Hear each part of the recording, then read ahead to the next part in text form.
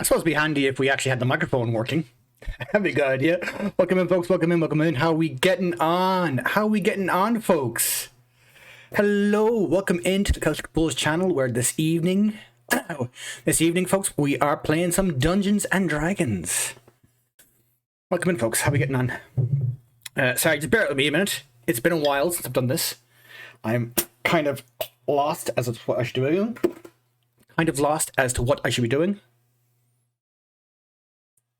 And I'm just sorting out a couple of last minute details because I've been rushing around all day today. I have been rushing around like nobody's business. But welcome in, folks. How are we getting on? What's the crack? On the meat already. Jamie, if you don't understand the role of the Dungeon Master, the Dungeon Master is basically the head doctor in a mental insane asylum, and I have to keep my patients, i.e. the players, in check. And I only do that via heavy drinking. No, I joke. I'm not a heavy drinker. Drunken master. Exactly, Ellie. That's fucking spot on there. Sorry, folks. Just bear with me 2 seconds. I'm trying to sort out my OBS. My OBS has maximized, which I don't want. Okay, how do I... if I do... I can't move my OBS to the other screen. I want to move my OBS to the other screen because Discord should be on this screen. So just bear with me 2 seconds, folks. Windows, screen, shortcuts. Just to give you folks a... Keyboard shortcuts, Windows 10. Resize application. Windows 10. Alt F7. Alt F7. If the stream dies, you know why the stream died. Now, fuck off, NVIDIA GeForce.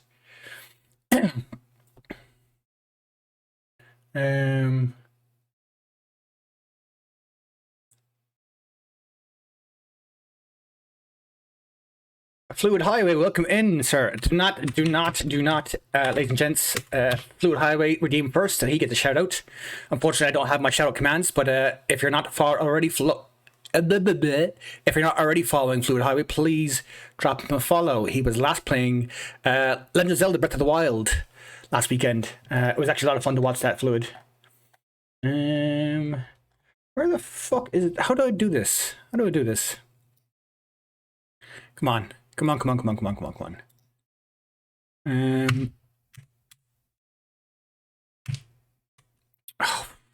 triple! This is annoying me now.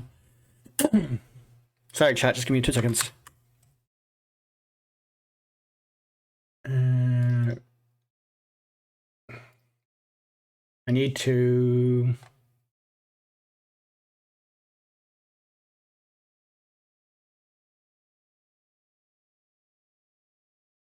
Massey, I've told you once, I didn't kill the Rat King.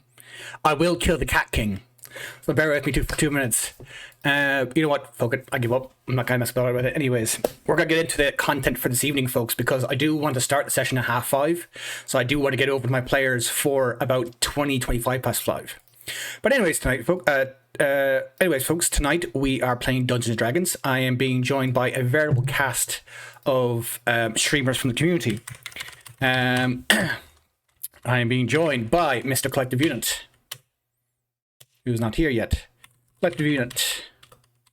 I think it's underscore, isn't it? No. If I drop the underscore. Collective Unit. Doesn't no underscore? Yeah, I should have Collective Unit. Oh, okay, I'm including that. There we go. I'm being joined by Collective Unit, Collie, as we all know and love him. Brilliant Scottish variety streamer, plays a lot of FPS games, plays a lot of single player games. Definitely check him out. Collie has been with me since session 1, so I'm really looking forward to his character Roland making a return. Next up is the biggest troll in Twitch history, Massey 1903. I had to wait a minute and a half before giving another shout out. Bullshit. Massey, I will I will kill you. Like, I will kill you. Yeah, get rid of that. Let's do normal shout out. So, Massey 1903. Massey 1903 is another Scottish variety streamer. I know a lot of Scottish streamers. It's strange. Absolutely brilliant streamer. He does an MCU podcast as well. And to be fair, to give him his due, even though he annoys me to fuck, Massey definitely helped push things along with D&D. Thank you, Collie. Massey definitely helped push things along with D&D streaming. He pushed me to get off my arse and actually fucking get things moving. So, big shout out to Massey 1903. Next up, we have Kev the Rev. Kev the Rev 2023, I believe. Kev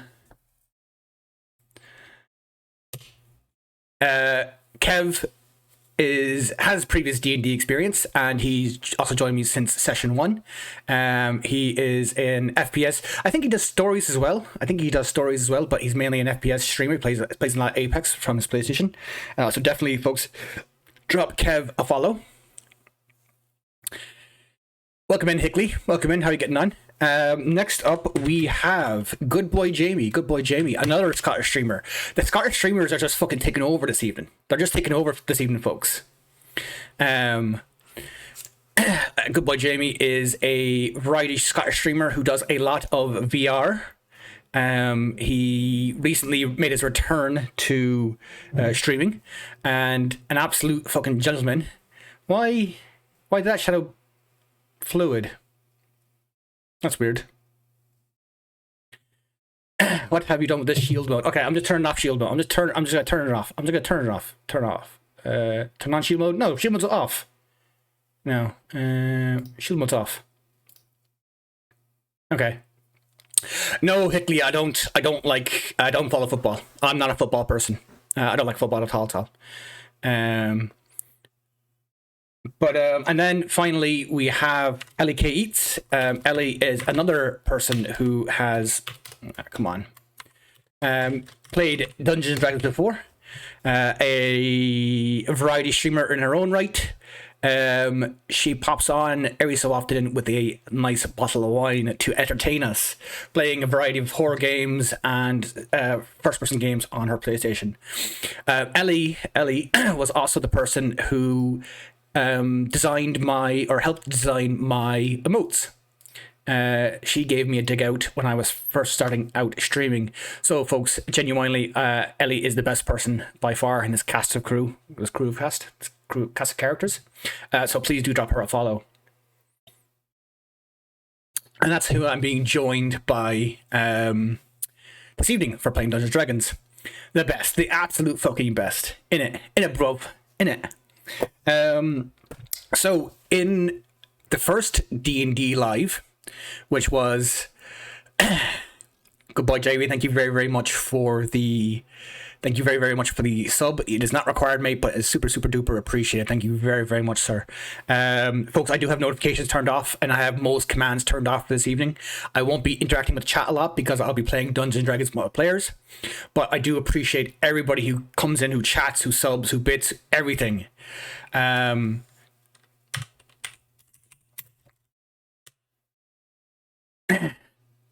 Thank you, Collie. Much appreciated, mate. I've turned off all the commands and all the notifications, but Jamie, thank you very, very much for this sub, mate. It's not required, but it's super duper appreciated. So in the first D&D live, which was originally going to be a one shot, and it's turned into something a bit more, we started with the basics of Dungeons and Dragons. We started with better role playing. We started with the players using their character skills to overcome challenges, and we did a couple of combats. There was also exploration and so on and so forth. But it was very kind of simple, straightforward, linear adventure for our first adventure, and this is kind of to get the basics of Dungeons and Dragons down. In the second session of Dungeons and Dragons that I played with this group, we moved on to Light's Rest, whereby I presented the characters, the players, with a number of quests, and this was to force the players to make a choice. And it's all about building on top. So the first session was your basic bitch D&D adventure. Second adventure is opening the world and getting your players involved, making them figure out, okay, I want to do this, I want to do this, I want to do this. And tonight, our cast, our crew of characters will be making a moral choice. I'll be putting to the players a decision. Same quest, but from two different people with two entirely different motivations. And the idea, the reasoning behind this is to make the players think about what would their character do at a deeper level. It's very easy to kind of say, okay, my character would attack the bad guy, my character would pick this quest over this quest, but why does your character do what they do? Whether he, she, they, them, whichever. Why do they do this? And this is getting further again into Dungeons and Dragons. This is one of my favorite parts of Dungeons and Dragons. It's exploring characters. Exploring, are they bad guys? Are they good guys? Are they morally grey? Do they want riches? Do they want fame? What do they want? And it's good for the players to kind of think about this. It's good for the players to kind of get into it and figure out, okay, so this character do it, because it's D&D can be as kind of, I'm not gonna say shallow, but D&D can be as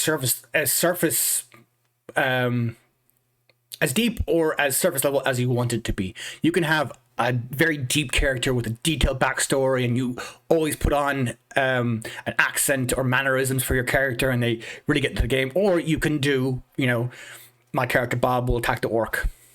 My character Bob will, down his drink, slam it on the table, and not pay. D&D, there's no one right way to play D&D. D&D can be played any which way. D&D is only a set of rules whereby we all agree that these are the rules and these are the rules we play by. But there's so much freedom in Dungeons and Dragons to do what you want to do within the rules. The Dungeon Master, which is myself, will kind of set up the world, set up the rules, set up, how things are going to run, and kind of, sorry, yep, that should be running. Yeah, sorry, I'm switching between windows, folks. So if I freeze for a moment, that's my end. Dungeon Master sets up the world and kind of sets up the themes and the underlying style of the adventure. So yeah, no, I'm looking forward to it. It's a lot of fun. Will my players, will Collie, Massey, Ellie, Kev, good boy Jamie, please all hop into my Discord channel. I'll pull you into the gaming channel and I'll join you in a moment. I see Collie and Massey in there, and we're going to pop over to them in 2 minutes. Why does this keep doing this? Come on, maximize. No. Maximize. Okay. Sorry, folks. While I'm sorting that out, while I wait for my players, I do want to address one thing, and that is the recent controversy around. There we go. No, I don't want multi-viewed window. Fuck off. Would you just okay? OBS resize. OBS window. Scale window. No. OBS application. Resize.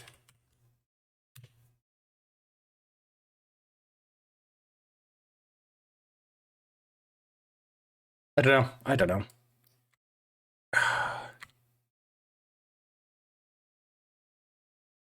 View. Don't reset the UI. Don't do full screen. Docs. Scene collection. It's really annoying me. Yep, I see you there, lads. Thank you very much. Ellie, you're the last one. So one thing I do want to address is the recent controversy around Dungeons & Dragons, Wizards of the Coast, and Hasbro. So Dungeons & Dragons is a game platform, a tabletop role-playing game that was bought out by the company Wizards of the Coast a number of years ago. And this Wizards of the Coast was then bought up by Hasbro, who make all the board games. Recently, there was a shift in the kind of high level view of Dungeons and Dragons from Hasbro, and that mainly was we need to get more money out of this. So Hasbro / Wizards of the Coast were going to make a lot of changes to agreements between the company, third party supplement providers, and the players, and this would have impacted a lot of people, and as a result, a lot of goodwill was lost with the community. I myself will not be buying any more Dungeons and Dragons content from Wizards of the Coast or Hasbro.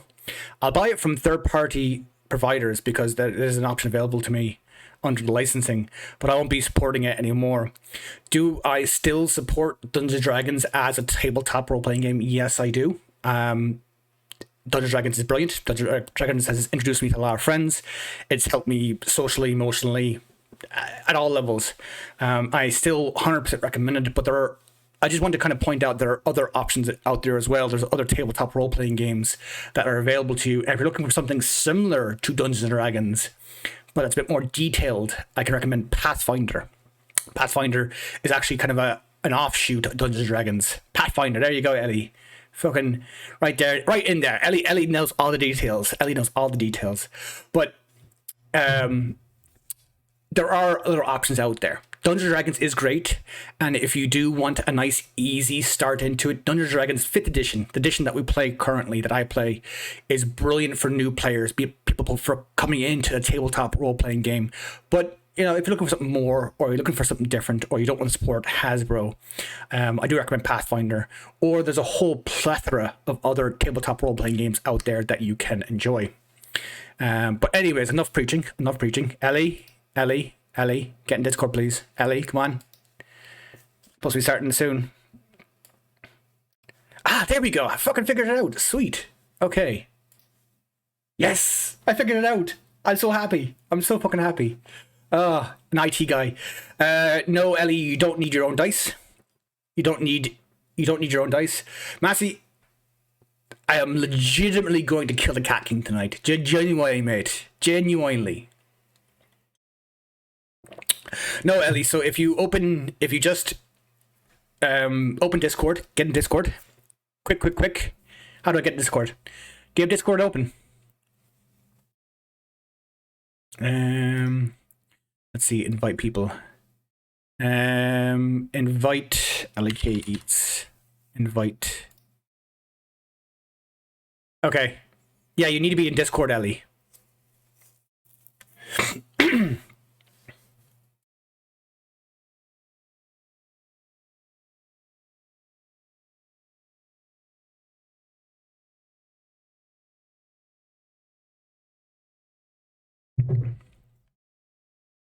Right, folks, I'm going to pop into our players while we wait for Ellie. Join the lobby chat. I sent you a thing.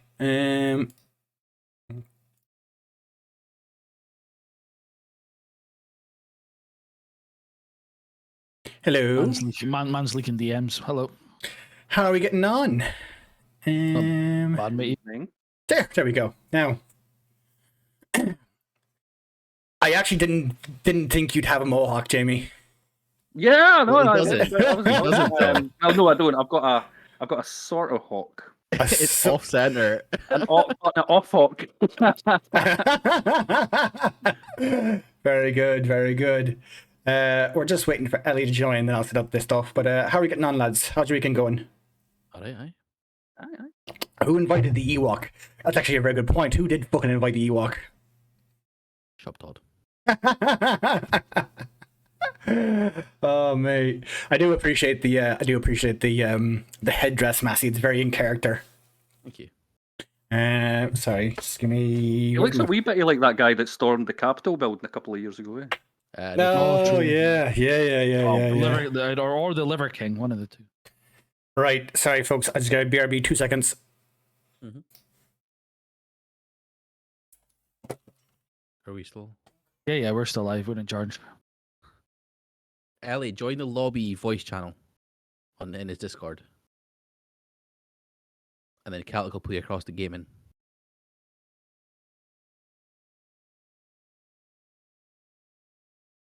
just whenever, like. Yeah, Ellie, just go into Celtic's Discord. Right, are you in Celtic's Discord? And it says on the left-hand side, text channels, intros, chit chat, pics and memes, beers and beverages going live, and then below that's voice channels, and it should be lobby.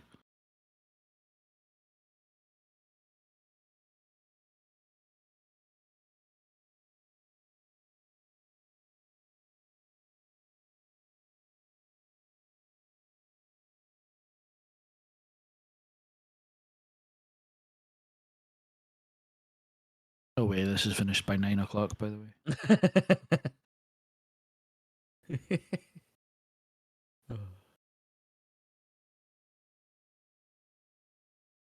So I think you can invite someone to a chat. Yeah, yeah, because I sent somebody a link, I'm sure, to Discord to Peach Gang once while I was in the voice chat, and it immediately pulled them into voice chat. Right, folks. Okay. We're just Ellie, if you go to my Discord server and you go to the voice channels, can you click on lobby? Yep, she's there now. Hi, Ellie. Ellie. Ellie K eats. Are you sweeping up? Ellie, can you hear us? As I know. Sure, look, this is bound to happen. What I'm gonna start doing is I'm gonna start setting up the. I'm gonna turn her down a smidge. Hello. Hello. There we are. Hello. Hi. Welcome That's in. okay.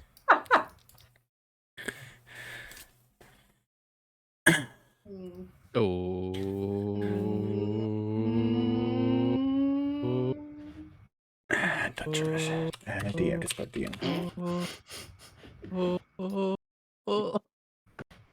What the fuck? DM. Working. Okay. So what we do is we start setting this up. Hey. Hey! Hiya. We get there eventually, Fancy folks. We lights, get there Ellie. eventually.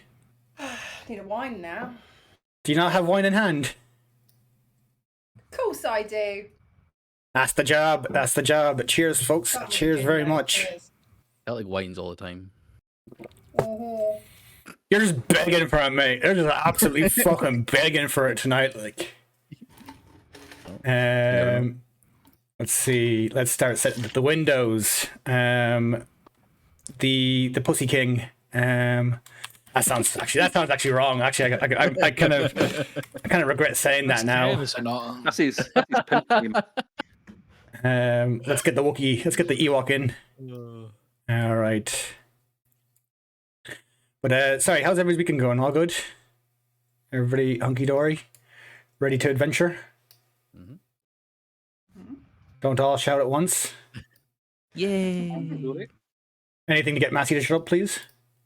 Can you just mute him? Like that? Massey was just reveling in the amazing piece of cinema that was Avatar 2 earlier, right, Massey? Mm-hmm. Avatar 2. Electric Boogaloo. Right, let's put that there. Yeah, no, I still haven't seen it. He hasn't noticed he's been Galoo. muted. I should have left that going. Very good, Collie. Very good.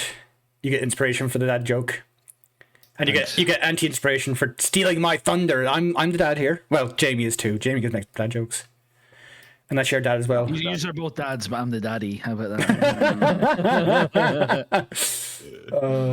Very good. Very good. What are you munching on? Sorry. Oh, I'm obviously sorry. I was just Don't asking. apologize. Just answer the man. Apologize now. Right. Got them Pringles. Sorry, I didn't have time to have dinner, so I'm just What flavour? tapping away. Salt and vinegar. Wonderful. It's a classic. Yeah. Leftover plain snack. A plain snack. No, it's salt and vinegar, not plain.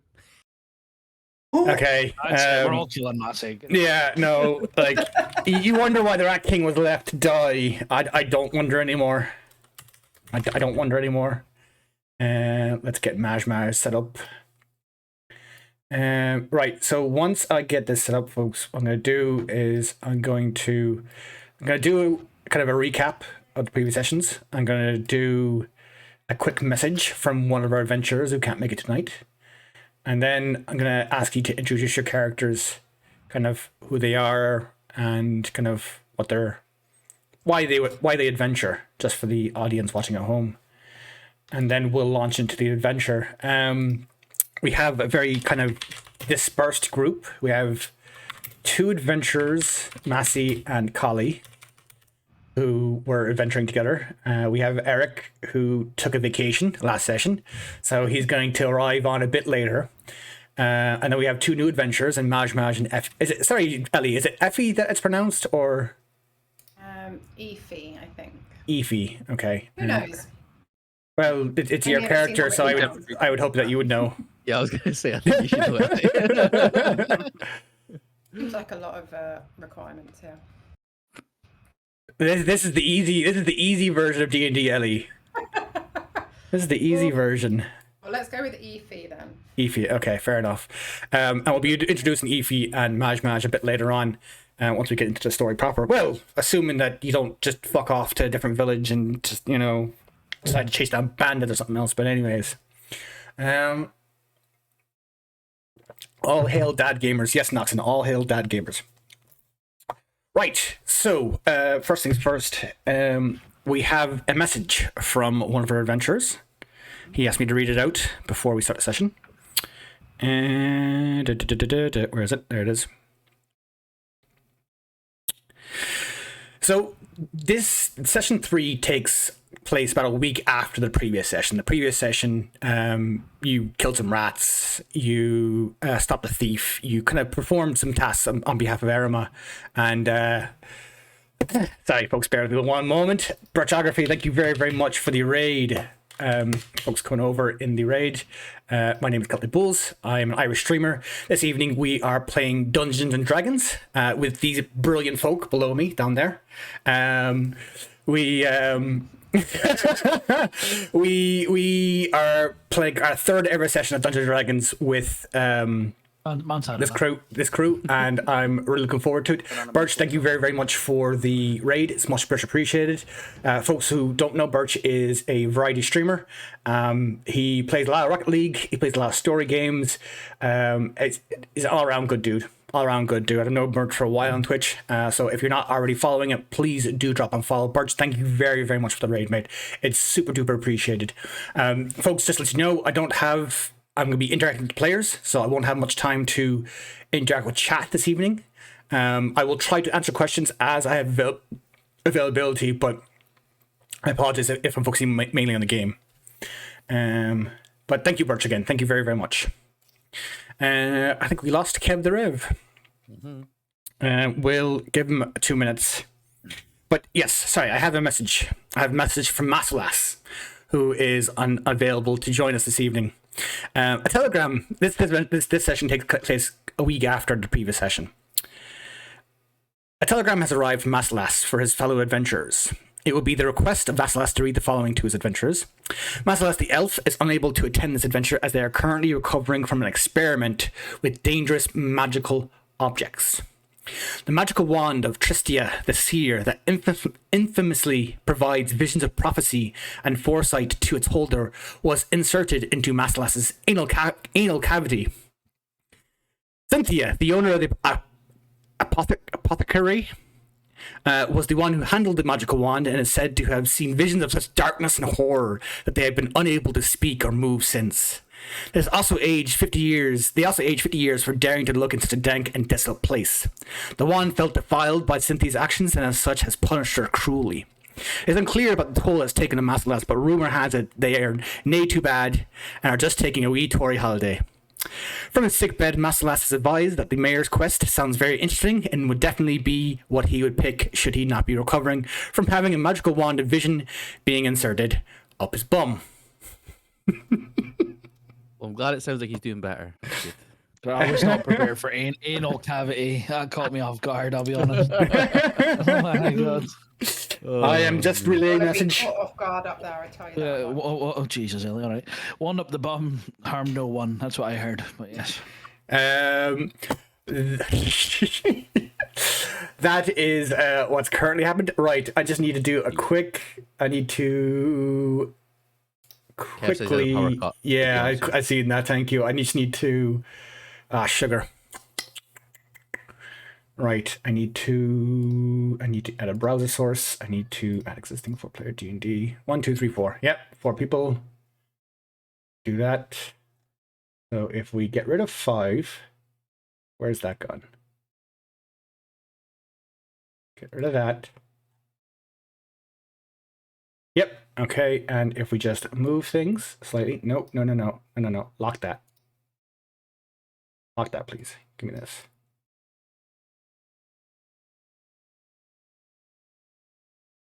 Readjust.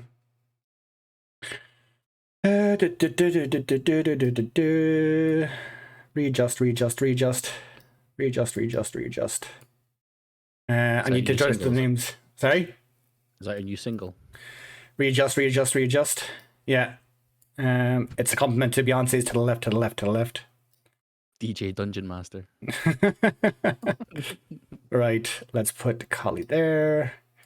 I'm gonna hide that for a minute. And yeah. And I need to fix the names now. And this is it. This is why I said half 5.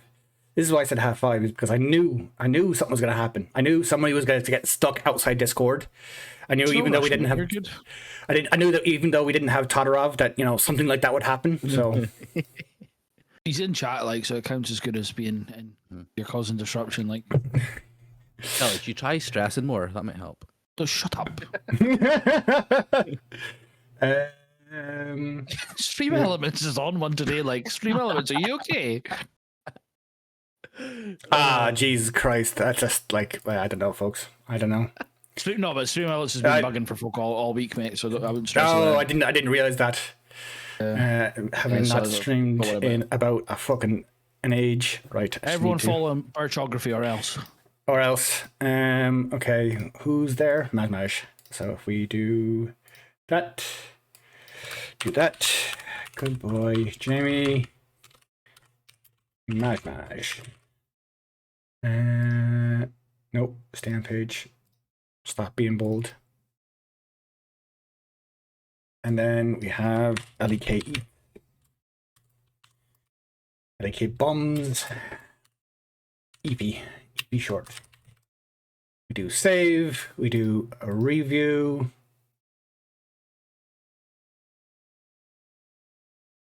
Good enough. Anyways, look, folks, this is D&D. D&D is kind of good enough. Let's go. The recap of the last session. So our adventuring party, who was dispatched after training under Durham Brightforge for a number of months, were sent to Light's Rest to liaise with Eryma. Eryma is a long-time friend of Durham, and she would be able to give our would-be adventurers some much-needed experience in the ways of the world.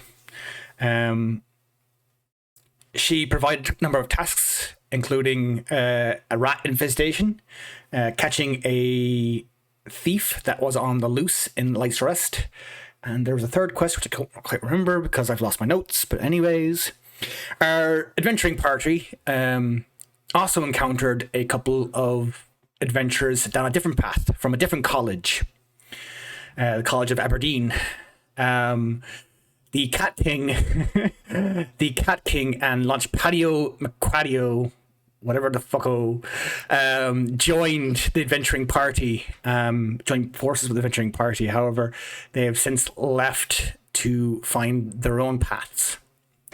So we are left with Roland Remington and the Cat King from last session, and we will start with them. But before we start with them, we're going to introduce our players. So, Massey, if you want to give us kind of just a quick 2 lines on the Cat King. Absolutely. I am the Cat King. Julius Cheeser is my real name. I Fuck am the off. son. Did you not remember that one? No? Oh, I forgot. Oh my god. I am the son of the fallen Rat King. Although I was not close to my father, I basically took a completely different path to him, and I'm a warrior, a much commended warrior in the army of the Confederation. He actually took the same exact path. He's actually a ranger as well. Anyways, moving on next to Collie and Rolling Remington. Yeah, Roland Remington. He's a half orc blood hunter who chooses his weapon. Whose chosen weapon, are his trusty pistol and rifle. This quiet but intense being tutored under the Dwarven Lord during Brightforge before setting out on his own adventures. He's a very, internal person. Doesn't have many friends or anything like that, but he's very handy when it comes to a fight, as we remember from last time. Yes, shooting them squirrels. It's very, very, very useful at that. Oh, I shot the actual bad guys. All right, let's leave the squirrels out of it. That was before I moved back to controller. You see, I didn't have aim assist. And would you say that Roland gets on with Cat King after their previous adventures, or is he kind of a? There's somewhat of a kinship through, having been through a battle together and stuff like that, but he still gets on his tits.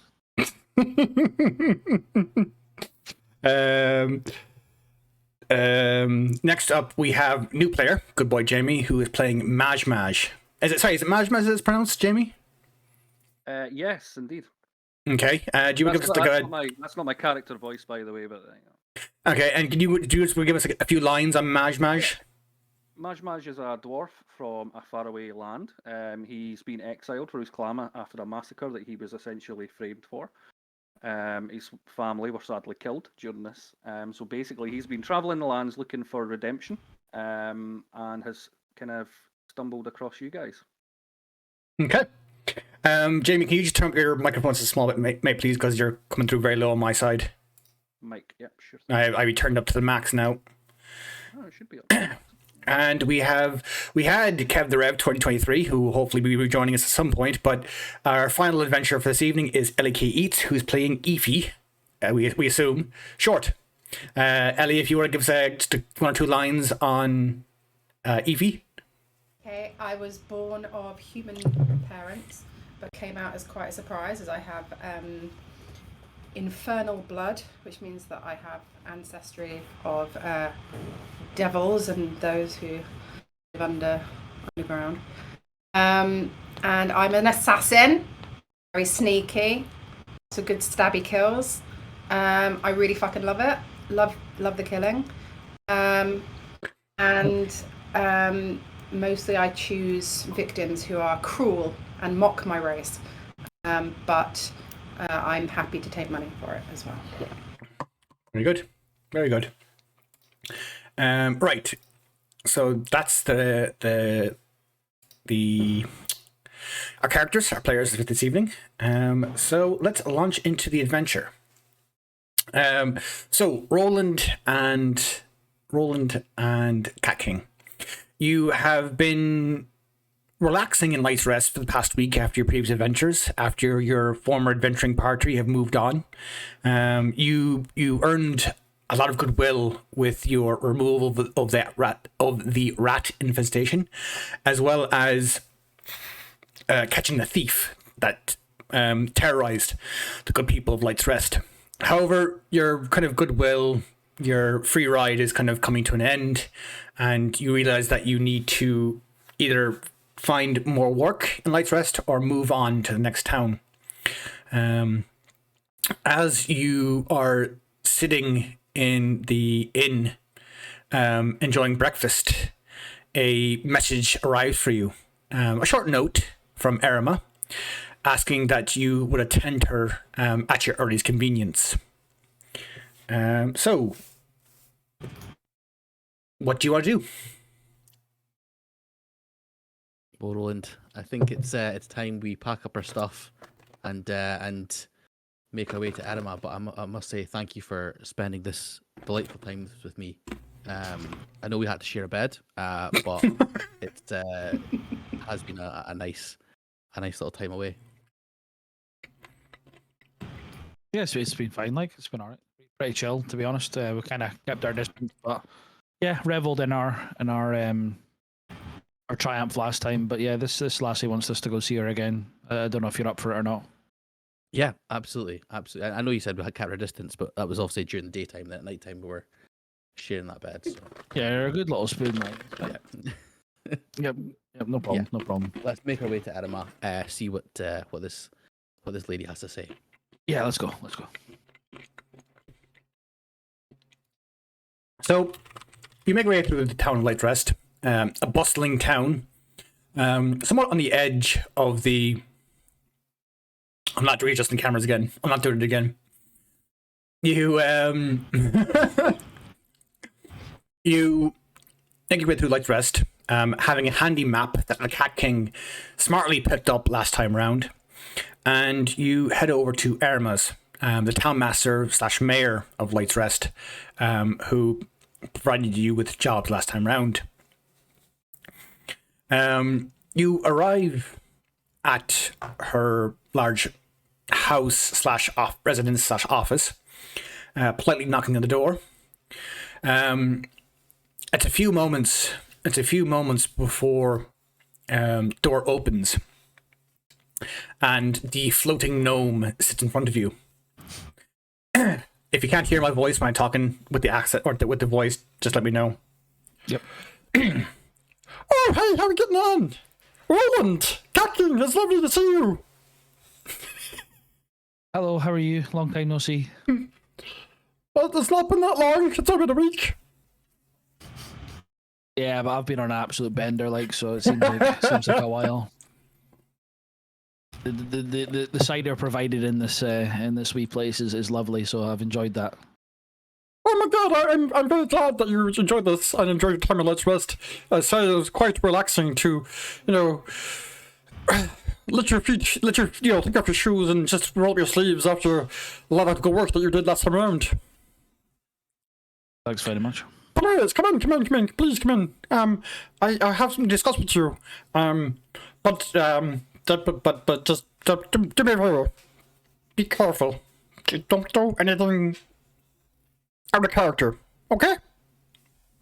Oh, okay. And as you walk in, the first thing you see is Eryma's reception area, which has a couch, a number of chairs, a tea making station, and a small cabinet with beverages that the more adult of us can consume. In there, you see a tribal-looking dwarf. Maj, do you want to give yourself a kind of a rough description of your character?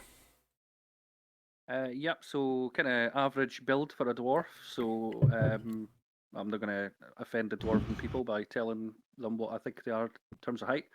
Dashingly handsome for a dwarf. Built like a shithouse and has a bit of a sort of grizzled, grumpy look about him, though.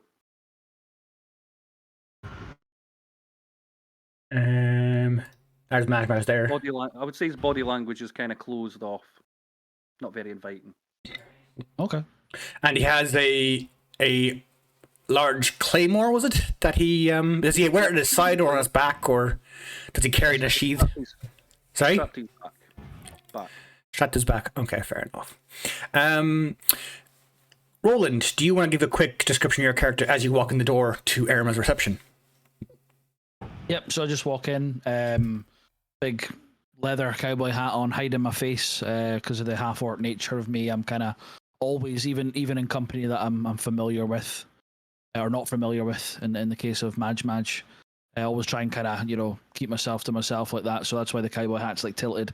My green skinned face is kind of hidden a little bit. I've got a long leather duster, under which I've got my revolver in my gun belt, and always unclipped just in case I need it.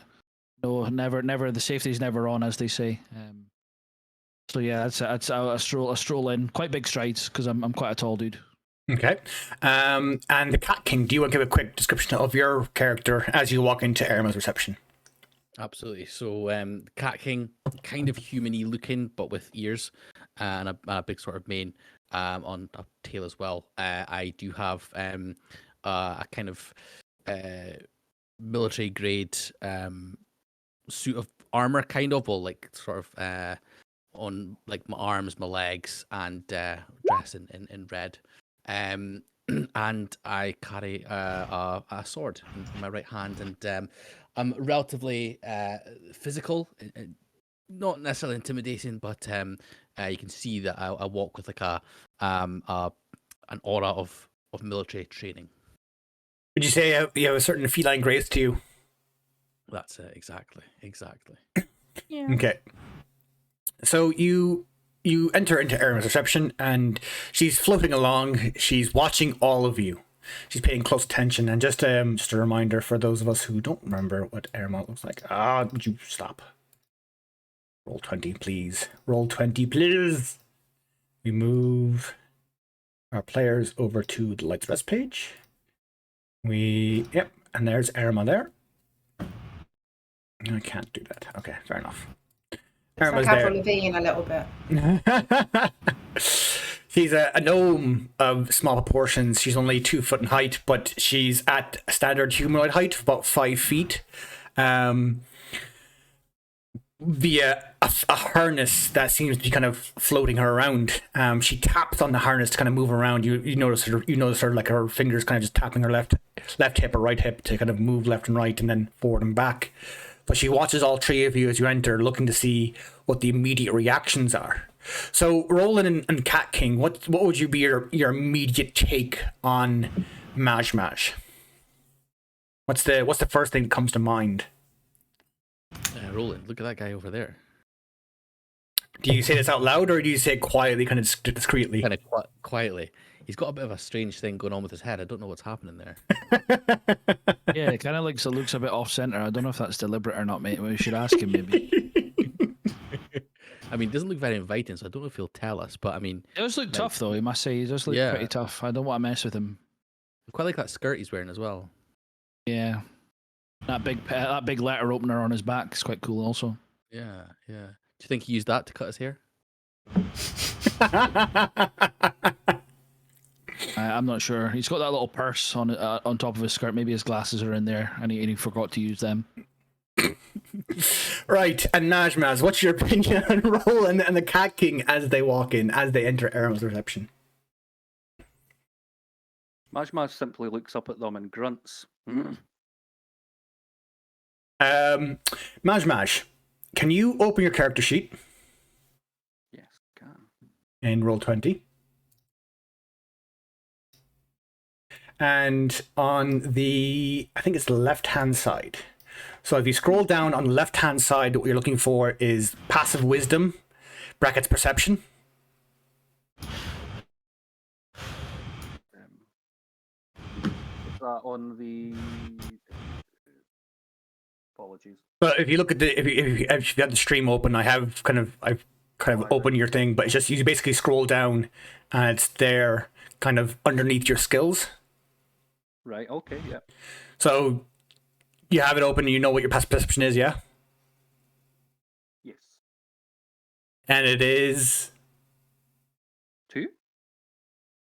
I think you should pull your glasses out like Roland said. It's 12.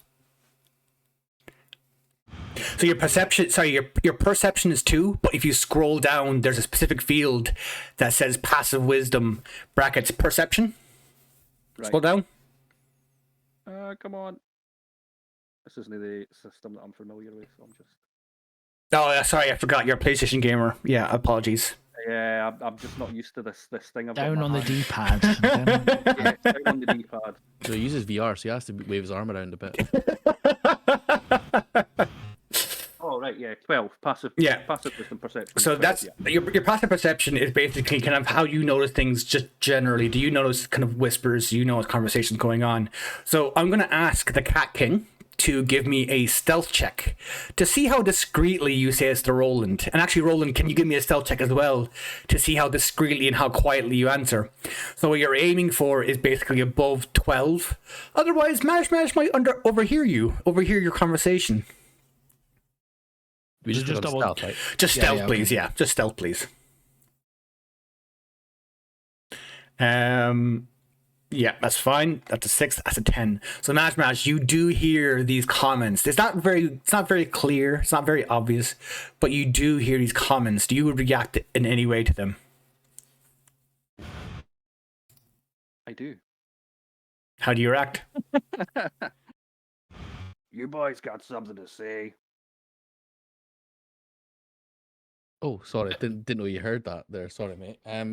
Yeah, we were just talking about that beautiful haircut you got. You do it yourself?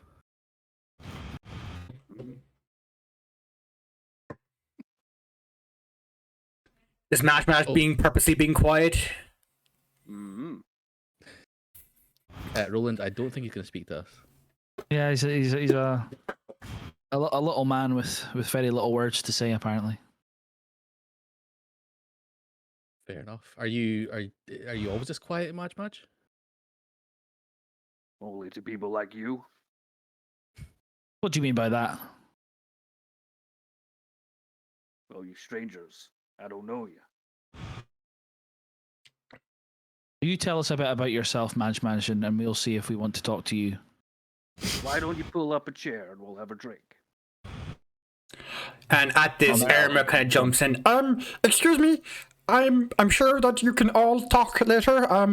But I would like to all talk to you as a group, and I have somebody waiting inside as well, please. You can decide later on if you would like to work together or if you are taking separate assignments. Is that amenable to all parties? Yep, sounds good to me. Yep. After Thank you, Madge. thank you. Please follow me into my office. And she walks into her office, which you have been before, Roland and Kecking. So you walk into her office. It's almost like a large library. There is a window behind her desk that sits at a normal humanoid's height, but behind her are shelves and shelves and shelves of books. In front of the large desk sits a number of chairs, and in one of these chairs is a being unlike any of you have ever seen or encountered. Ellie, do you want to give us a short description of Efi? Yeah, so Efi is kind of cute and small and has a bit of a smirk on her face almost all of the time. She has purple hair and some little purple horns, which are very cute. And quite clearly a bit of a bloodlust, and you can see it in her eyes. She's a dark bitch. So Madge, Roland, and Cat King, you all walk in and you see this devilish-looking humanoid, not quite human, sitting in Eryma's office. Eryma immediately jumps in. Where she waited for Madge, Roland, and Cat King to introduce each other, she immediately turns around. This is Evie Short. She is here on my request to perform a job. However, I believe that she may benefit from your skills, from each of your skills. If you could please join me at my desk. And she waits forward. Would anybody like a drink? Tea? Water? A beverage? I'll have a cider, please, Irma.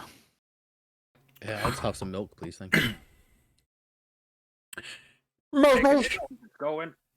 Sorry? I'll take an ale if it's going. I don't have any ale on tap. I can send a runner to the nearest tavern. What kind of shithole is this? Excuse me? This is the offices of the town master. We are not an ale house.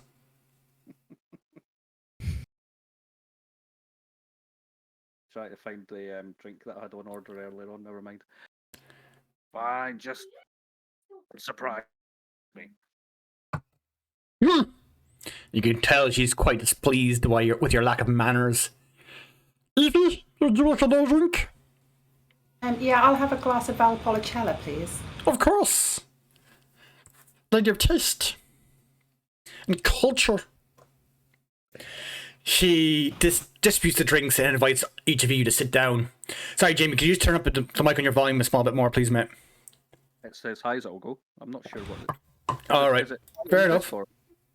I've maxed out in Discord, so that's fine. Oh, that's okay. That's grand. Just wave your hand if I'm not reacting to you, because like I can barely hear you, mate. So you all sit down. You all get your drinks. Or sorry, do you all sit down? Does somebody stand awkwardly at the side of the room? I like a lean. Have a lean. You have a lean. I take a little seat as well. Little step back, lean, and Just as we're sitting down, I can I whisper something to the Cat King? Yes. Give me just give me a general dexterity check. So if you click on, Is that the top one? No, it's saving throws. Sorry. yeah, no, it's the one on the left. So the big okay. the big 4.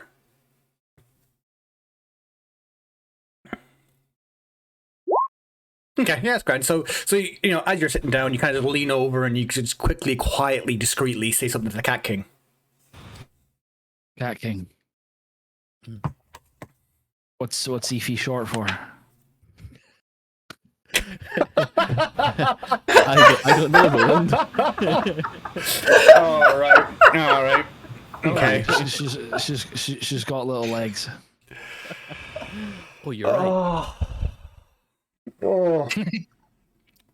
Collie. Yeah, why am I getting No. No. You're not in trouble. You're not in trouble yet. On the left-hand side of the screen, you should be able to see the dice roller. It should look like a dice symbol.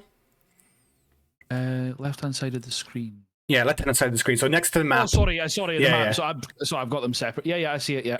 Can you hover over the dice and then go down to D6 and go over the tree? So basically, I'm asking you to roll 3d6, please. Yep. 8.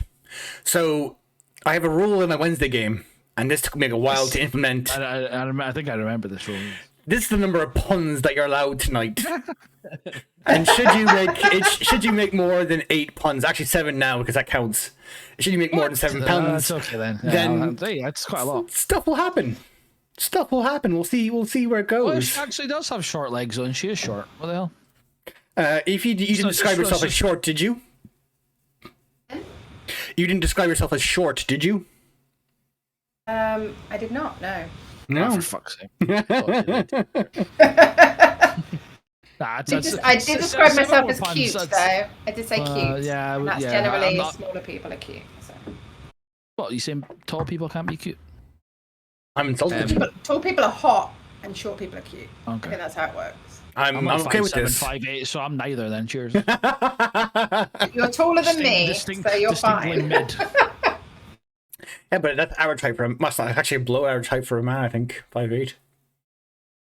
Is it? Anyway, I think the average for a man is 5'9" or 5'11". Not sure. I'm 6'3", okay, fair enough. we're good.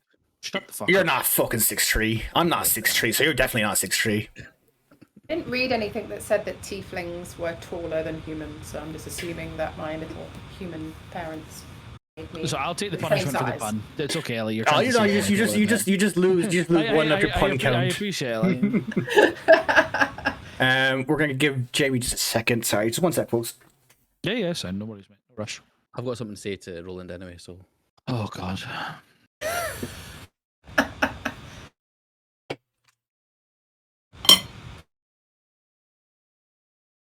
Celtic, can I speak to Roland before Jamie comes back? Yes. Give me a quick dex check to see how discreet you are. It'll be very, very easy because Roland's kind of initiated it.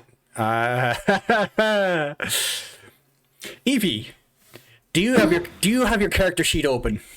I do. Okay, so on the left hand side, if you scroll down your excuse me, if you scroll down on your character sheet and you scroll down below your skills, You should be able to see your Okay. passive perception. 12. 12. So yeah, so I need to save that. That's fine.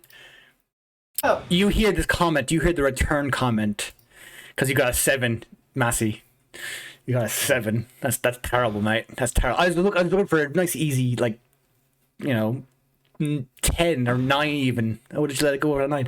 Anyways, you can whisper it, but you'll notice that Aoife's ears will prick up and that she'll hear you. Okay. Roland, Yes, mate. what kind of angle is Efi? I don't know. Acute. Oh, funny. That's Oh, good. That's a dear good one, Lord. tag team. 6. Does Massey have to oh, roll is it a this D6 shared? thing? Is it a shared? Oh no, it's shared. It's shared between the entire party. Man, Oh, apologies. Right. none of you are funny. I'm the only funny one here. I am the only one that says puns. I think funny and puns are in the same. It's very punny. Jamie gets a.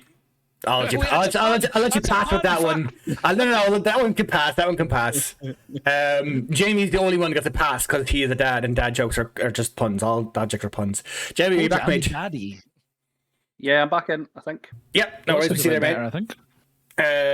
The cameras are mixed up. Kind of. Oh, there he is. Perfect. Yeah, it should be sorted now, I think. So, anyways, now that we have Match Bash back, Sorry about that, guys. no, you're fine. You're fine. You're fine. What? Now that we have Match back, Eryma continues onwards. She slowly lowers down into her chair. She puts her hands in front of her and steeples her very small hands, very small fingers, and she kind of looks over her fingers at each of you. And she looks each of you in the eye before giving each of you a little nod. Roland and Kakin, Yes. I would like to thank you for your service on behalf of Light Trust up to this point. You have served admirably, and you've been rewarded justly. I understand that you may wish to continue your adventures, traveling to different towns. However, I have a job offer for you.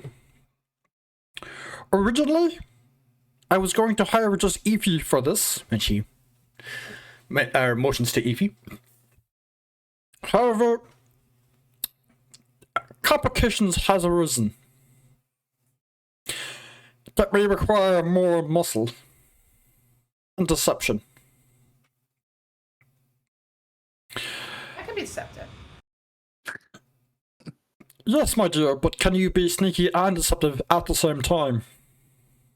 I don't know. It depends what my sheet says.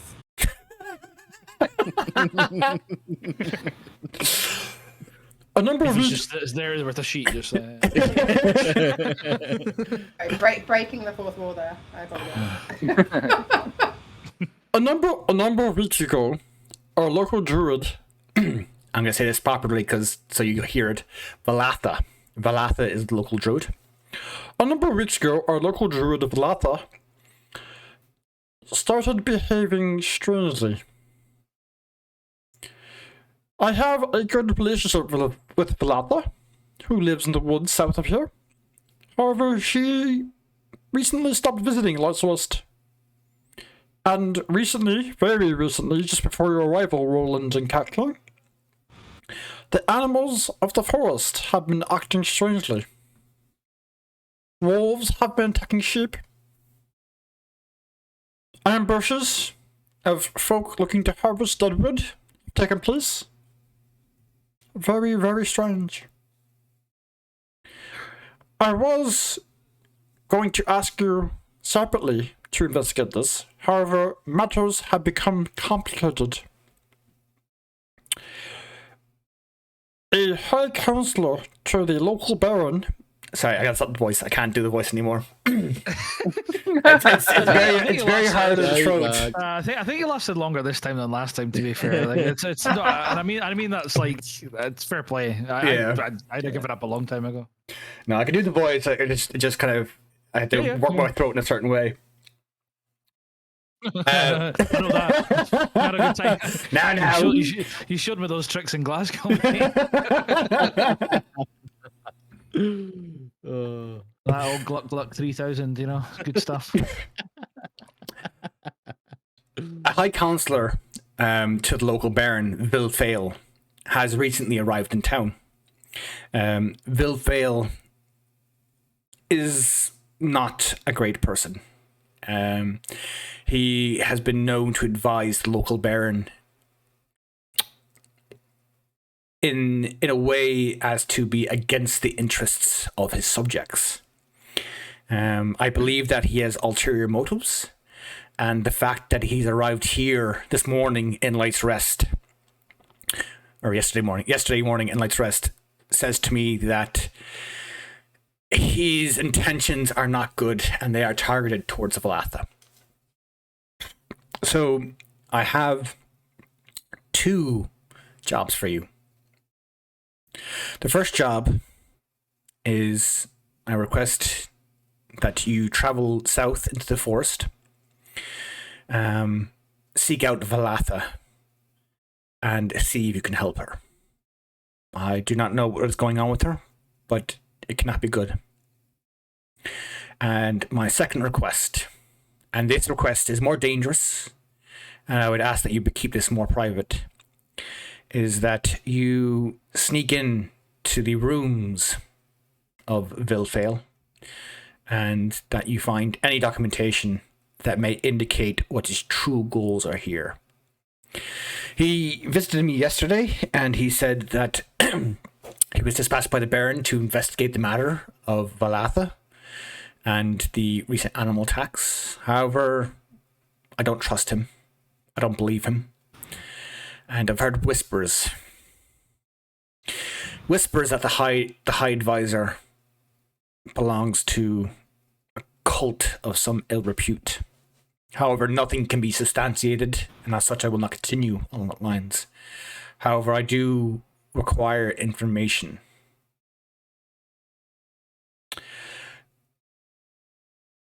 This can be quite difficult, because if you are caught, you can be arrested. But I still ask, because I need to know what he is doing. I will not ask for your answer now, but I will ask that you treat this as confidential, and that you would meet with me again tomorrow to either accept or reject the job after you've had a night to think about it. Vilfail is staying at the Golden Crown. I would avoid any interactions with him if you can. However, as High Advisor, he has a writ of law enforcement from the Baron. So if he compels you to meet with him, you may be forced to, and there is nothing I can do to protect you. Note, you don't have to cooperate too fully with him. You can be short. And she looks to Maj. And then she looks down at her own fucking stature. You can be as short and brief with him as possible. However, you, if compelled, you may have to answer the summons. Alternatively, you can leave Light's Rest at your own leisure. But I would appreciate if you do not wish to investigate Vilfail, that you would at least look into Valatha. She's a dear friend, and I trust you to be able to deal with whatever malady has befallen her. Do you have any questions or any concerns, or do you just wish to retire to think on this? Cat King, do you need? Yeah, mate. Yeah. On you go. I was just going to ask you what you think. You're I my don't know, trusted, like pal. I'm still in a bit of a cider haze, mate. I'll be honest. What was the crack last time with Eryma? Were we not dubious about her and stuff like that last time? Yeah, So- it was her. This is in front of Eryma, by the way. Okay, Like, Eryma can hear us, but I yeah, don't need to, yeah. Yeah, we'll leave off the discussion for the moment, but does anybody have any questions or concerns for Eryma? We can move forward. Yes, I'd like to Ify. know what the payment is. Thank you very much. Yeah, I was going to ask the same thing. What's in it for us? Jesus, Jamie, did you turn up your microphone, or did you just like move it closer to you? I actually think I think I needed to. Yeah, I'm just getting into the moment. No, I had to. I think the restart of my computer's definitely helped. I think Discord was being a prick. Fair enough. She looks at you, Ify. Of course, Ify. Payment. Payment for helping out Valatha will stand at 20 gold coins each. As well as You board get and 30 lodging. and you got a deal. If you let me finish. Maj Sorry. Maj. Do they have manners where you come from, Maj Maj? Do you respect the chief of the clans? It's Scotland, isn't it? I just Scotland Maj gets just freaked gives you a out. Maj just gives you a look of disdain. Can you demonstrate that look? Gives Eryma a look of disdain. Is it not more like that? Yeah, it's right. Yeah. Does Maj Maj give Eryma a look of disdain? I don't know. Would that be a bad choice? It is up to you. Am I gonna get thrown in the? No, she's nobles. the town mayor. She can't do too much to you, as far as you're aware. But no, at the end of the day, She I was, don't. she I was don't meeting like- with an I don't like assassin it. beforehand, but no, she's perfectly fine No. to piss off. So Shit. I'm looking up at you, giving you a look of disdain. The reward for finding out any information concerning Vilfail's intentions is 50 gold per person who takes part in the operation. To give a point of reference, a gold coin for kind of a general labourer would be about a 3-month wage. So it's a fairly good reward, but the risks are high. Is inflation rate at 10% in this world? Or is 6%. Ah, The gold standard is still the gold standard. I understand that you may have, questions, or you may have concerns, and that you may need to discuss this amongst yourselves. However, I believe you all have talents that would be very useful in completing these missions, and I would encourage you to work together towards this. You may, of course, decide to strike out on your own. This is your choice. However, I will not take any responsibility for anything that may happen to you in discharging these duties. Do you all understand? And she looks at each of you in the eye and gives you a little nod. So basically, she's just looking to see that do you understand, and do you appreciate the consequences should you get caught? Not I afraid of it. understand, Adam. Yep. Thank you. All good, Eryma. Don't worry about it. all right, whatever. He's a gruff boy, this man. She smiles with her teeth in a very predatory manner towards Maj Maj. But before she nods at each of you, and she says, thank you for responding to my summons. I look forward to your response. If you could please return here tomorrow morning. You exit Eryma's office / residence. Maj, you are just arrived in town. Ify, you can have been here a day or two. But would you find a local tavern or inn to discuss things, or what do you want to do next? I'm gonna go and find the nearest pub. Who's with me? Cat King, me and you can show him the good spots in the town. We've been here for a bit. Let's go. Yeah, I've got the map as well. So, yeah. Lads, drinks are on you. I'm in. Oh, I don't think they sell blood at the tavern. you have to ask nicely. But anyway, yes, lead the way, Cat King. So yes, we will go to the tavern. Does this tavern happen to sell fire seed or gutbuster? You see, Celtic, I did a wee bit of research. What's that? Apparently those are two dwarven drinks. Apparently those are two dwarven drinks. Fire seed and gutbuster. Yeah, Celtic not giving a fuck. He's like, I don't fucking know. Recognizing Maj as being a bit rough and ready, Roland and Cat King, you are going to take him to kind of not the most upscale places, but a dwarven pub that's owned by a dwarf man who's more of a local. He's not from Maj's part of the world, but you do head towards the Stout Anvil, a nice mid-range pub. That's a bit empty at this time of day. It is early morning. There wouldn't be many town folk who would be partaking in drinks, but there are a few traveling merchants passing through, enjoying meals. You can find a table in a corner that would allow you some discretion and discuss things privately. The dwarven barkeep, who was polishing glasses as you walk in, because they all polish glasses. They all polish glasses. Regmer walks over to you. All right. What you looking for? Hi, Rigmer. I'm just needing a glass of milk, please. Milk. Thank you. Cider for me, please, mate. Oh, cider. Oh, we have a new one in. It's made from berries from the plantations down south. Quite dark and quite dark in color and quite flavorful. I think I'm calling it, fruit cider. Okay. It's very dark though. Do you Fruit have cider. any of my favorite brand though? Dixon. No, I don't take part in the name. I don't really care. I just get it in barrels. I don't. Yeah, that fruit stuff sounds good to me, mate. Okay, okay. I've got a bit of a sweet tooth. Fair enough. And for yourself, he looks Maj, brother. Could I have a gutbuster, please? Where are you going with those manners? Polite. Are you a human? A good buster? Of course. I'm the house for you. Where are you from? Rather not say.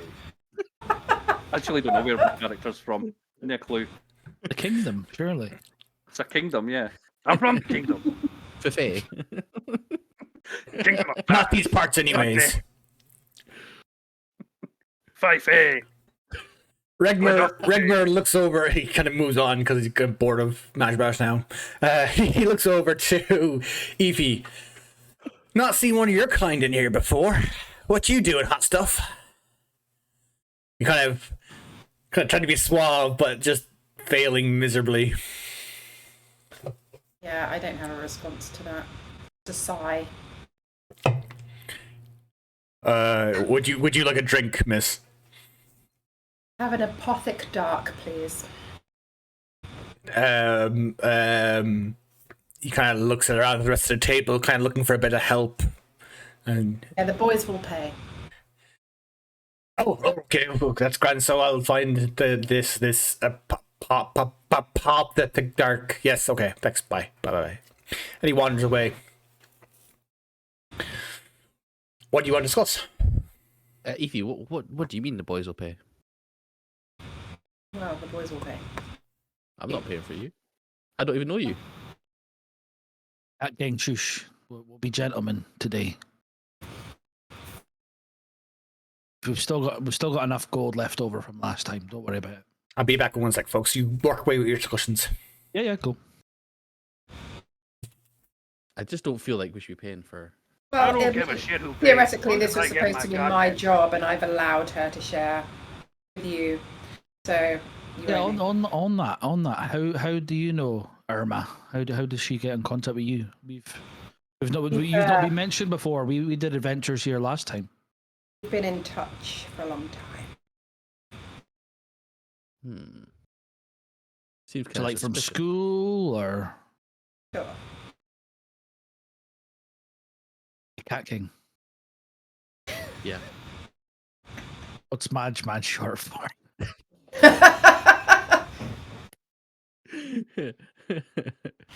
If you I don't don't make it rhyme, I'm sure it's not a pun if you don't make it rhyme. Puns don't rhyme. What puns did Isn't rhyme? that a poem, Ellie? Haiku. I'm really good at haikus now. I just wrote one about death. It was great. Was that to get into Oh, character? yeah, sushi. Sorry, it took me a second. Sushi Mami, yes. Oh, right, okay. Madge, how do you know Eryma? I don't know anyone. I'm just here. I just came in. How did you turn up to our house then? I don't know. Hang on a second. Have I got that? Make it up. Pick it up. Just Or just make it improv. up, mate. I thought Celtic, that where's might my have been script? I thought that might have been the thing that Celtic sent me this morning. Actually. Well, I don't know if there's a spoiler. Then obviously not, but. Hmm. What are we? Sorry, what's the question? We're asking me and Cat King. Cat King told me a joke about or asked me why Mash is short, but I didn't reply. We're just asking Aoife and Mash how they came to know Eryma. Aoife was very like, well, just known her for a long time, and we asked if it was from school, and she just said, I sure. said we've been in touch for a long time. Can it touch? Oh, sorry, is that important? Sorry, Cat King, write that down. Oh, touch.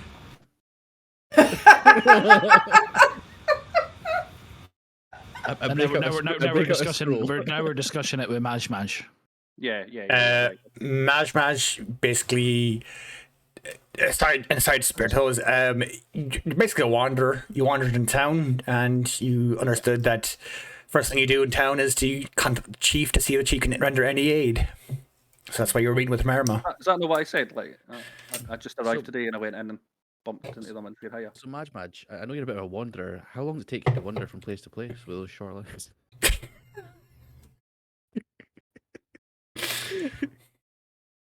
He has big boots.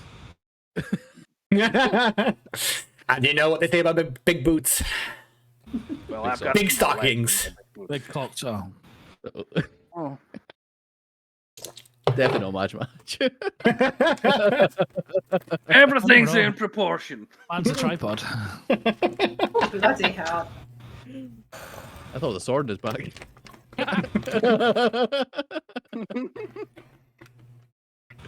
Okay, so that's where we are. Is like they're both being mysterious, and me and Cat King are like, okay, cool. I've only met them this morning when I came into town. Okay, I feel like I was being more saucy. saucy. What to the Cat King or me? No, it's saucer. That's where I drink my milk from. Shut up. Oh, That's no, a pun. you're Surely gonna- that's a pun. Oh, Yeah, you're out. Down one. No, I'll pass. It wasn't that good. It wasn't that good. Oh, okay, that's fair. You didn't say good one. They have to be good. Oh god, we're still gonna have the full amount by the end of the night. Yeah, you've got plenty of time. Oh. So think Roland, we're just Roland gonna- and Cat King, you're kind of trying to figure out the origins of your new companions.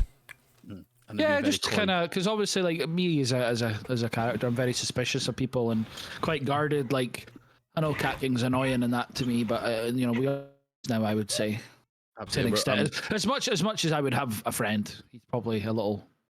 I think it's the loyalty. I isn't it? think if he was to get married, I'd be best man. That's what I'm trying to say. I don't know, that. Right. It is decided. So Yeah. you kind of you make your introductions and you're kind of suspicious, but you're willing to kind of entertain them for the moment. So Eryma's offer. Cat King, what do you think? Yeah. With Eryma, I'm still not too convinced about her. She's a bit. We spoke about this last time, Roland. She's a bit. Yep. A bit shady. Sorry, Roland. Sorry, Cat King, to interrupt you. Roland, you asked a question earlier. I didn't actually answer it. So the last time round, Masalas was kind of making the point that Eryma seems to be utilizing Yi to do her dirty work, to kind of clean up town for her re-election bid. And That's I've been- that's sorry, what I that was the question you guys. I didn't answer actually, so apologize. So yes, No, sorry, no. Cat King. Yeah. I agree, Cat King. I remember this from last time, and we did. I think we did our solid last time round in dealing with the situation and stuff. But I do feel the fact that she just came back to us, though. I think it's a good thing for us because at the end of the day, this is what we do, you know. But then my worry is that she's trying to manipulate us. I wonder if we should. I know she didn't say. She said not to get in touch with this guy. But do we maybe try and feel him out a little bit and see what we can garner from him? I don't know. I'm kind of. I don't really. Don't know. Maybe one of these other two can help out here, but I'm not too good at the old deception, etc. I'm pretty straightforward. I tell it to their face, you know. I've got good insight in reading people and stuff like that and intimidating people, but when it comes to, being subtle, I'm not very good at that. Mainly because I'm green. Mm. I'm also green. Ah, GG's. GG's. GG's Why for is that? green. Green. Green is the best Okay. color. It's not a common tiefling colour, I'll have you know. Is it not? Oh, okay. No, it's normally red or purple. Oh, okay. Both good colours. Mash. Yeah, let's see what these guys think. Where's your accent from? Whose accent? Mash. Oh, I'm from the mighty kingdom of Fife, so that's where the accent is from. I've just never heard it before. It's interesting. I like it. Sounds quite incestual. Nah. That's enough of that. No, it's interesting, man. I'm just trying to feel these out because obviously we had a crew the last 2 jobs that we've done. So me and Cat King have got an existing relationship. Not querying. Not querying. Sorry, Opening. It's Ellie. Who's taking me out of character by opening crisps? So, remember, I am an Evie artist. went to the bar and got some peanuts for the boys. Like, Remrug walks over with it. He distributes the drinks, and he just discovers a pack of potatoes that Evie kind of just opens for the table very loudly. yeah, and I'm just like looking at Evie. I'm trying to inquire here. I'm just like looking at her like, "Are you done yet?" And she's like, "You're in my ear." Oh, I'm fine. Yeah, I've just I've been around for a while and stuff like that. Mash, so it's just an unfamiliar accent to me. That's all, mate. We're just trying to ascertain, if we're a good fit. We've had 2 crews previously. We've lost and gained people along the way, so it's we had this. Cat King, if he wants to talk about it, he can. But we actually worked with his father once. Yeah, I don't really want to go too much into it, but yeah, he wasn't really a good guy. Man was a cunt, essentially. That's all I'm saying. Yeah, pretty much. And these guys killed him. So, no. We didn't save him.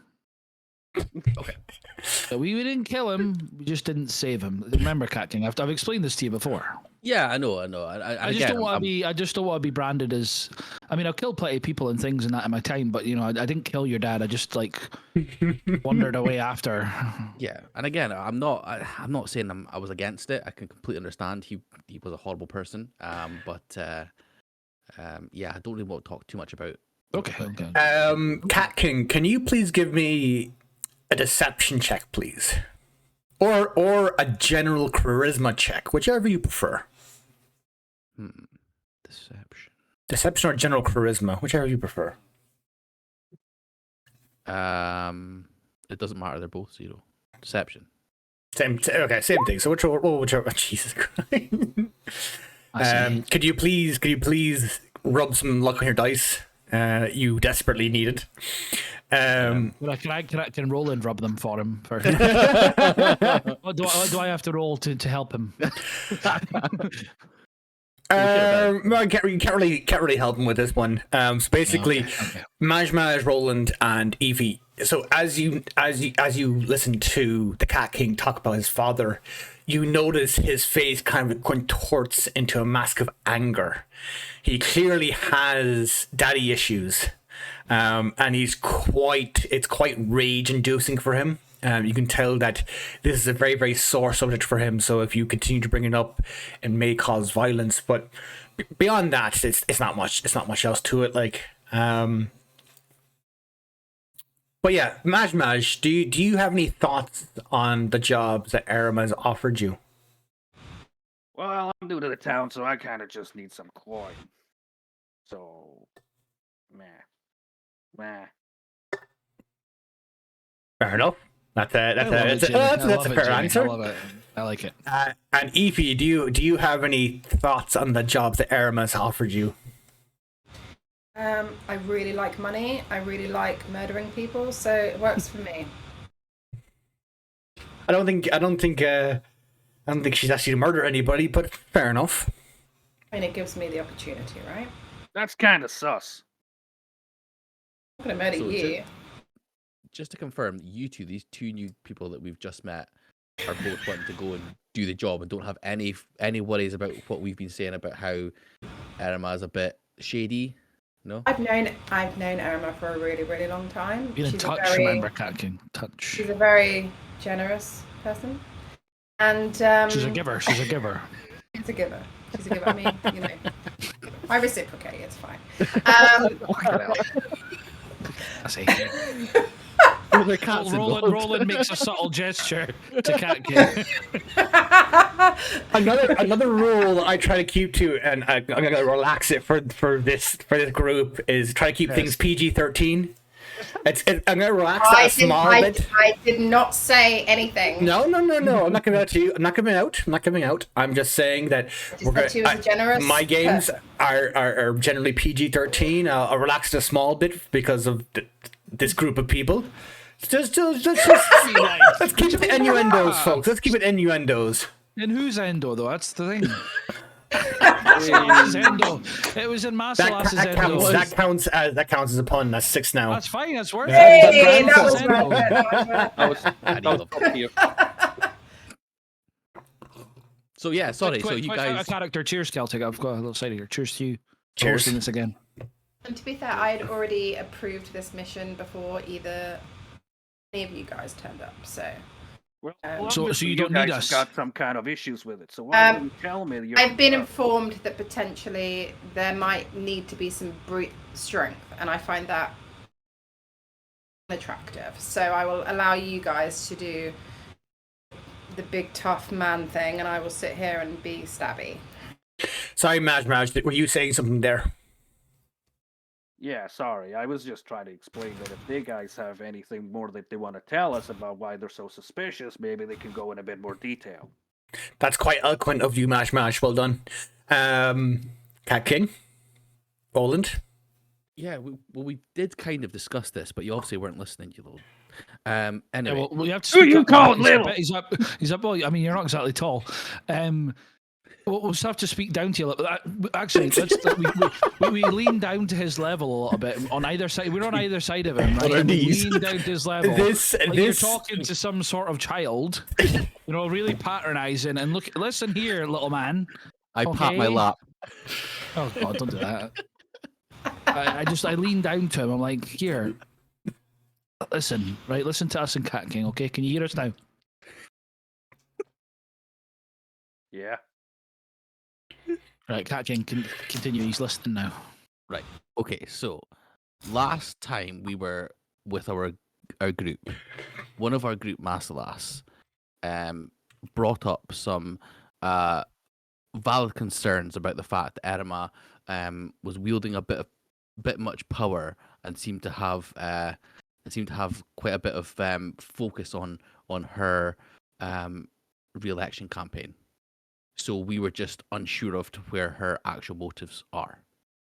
That's as far as we know. We're kind of just aware that she has something that she's hiding, maybe not telling us the truth about. All right. Did you hear that? Okay, Madge. Is that clear enough for you now, short round? Yes, Mr. Jones. Oh wait, no, that was Dr. Jones. Dr. It Jones. depends, like, what you're in it for. I'm in it for the money and the ability to do some murders. Yeah, we're in it for the money too. Like I would say, speaking on behalf of me and Cat King, unless he disagrees, but we're just raising concerns from last time. Okay. I mean, I'm very low on morals, so I don't really care. I mean, Cat King, this is a lot more money than last time, from what I remember. I think it was 30 last time, was it? And this is 50. Yeah, I mean, money's not the driving factor for me. I just want to do what's best for people. Oh wow, I've never met anyone like you before. Oh, so do you want to present the idea to the guys then that we maybe actually contact this guy that we've been told not to? That's what I'm thinking. Yeah. What I'm thinking is we can potentially. I know you guys. You're saying you're low on morals, you like deception, that sort of thing. We could decept Eryma and get some more information as to into this person that she's. I also enjoy gossip, so I'm happy to find out as much as we can. Ify, how do you feel though? I know that you and You and Eryma have touch locks No, and stuff like that. it's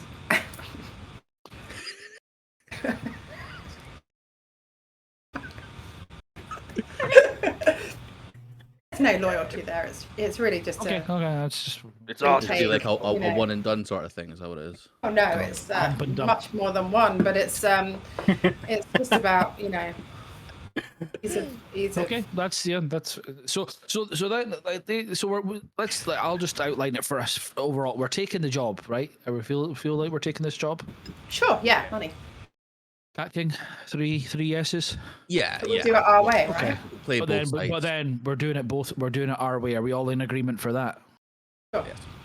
Okay. Does anyone actually have a plan for that then? Because that's as far as I'll take this. Well, I mean, the think plan, the does the have way I see it is, we just go to this. It's a tavern that the guy's staying at, right? An inn. But yeah, basically yes. So We basically can a go- tavern. We can go to the inn. We can get information from this guy or about this guy, and then, depending on that, we can then use that to sneak into his place, get some information for Eryma, or we can then make it on the fly and take his side if need be.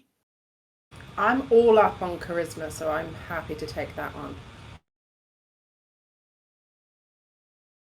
Okay, so is the next step accepting the job then tomorrow morning? Or we're just gonna chill and drink for the rest of the day together? Maj, fine with you that. seem like a drinker, like myself here. Also snacks. Also snacks, yes, we heard those.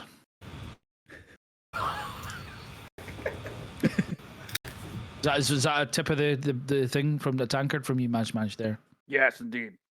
Cheers Do it. to the I think kingdom of there's Fife A. Just to confirm, I think there's also a barber somewhere we could get his. Yeah, I was going to Yeah, ask. fine. Anybody know anywhere where I can get a decent haircut? I feel like the Cat King does. Unless you're actually going to shave it off mid-session, Jamie, then no.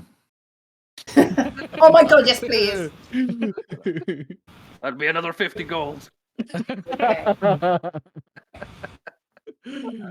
Well, yeah, I think like for now, I guess Celtic we can hand over to you and stuff. But I think we're just going to continue drinking, and we've kind of decided on a game plan. So No, I don't know if anything it's a good plan. So the adventurers are not party, but group of people working in the same direction.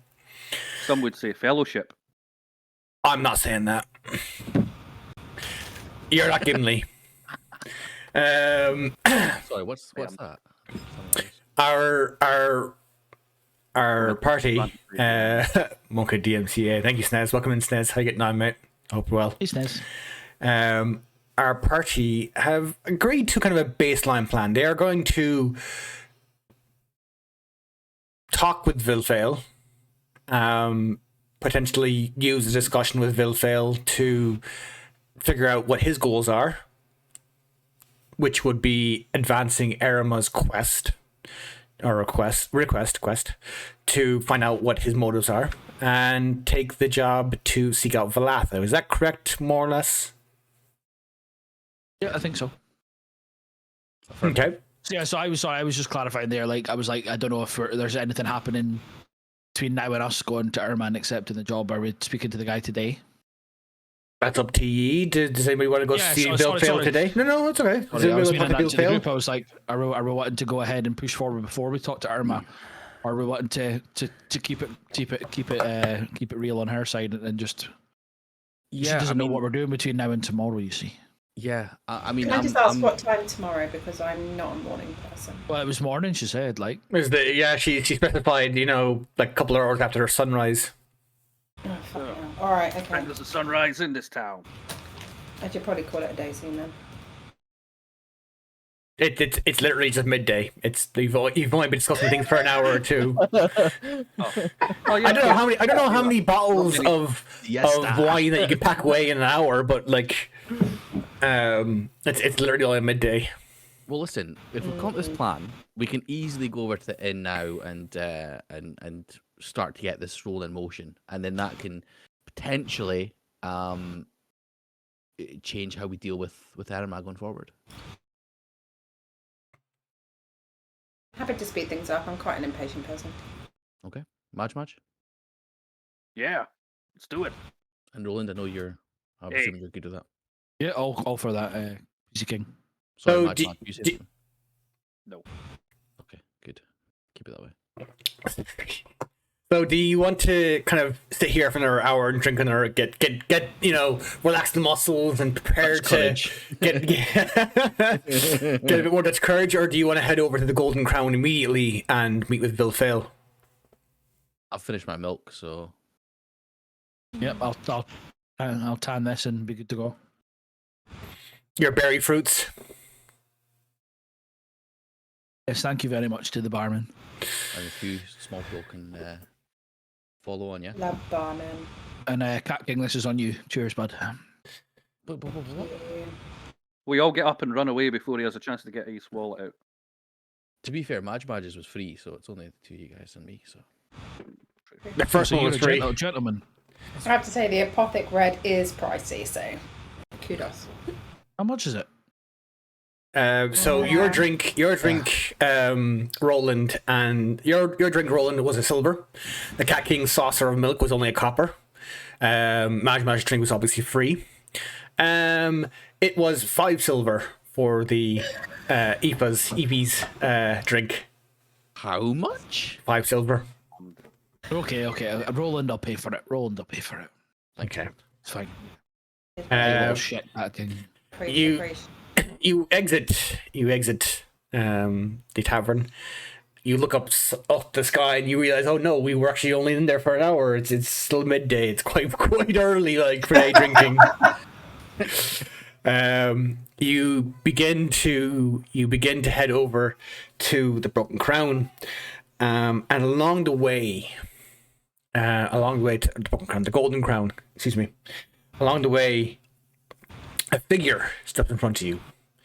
This is a heavily armored figure wearing plate armor, a shield strapped to his back, a long sword at his hip, and emblazoned on his chest is a white hand. A white hand with the thumb kind of inside on the palm.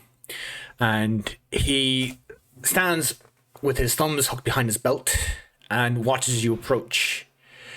You can quite clearly see that he's waiting for you. So do you stop at a certain distance away from him, or do you just continue walking until he calls out to you? Say clear 30 feet. 30 feet? Okay. Roland, Cat King, Maj, do you continue walking, or do you start with 30 feet out with Efi? I think we do the same thing as Efi. We stay together. Okay. Because I'm smaller than them all, I see that they stop, but because I'm such an just not bothered, I keep walking and then look behind me and notice that they've stopped, and then I'm like, "What are you guys doing?" Doesn't get very far because it's got tiny feet. So I'm like walking really quick, mind. Like a duck.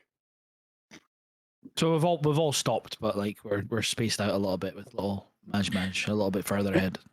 There are townsfolk passing you on the road, and they're stepping to the sides of the road, of the street, letting this standoff happen out of their direct paths. I'm really good at standoffs. Yes. The night kind of leans back a small bit, and you can instantly tell he's an arrogant fucking prick.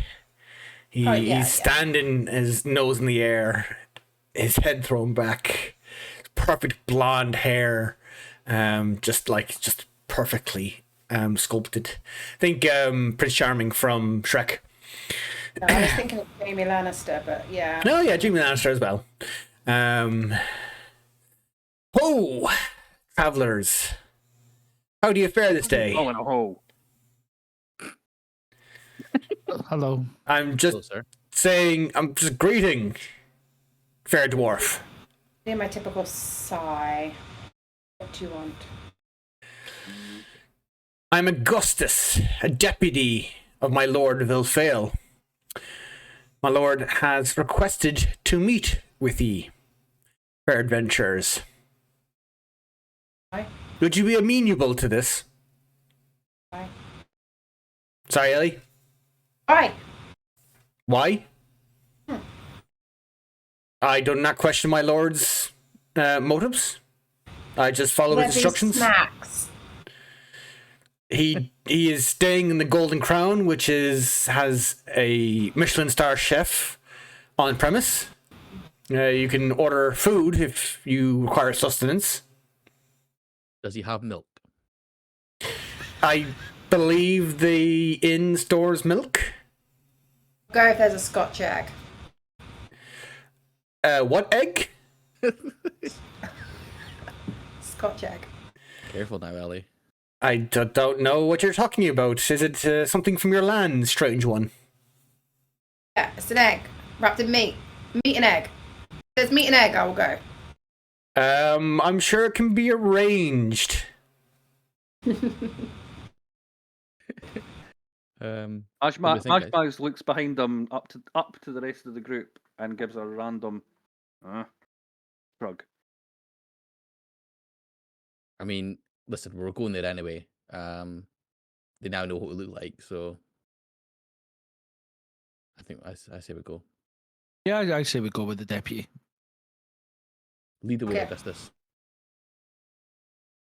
Augustus is kind of a bit surprised Am by I this. allowed to say fuck? Allowed to say what?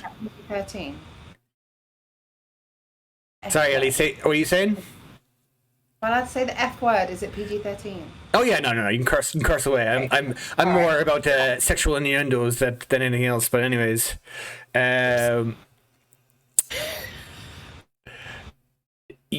Augustus turns on his heel and he walks towards the Golden Crown. You can tell that he has a military bearing to him.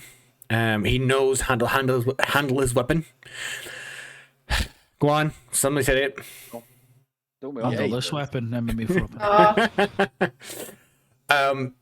But you also note a couple of less armed soldiers, guardsmen falling behind. These aren't the guardsmen of light rest that ye have been acquainted with. These guardsmen seem to have the same white hand blazoned on their leather armor. They come out of side streets and they walk behind you. So there's 4 more guards walking behind you. So Augustus came Like back a up. Nazi thing, the right hand. No. It's just the upturned hand like this. Alright. If you want to give me a history check, you can see if you would know it. Sorry, folks. I just need to dip out for 2 seconds. If you just want to discuss amongst, I need to get my discuss dice. stuff, you can roll in the. You can roll in the from the sheet.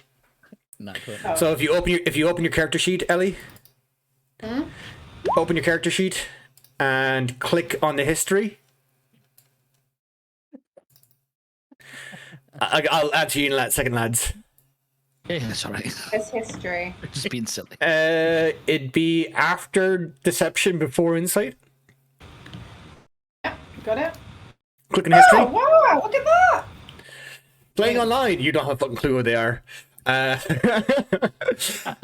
I'm an analog I'll India. answer Maj, you get disadvantage, so Maj, you have to roll twice, hit the lower one, please, because you're not from around here.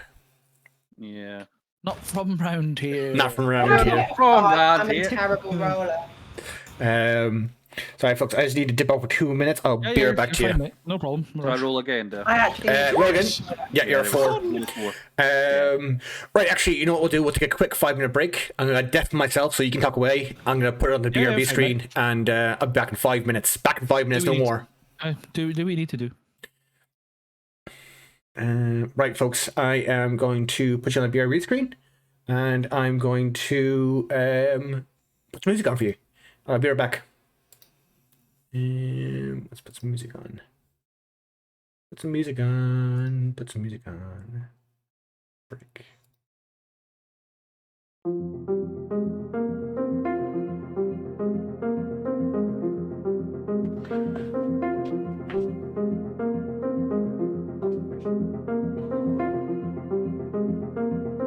Anything else?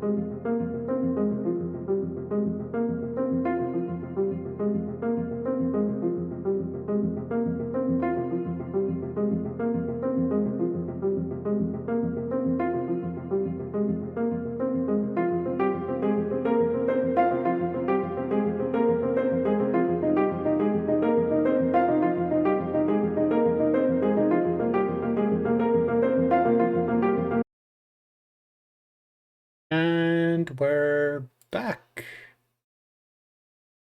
Fatal mistake of buying healthy crisps the other day, which was terrible. And I'm back. Back, folks. Hello. How are we now? Right. So, the party sets out towards the Golden Crown, escorted by Deputy Augustus and his guards folk. So, sorry, just to check, do we know what the history is behind it? Yes, Is that right? apologies, yes. So, Roland, and only Roland and the Cat King realize that the symbol displayed on the chests of the soldiers is the symbol of the Knights of the White Hand.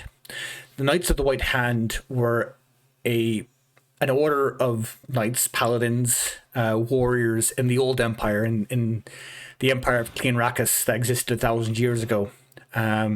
They were knights held in the highest regard that were represented peace and justice and equality in the Old Kingdom. But as the Old Kingdom of Cleanrachus fell, so did the Knights of the White Hand, and there hasn't been a Knight of the White Hand since then, as far as you're aware. For these soldiers to wear the symbol is bit gauche. It's them trying to imitate and trying to kind of capitalize on the good feelings and the good reputation of the previous Knights of the White Hand. Make sense? Mm-hmm. Any follow-up questions? Kind of like charlatans in a way, like. Not quite to that level, but yes, approaching that, yes. Right. So you head towards the Golden Crown. The Golden Crown is an inn that the Cat King and Roland have not visited because they can't afford it, essentially. It caters mainly to noble folk. Not to say that Cat King and Roland aren't noble. I'm talking about the rich kind. It is off Main Road, off Main Street of Light's Rest, but close enough that, you know, they don't have to travel far into the slums, into the outskirts of the town. You enter, and the first thing that strikes you is that the common room, which is usually quite large in inns and taverns, is quite small. There's only a few benches, and there's only one merchant eating a meal. This merchant has 2 guards standing behind him, watching over, and they stare daggers at you as you enter. So Augustus precedes you, and you walk into the inn afterwards. Augustus turns to the innkeeper, who's standing behind the counter, polishing his glasses, because all innkeepers polish their glasses. Nods and heads straight towards one of the doorways that's set against the side wall. Now you all realize that the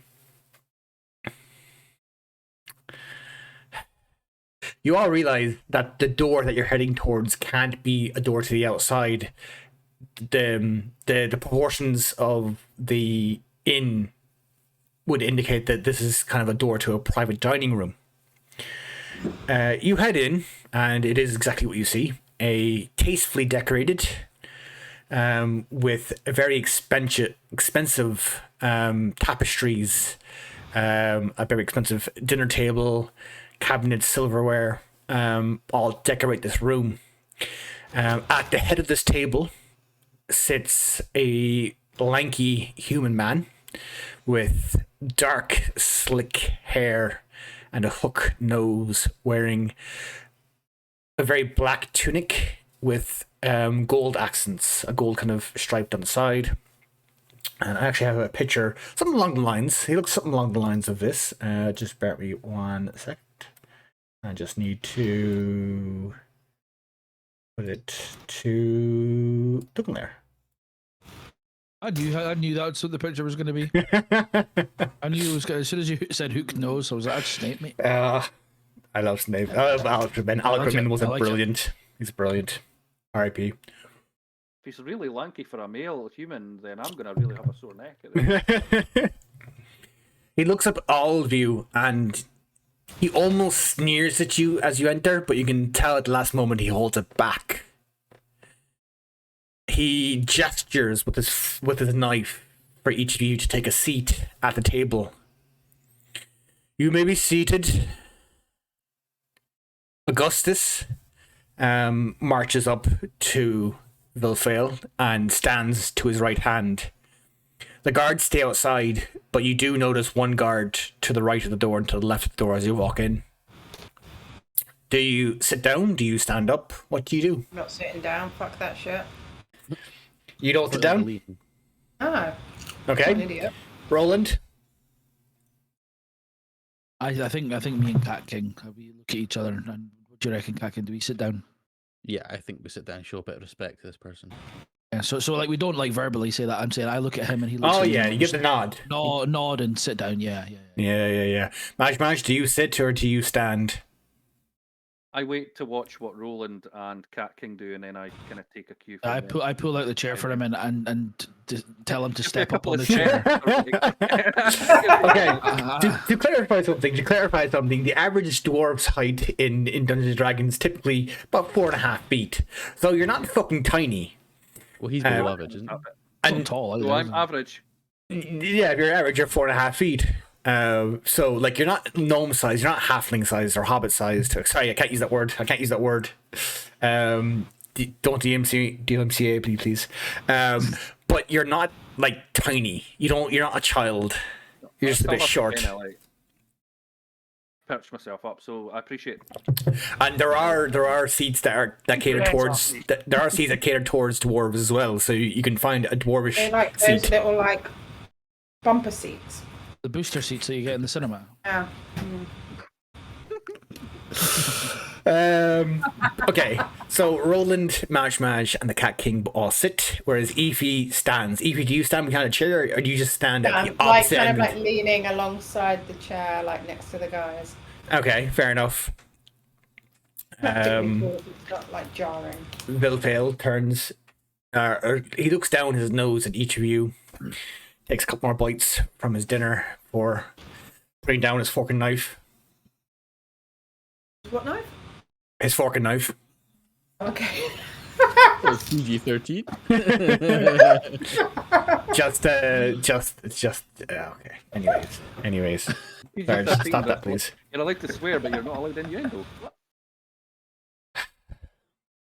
Anyways, he looks down his nose at each of you, meeting your eyes, and does anybody, if you all look at your character sheets, does anybody have a passive perception of at least 14? And where's that?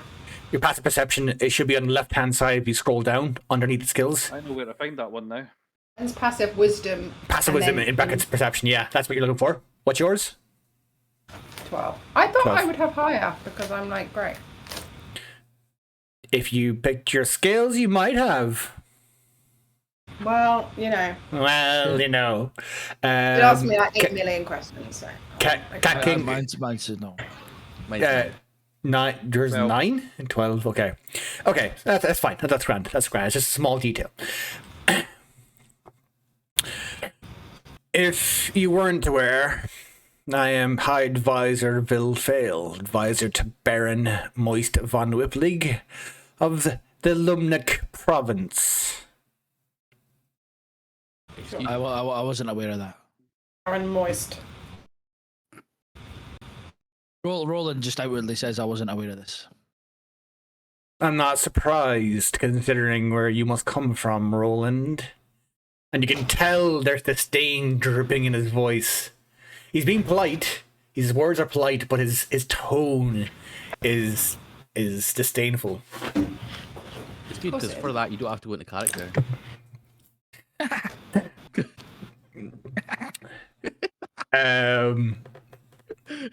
I'm here investigating a matter on behalf of the Baron, and I was made aware of your presence in this hamlet. I would like to hire you to perform a task for me, if you will be amenable. This task is dangerous, however, you will be well rewarded, And should you complete this task successfully, I will put in a good word with the Baron on your behalf. Would you like to hear more? Yeah, I think we would, guys. Yeah, definitely. It Tell is me more. good. Tell me more. Like, did he have a nice car? Yeah.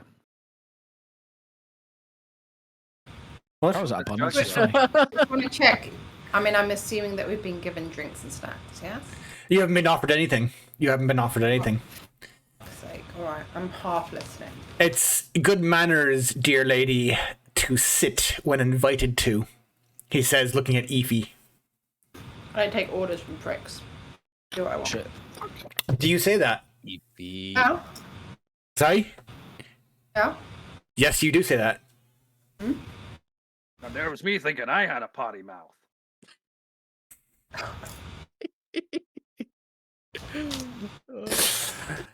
I do not take well to absolutely love insults, young lady, no matter your skill set. If you do not afford me the same respect that I afford you, I would ask you to leave. You notice Augustus puts a hand on the longsword at his side. Listen, sir. What was your name again? Sorry. I am High Advisor Vilfail. Vilphil, thank you so much for inviting us here. Let me just apologize for Efi here. Efi, sit down, please, for Vilphil. Yeah, sit on your ass. Patriarchy is strong in this one. Okay, fine, I'll fucking sit down, but you bring me some wine immediately. He gives you a strange look before he raises a hand. One of the guardsmen at the doorway leaves. Thank you. A soldier of the Confederation knows his place and his manners, and this is appreciated. The task I've been sent here to investigate is that of the mad druid Balatha. We have received numerous reports from the townsfolk of animals gone wild, flocks destroyed, lumber parties viciously attacked in the forest. And this cannot stand. The Baron believes that the folk of Lyric Province should be able to work in peace. They should not be assaulted by magic users who reside on his lands. Therefore, I have been tasked to find a group that will be able to take care of this Valatha with extreme prejudice. Do you understand my meaning? And in the silence that takes place afterwards, the guardsman re-enters, and following him is the innkeeper. Or, actually no, it's a tavern maid. Carrying a tray of wine. She sits down and she passes out. She goes to each person individually and she takes off a glass of wine and puts it in front of you. You can stop her and ask her for a different drink if you want. Oh no, I'm fine, thank you. Roland, do you want a different drink? No, I'll just take the wine, but then pass it to Efi, or move it in front of Efi. Wow. You did exactly what I was going to do. The AB now has three glasses of wine in front of her. And me and Majmaz, we nod at each other and we move our wines. That's it. Vilfail kind of gives you a raised eyebrow. Stand up on the table, though. Much doesn't have two hands. There's actually a special stick that you kind of pull out of your chair that you can use to push your drinks across the table. Like a super scooper. I was gonna be like one of those things they use for like shuffleboard or something like that. But okay, fair enough. Pooper scooper, yeah, whatever you fancy. Secondly, I've been tasked to investigate the town master. There has been discrepancies in tax takes, and we've received reports from concerned private citizens with regards to her handling of matters in this town. What are your thoughts on these potential tasks? Wolfil, sorry, the town master. Do you mean Eryma? Yes. Right. And where have you heard? Obviously. Sorry, I'm sorry, sir. No, wait. You have to say it properly, Kelty. You have to say I obviously. can't do it justice. I can't do it justice. Obviously. yeah. Yeah. Harry I like Potter it. Sorry. Yeah. Shut up. Ooh, controversial. Wingardium Leviosa. Oh, Yeah, sorry, sir. I did. I apologize. Where have you heard these reports of Eryma being a bit dodgy? We have received reports from private citizens, and our accountants in the capital have reviewed tax takes, and they are not in line with projections.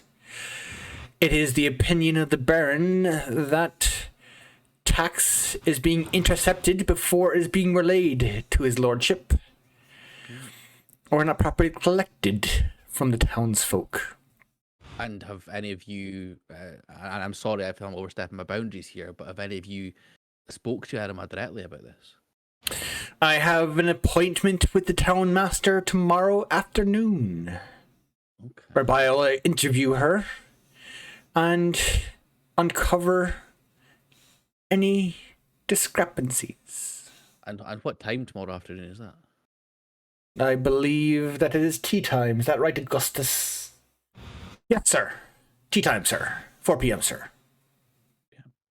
Perfect. Thanks. Just so I know. Yeah.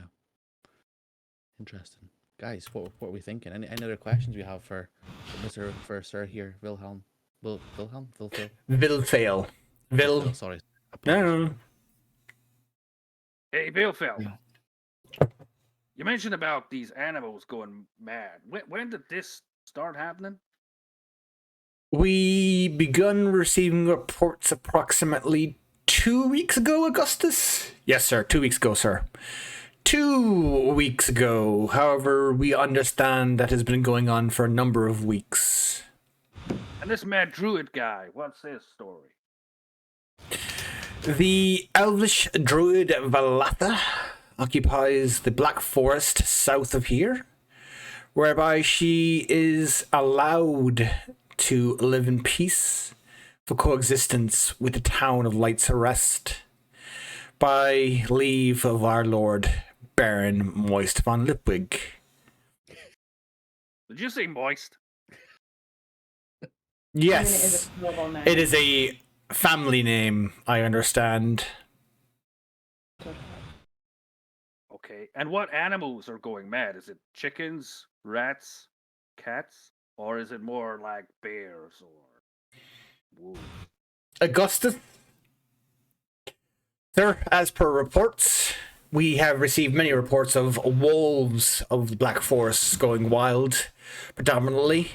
The smaller animals seem to be attacking townsfolk who are attempting to collect lumber. We did receive a horrifying report of a lumber party being attacked by a massive bear. But as far as I understand, bears aren't native to this area, so we discounted it. However, it is potential. Potentially a dark druid. Vilfail steps in. Valatha, as per reports, has always been on friendly terms with Light's Rest. However, we are not surprised as to the recent behavior, as the elves have always taken to their own counsel, and as such cannot be trusted.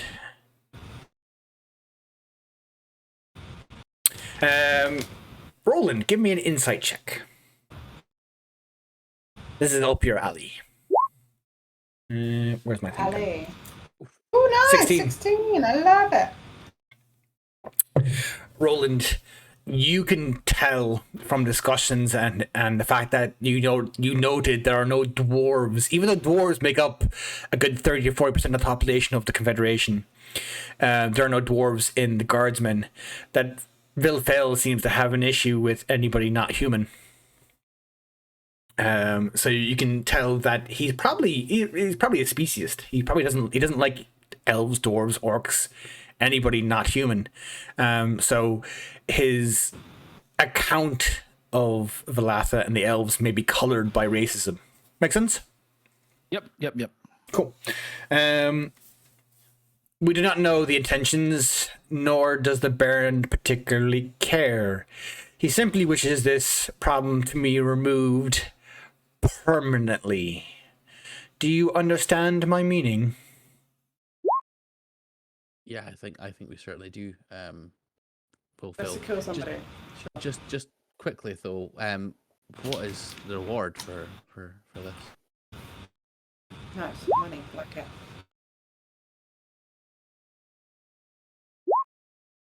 For the job of removing this threat to Light's Rest, we are offering 50 gold per person. However, we require proof that this issue will not reoccur. Do you understand my meaning? Head in a box. What's in the box? It's in the box. In a No, box. sorry, wrong accent. You understand that reference? Sorry? Quick question. Sorry. Has anything changed in the last 2 weeks that you know of that's caused things to, for example, things have happened in the last 2 weeks. What's changed? What could be causing this? I think this might be some sort of PMT issue. Are you saying these animals are on the time of their month? Oh, why not? We believe that the animal attacks are being coordinated by the mad elvish druid, and that she is snapped and she is setting the forest against the townsfolk. This cannot be permitted to continue. As far as I'm aware... Animal shit, yeah. Sorry? The druids, they do some hardcore animal shit.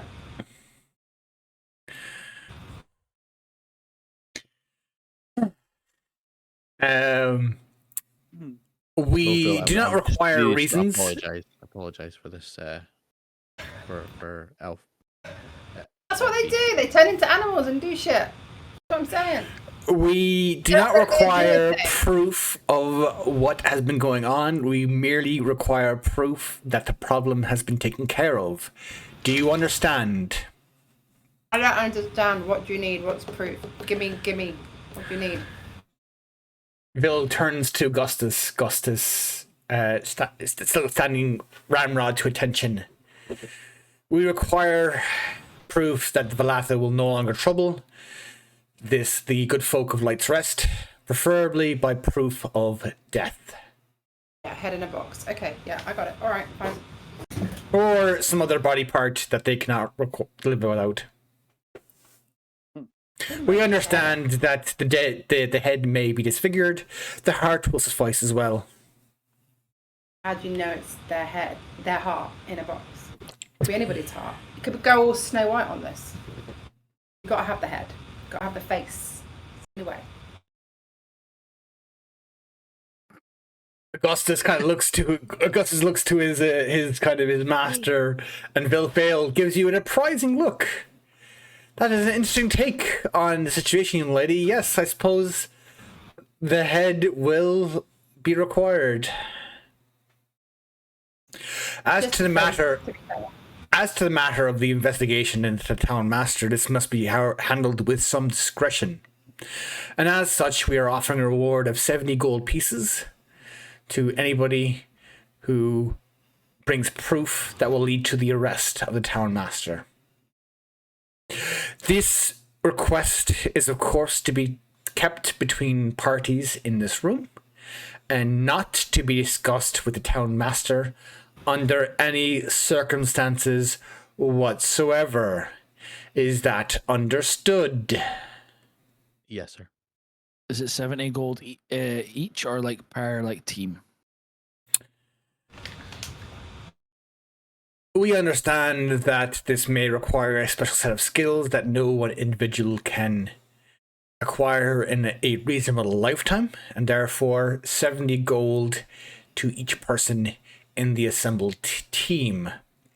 If your team should become lower or smaller, we could potentially discuss an increase in reward. Cool. Thanks. I just wanted to clear that up. It does seem like you're encouraging us to kill each other, though. That's what I'm saying.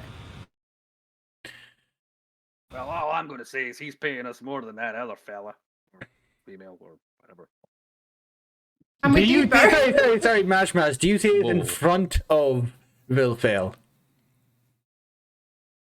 No, you don't have to. This could be a conversation for later, but do you say this in front of Vilfail? This is no. Excuse me. This is Jamie's decision. This is I Jamie. do. Actually, no, I do. Why not? Excuse me. This is Sorry, more sorry. gold than what other person is I must offering you interject for here. what? Yeah. Well, Phil, I'm sorry. Yeah. We were asked by somebody to do some farming for them. They were going to pay us handsomely. So. What job is this? It was just plowing some fields and feeding the Well, horses. that was your that sort of rug. thing. Sorry. Yeah, fields.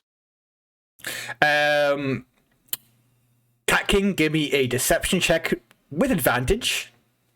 Because you've been very polite and very kind of on side. Maj, give me a deception check with disadvantage. Because well, you're just not a natural born liar. So basically, Cat King roll twice, take the higher. Maj roll twice, take the lower. Maj is frozen. It's just taking a massive swing. He's just like, if I keep drinking, poker face. then he can't ask me to roll. Oh. I really feel like I need one of those drinking horns. I regret not having one in my life. She'll remedy that situation. Well, Maj is currently unavailable, as we can see via Discord. So Vilfail believe you can see the belief in your deflection, Cat King. You have successfully kind of brushed off the topic of the other job. I would assume you'd also shoot Maj a look to say, "Shut the fuck up, you fucking idiot." But there he goes. There he goes. There he goes again. So, like, do you not have reliable internet in Scotland, or is it just where Jamie lives? He lives like way out though, right? In like Well, the yeah. islands of foreverness. Yeah. Very well. I understand that this is a monument. If your internet's fine, mate, what the fuck are you out of Discord? I understand that these tasks require some research and that you need some time to understand the full repercussions of any actions you may take, and therefore I'm allowing you 24 hours to discuss this amongst yourselves and to decide if you are willing to take on these jobs. Can I just query, are we like, we can't do both things at the same time? We have to pick one, or we can do both? Okay, so you're asking out of game, you're asking me, the DM, can you do both quests at the same time? Jamie, don't leave the fucking lobby, for fuck's sake. If I pull you in, just fucking stay there, please. There he goes. Hey, Jamie. There he is. Look at that hair!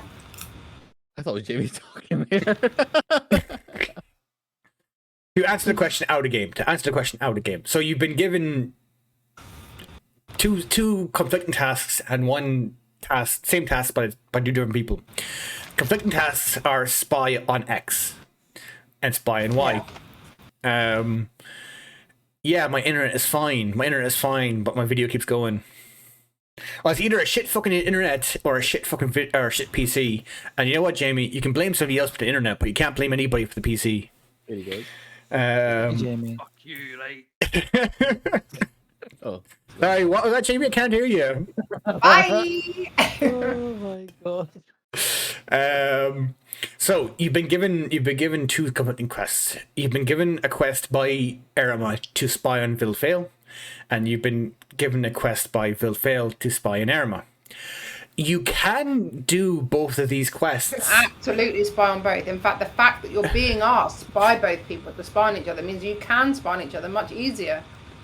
But if you get caught, then the other person will disown you. So if you get caught, I've explained the consequences. So if you get caught by Vilfail, then all job offers offered by Vilfail are off the table, and vice versa. So if you get caught by Eryma, all job offers from Eryma are off the table, and you lose reputation, you lose openings, and so on and so forth. The third quest, the quest to take care of Valatha, it's quite clear. Eryma has said, go talk to Valatha, go find out what's wrong with her, and try to help her. The implication being, don't kill her immediately, but if you have to, kill her. Whereas Vilfail is saying, kill her first, don't bother asking questions. So, though that quest from each person is mutually exclusive, you can only complete it from one person. But it won't damage your reputation should you complete for one person and not the other person. Make sense? Yep. So, getting back in game now that Maj has rejoined us, Vilfail.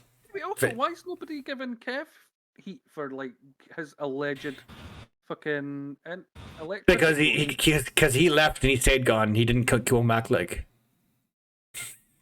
And he's not. All right. He had to work anyway, right? He didn't conveniently disconnect when you were asked to do a deception roll with disadvantage. Thank you, Collie. Thank you, Collie. So Maj. Jimmy appears back on camera. It's just him unplugging the router. Maj, please. Oh yeah. Why have I got that bump in my? Why have I got that bump in my head? Oh yeah, it was because it was under the desk. Whoa, dude, what? Maj. I don't need to duck right enough being a dwarf. I could just walk straight under. Maj, please roll me deception twice and take the lower. Deception twice. Hang on a minute. Sorry. No, you're fine. Take your time. It'll be in the long box on the left-hand side of your character sheet. Take your time. Just roll well. He doesn't need. He just needs the royal one. Roll again. One more time. And again. That's fine. We're going with 5. It's because no, it is shite. Those are shite rolls. But the Cat King with his We got a 5. polite nature, i.e. bootlicking, and successful is not as booty's looking. Successful deception check has managed to deflect any attention away from Maj's fumbling deception. Vilfail says that you may take time to discuss these jobs amongst yourselves, but he expects discretion amongst you and not to discuss this with other people. I.e., don't tell Eryma he wants you to spy on him. He wants you to spy on her. Yeah. I mean, I'm an assassin. I mean, discretion is kind of like my ally. So. What? don't worry, Maj. We'll keep you right. Does anybody have any questions for Vilfail or any kind of comments? Actually, I don't want comments, not from this group. Any questions from Vilfail on the job or anything like that? No, I think we'll. Sorry, you go. No. Please, Roland. I was gonna say I think we'll dip in, adjourn, and have a wee think. I agree. Very good. I look forward to your team's response. Augustus, please escort them from the Golden Crown. I know the innkeeper would not want them hanging around. Eddie goes back, he picks up his fork and knife, and he starts eating, completely ignoring all of you.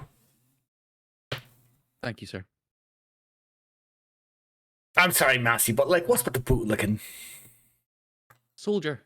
No. It's perfectly in character, and I applaud you. Actually, you get inspiration. You get inspiration for playing it perfectly in character. But oh my god, it's so cringeworthy, man. Wait, did I click inspiration then? Yeah, you can click inspiration. You can exit You have it wherever. So you exit the Golden Crown. You're escorted out the Golden Crown, and you head back towards your inn. You return. It's mid afternoon now. That discussion took a bit of time and kind of been wandering. You return back to your inn, and you find another table in a corner, and you sit down again. The 4V. Before we sit down, the cat needs to go to the toilet. There's a litter box out the back that I may go and just use.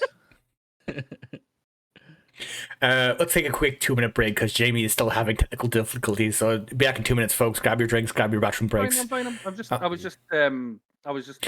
We'll take a quick 2-minute break because I need to go to the litter box as well. So okay, 2-minute break, folks. 2-minute break.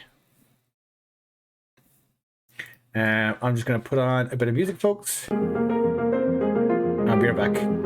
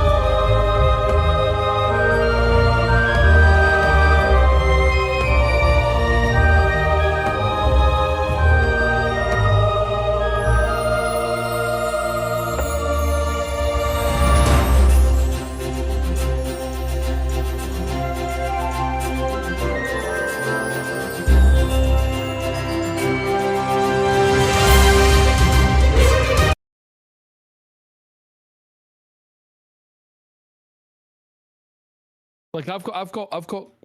We're back, folks. Just to let you know. But Yeah. Hello. continue talking. I've got Mr. Cat King. Roll20 open and the sheet open is two different like Chrome windows, and it's 67% of my CPU being used because of it. Mental. And I've got quite a So- low so- powered CPU, to be fair. So I'd keep your task manager open, mate, if it starts having issues again, and have a look at that. Do that now, actually. As an IT person, I would advise moving away from Chrome because it's shite. It's memory intensive, and they're implementing an ad blocker later in the year. All right, okay. So just What do you a use? heads up. Right. I use Firefox. Firefox. What would you recommend then, Celtic? Firefox. Firefox. Nah. No, Firefox is a lot better now these days. Now, I'm actually running the game in Chrome because my Firefox is tricked out to the nines, and it makes things painful to run the game. Fair enough. But like, I wonder now myself. What is it? Percy was talking to me last night. He uses what's the operating system? The one that's for gamers. Linux. Opera. Yeah, right. That's eclectic. You don't see many It's people. what? You don't see many people running Opera these days. It's good. I think he runs Opera because Moist Critical. He's a massive streamer. Yeah. Percy loves him, and he's like sponsored by Opera. Very Why, good. why is Massey licking his wrists and stuff? What's he doing? Because he's a Because cat. cat. I know, He's but like, is he actually in character? What is he That's what actually they doing? do. I need to ask him when he comes back. He's method acting here, isn't he? He's white I do boy. appreciate how he's still there. He's deafened, but he's like, he's on absolutely camera. He's just tried to shit in a litter tray, isn't it? He's got all his legs. Yeah. Yes. He's got a fucking cat now. Are you licking your wrists and stuff there, Massey? Yeah, so I swear I didn't go and get food, but if I was to go and get food, I got ketchup on these things, and it like went on my wrists and stuff, so I started licking my All right, wrists. that's a better explanation than I just gave. What's The that? fuck was that? I Steak bake with ketchup on it. was gonna say, looks like Greg's. It is Greg's, yeah. Oh my god, wine goes down so fast. Why do you put ketchup on your Greg's steak bake? Not me. Why not, Jamie? Ask the important question. Why have you got a wonky head? Right. Yeah. Right. Oh, Jamie, Why don't you front ask on my to it. mum? Let's see, front on to the camera. Let's see you front on to the camera. Come on. Daddy. Right. Let's get back into the game, folks. Right. So We're doing you leave the meeting with Bill Fail. You head back to your inn. You find a quiet corner to again have more discussions about stuff. Cat King, leaning. stop stuffing your face because you are the most talkative person, and I appreciate it. What are your thoughts on after the meeting with Bill Fail? So I think we're in a really good position, guys. We have the trust of, or kind of trust of two conflicting people. Now again, this is just my kind of opinion, and Roland, I obviously look to you for support as well, because you know we know each other, we know what we're good at and stuff. But I think we can use this for each other, to play with people against each other. So we know tomorrow Will is meeting with Eryma at 4:00. That gives us time. If we want, we can search his side of it. We can use our long-standing relationship with Eryma, and you know, Ify knows her at more of a personal level, so we can get inside that way. So I think we're in a great position here. I think we accept everything, and then we can take it from there. What do you guys think? Yep, I fully back your idea and stuff like that. I think it's the best way possible, because what we don't want to do is get hornswoggled and end up in the middle of, you know, either on the wrong side of history, you know. Absolutely, like the White Hands did. Exactly. All in. I go with that. I haven't made any Yeah, notes. we can do so it here, I'm Raj. gonna do it Sorry, myself. just to clarify, Ify, you are happily going to sign on to spy on your long-term friend Eryma for gold. Yeah, I don't give a fuck. Fair enough. Maj You Maj? seem to be mistaking long-term friend for like what it actually is, which is just like a relationship of necessity. I was just convenience, but fair enough. When Maj, what are your thoughts on the Cat King's proposal? Yes, reluctant I am to listen to a cat. Oh, guess it makes sense. So, Maj, you recognize that the Cat King is not actually a cat, i.e. a tabaxi. Tabaxi are cat people. They're actually cats that are humanoids. But he does have feline features. Does he have felines? Oh. Yes! I got it! Oh. I got it. Fucking hurts me, man. That hurts me. Only for the fact that, you know, fellow dad and making the dad jokes, like, I'll let it pass. But like, no. That shit Let off. pass. No. Dad jokes by dads pass automatically. Automatic success. This is a joke. Fucking scam. Yeah, it is. That's actually a joke. So Anyway, sorry. So he's not actually a cat. he has cat features. Right. He is So entitled. he's a human, but he has like, you know, pointy ears. He has the cat eyes like a witcher would have. He can have a tail. He can have a tail if he wants. But like he wouldn't be covered in fur. He'd have mainly skin, or mainly not fur covered skin. It's complicated. Anyway, sorry. Yeah, I'll go with him. Okay. So the overall plan, as I understand it, and this is kind of out of game to kind of just make sure we're all on the same character sheet, is that the party's going to meet with Eryma tomorrow morning. They are going to agree to Eryma's jobs. They are going to wait on until Eryma and Vilfail meet at Eryma's gaff tomorrow afternoon. They are going to sneak into Vilfail's room in the Golden Crown, rip out as much information as possible, skedaddle away, and then they are going to somehow break into Eryma's gaff and find the information Vilfail wants, or Vilfail thinks is there. Is it helpful at all if we split up, or do we need to do these all things together? You can split the party, but I swear to God, if you do, I am going to murder somebody. Because chat. No, we're discussing this out of game to kind of make sure we're all on the same character page. Because chat, you never split the party in D&D. You never ever split the party in D&D simply because it's more work for the DM. The DM is doing a fucking nothing We're as it going to is kill like. somebody. We'll choose Kev as the person that you murder, and then I feel like we're all good. Yeah, let's kill Kev. Yeah. Why are you killing Kev? No, I'm not. But anyways, and then after the next day of spying and gathering information, you might head out to Valatha to see what the story is there. Maybe we'll see. We won't get to it tonight, but we'll see what the story is. But that's the rough plan. Am I reading this correctly? That's the way. That's why. Maj, Ify, are you on board with this as well? Sorry, the reason I'm asking out of game is just so we're all on the same page moving forward and there's no miscommunications. I'm going to be honest with you. I have ADHD, so I can't really pay attention to everything that everybody's saying. So I'm just going to generally go with the group as long as it involves me getting money, wine, and a little bit of killing. Is that your character that's got ADHD? I was about to ask that. Does Aoife have ADHD? Does Ellie have ADHD? Or does it both? I probably feel like all tieflings have ADHD. Do you not think that makes sense? I mean, like half their heads being taken up with the like horn growth and shit. So yeah, I feel like No, the horns are separate. They're like, you know, additional, just like they're like fingernails that just grow really long on the head. Everything needs like some base. Everything needs some base. You can't Yeah, just, so like, they have just have thick skulls. Yeah, I don't know. I just feel like that's going to take. Anyway.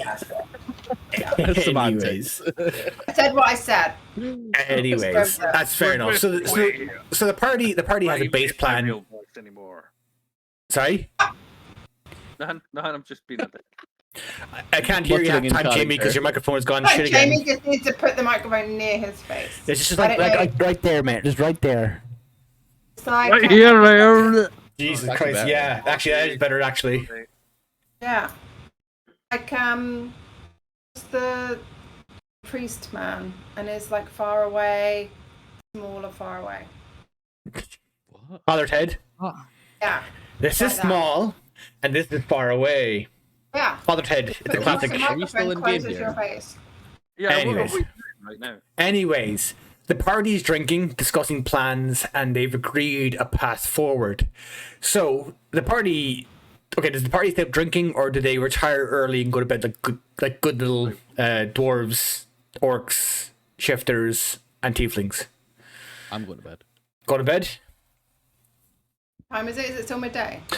No. You're kind of you have a couple beverages. You have dinner. You discuss your plans. It's It's 7 p.m. It's 7 p.m.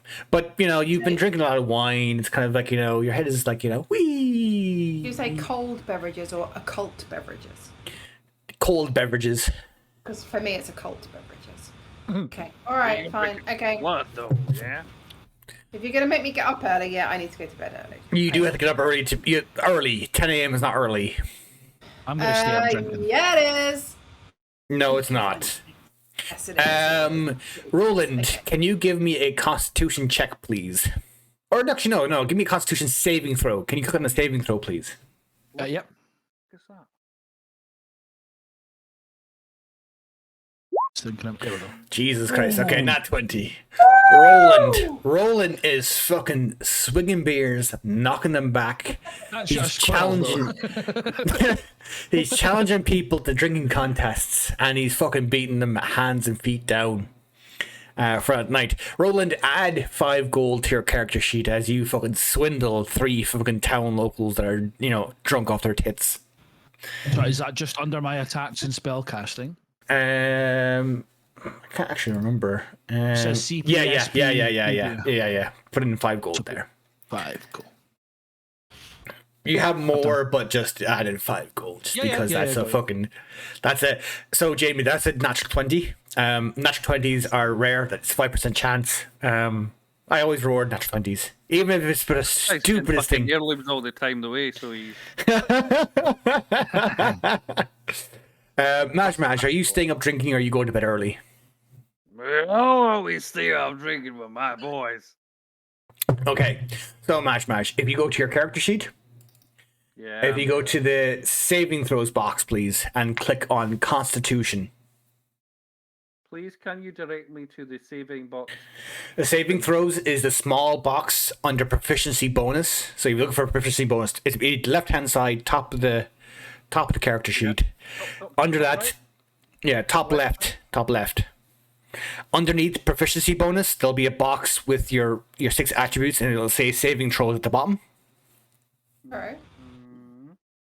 Click on Constitution. Okay.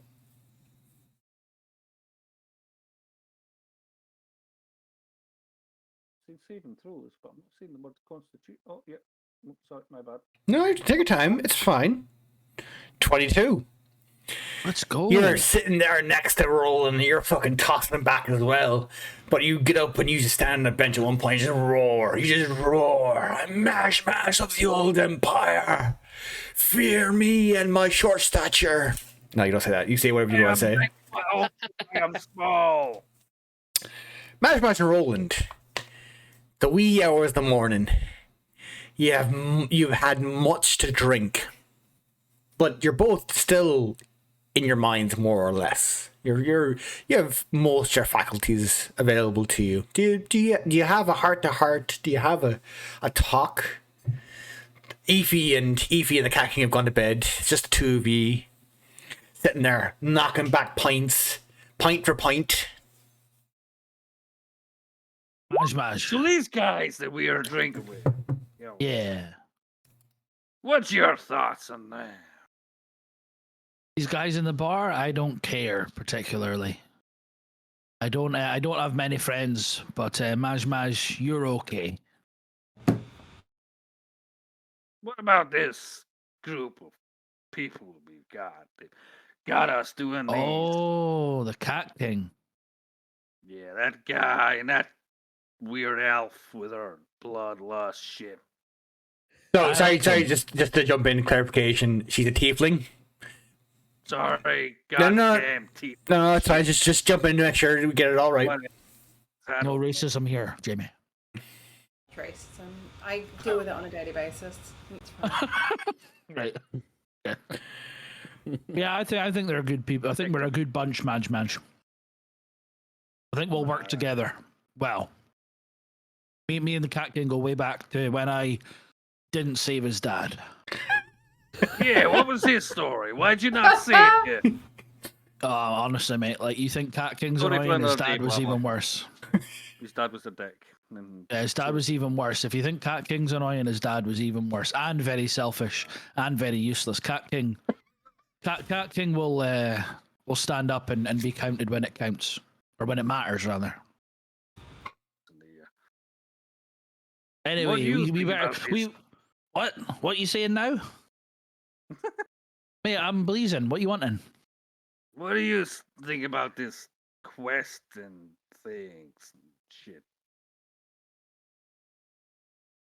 Well, yeah, I think we go with a plan tomorrow, mate. Let's go to bed. Alright. Let's go. Not me and you together, though, but like, let's go. Absolutely, you two. Fucking hell. You head off. I'm gonna. Yeah, I've got a Check cat out king to that spoon. nice- Let's go. You go and check out that. Yeah, I'm gonna check out that nice dwarf lady over there. That's actually Roland. Roland actually bursts out laughing like that. He's like, all right, sound. Jesus Christ. Good luck, mate. Roland heads up to bed, and Maj, you're down in the drinking room, or you're down in common room. It's quite full. There's a rowdy crowd. It's a mix of, it's mainly humans and dwarves, but there is the odd elf, the odd halfling or gnome. You spot an orc, a different orc than Roland, not to be confused. They look different. But you spot a fair looking dwarvish lass at a different table. How do you approach her? F, as in Bond. How do you approach her? How do I approach her? How does Maj approach her? I don't. No. Okay, so you watch Roland go up the stairs, and then you're like, actually, no, I'm not going to approach I'm this waiting door. for her to approach me, man. Okay, do you give her the eyes? I give her the nod. Give her the nod. Give her the nod. Okay, I'll tell you what. You can give me either a strength check or a charisma check. So on the left-hand side of your character sheet, you'll see your attributes, the big numbers. Yeah. You can either click on strength or charisma. It's up to you. I think your strength is a lot better than your charisma, though. It sure is. What do I do? Click on the. If you click on the big number, it should just automatically roll for you. No, on the name of it. It's like strength. Just click on strength. Oh, my bad. Okay. No, take your time. It's fine. Relax. That's good. So you clicked on charisma, but an 18 is good. An 18 is very good, Oh, considering no, you... click on strength. Click on strength. No. I asked for either strength or charisma. He gambled with charisma because he had a -1. Gamble there, like. So, sorry, Jamie, just to explain... Charisma is weird. You can have positive bonuses and you can have negative bonuses, and you have a negative bonus to your charisma, so you are less likable than the average person. A 10 is average. So you have an 8. So you're actually, sorry, Maj, not Jamie. Maj is less likable than the average person. Natty, shut up. I like Jamie. Jamie's fucking good folk. Anyways, Maj is less likable, probably because he's a stranger, because he's a far wanderer. So you give her the eyes, Maj, but you give her the eyes, like, throw the shoulders back, show off those fucking muscles. Go like, dwarvish lady leaves you alone for 2 hours. The common room kind of empties out. The band that was playing kind of dissipates, and they finish up. The dwarvish lady kind of stumbles over. Do you ever hear the saying, anything past half 2 will do? This is that saying being applied. The dwarvish lady looks at you, Maj. Well, aren't ya? Aren't you a strapping young lad? And you notice, Maj, the grey hairs in this dwarvish lady's hair. You notice the fine lines around her eyes, and the skin kind of just, it's a bit older. She's well into her middle dwarvish years. Age is that exactly? In my world, dwarves typically live to be about 300 years. Okay. So Maj would be on the younger side. Maj, I would imagine, would be, a third of the way through his life. So for humans, 25. For dwarves, 100. This dwarvish lady is definitely 200, aka 50. Do you have company tonight, laddie? Sure. Are you around? She looks over to the bar. The barman is just kind of trying to put away glasses, but she kind of like, barman, more drink. Barman looks over at her, looks over at you, and starts pulling 2 more pints. She puts her arm around you and starts pulling you towards the bar. Come on, so we'll get another drink, and you'll tell me your story. You're not around here. I like your tattoos. And she starts kind of touching your skin where the tattoos show. I'm done here. Like, get fucked. Excuse me? Excuse me now. You gave me the nod. You did. And you're saying fuck off to me now?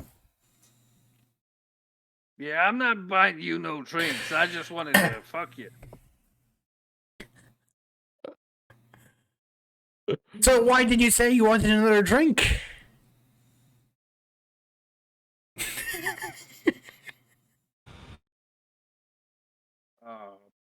Well, because I did, suppose. Jen's a lucky lady, like. I was gonna say, you can tell Jay's been married for a while because he doesn't know how to talk to women. Do you like the PlayStation? I like the PlayStation. Have you tried VR though? I took Jen to McDonald's. Oh. Oh. Get anything off the menu, love. The value saver menu. Okay, let's rewind a moment. Like, I'll take you to the bar. I'll take you to the bar, and you're asking for a drink and all that shit, and I'm like, get them up. Get them a drink. Get your dwarvish friend, your dwarvish lady friend a drink. Yeah. Thank you.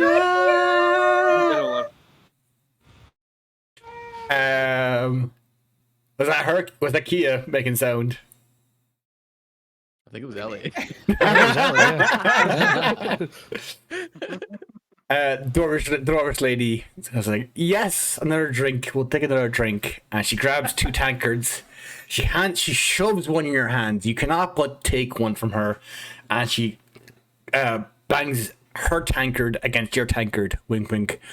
She says like, to the health of Kushkava.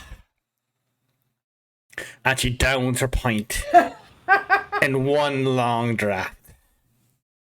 Do you take a drink?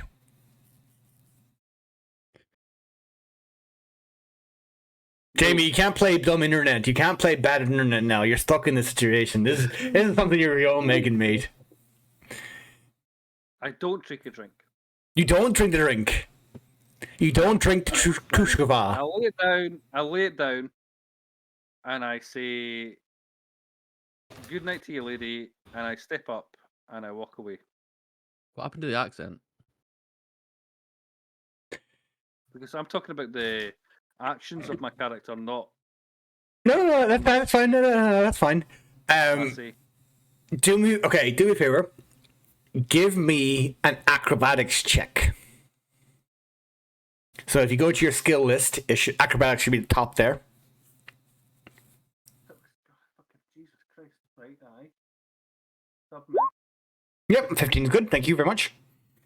So you walk away and you feel a hand brush the back of your neck as if somebody's going to grab your collar to pull you the fuck back. You kind of drop a shoulder and you kind of dodge to one side. You turn around and you block with the arm. Remember, they'll have to reach really low down for me. She's a dwarf as well, though. She's a dwarvish lady. You gave the eyes to a dwarvish lady who's the same size and who has a very comely beard. We've got what in our beard? Fucking raging about her.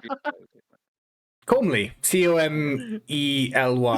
I'm probably no. I'm probably mispronouncing that. I mispronounce so many words. Instead of homely. I know you're Irish. Fuck you. Say 3.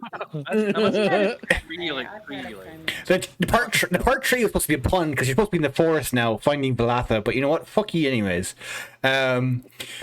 You block her hand and you kind of just give her a look.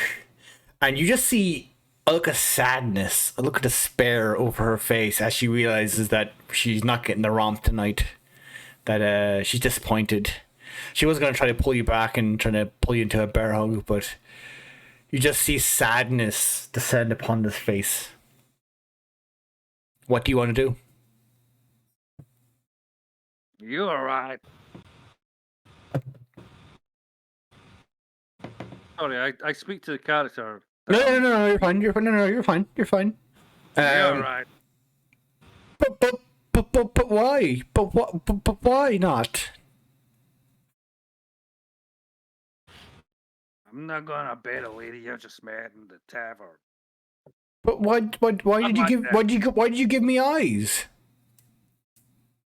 I just double down now if I were you and get it over with. Yeah, I'm kind of laying there, Neville. You know, I've just shown you why don't you? Yeah, never mind. Oh, come on, then. Let's get this over. She kind of looks at you.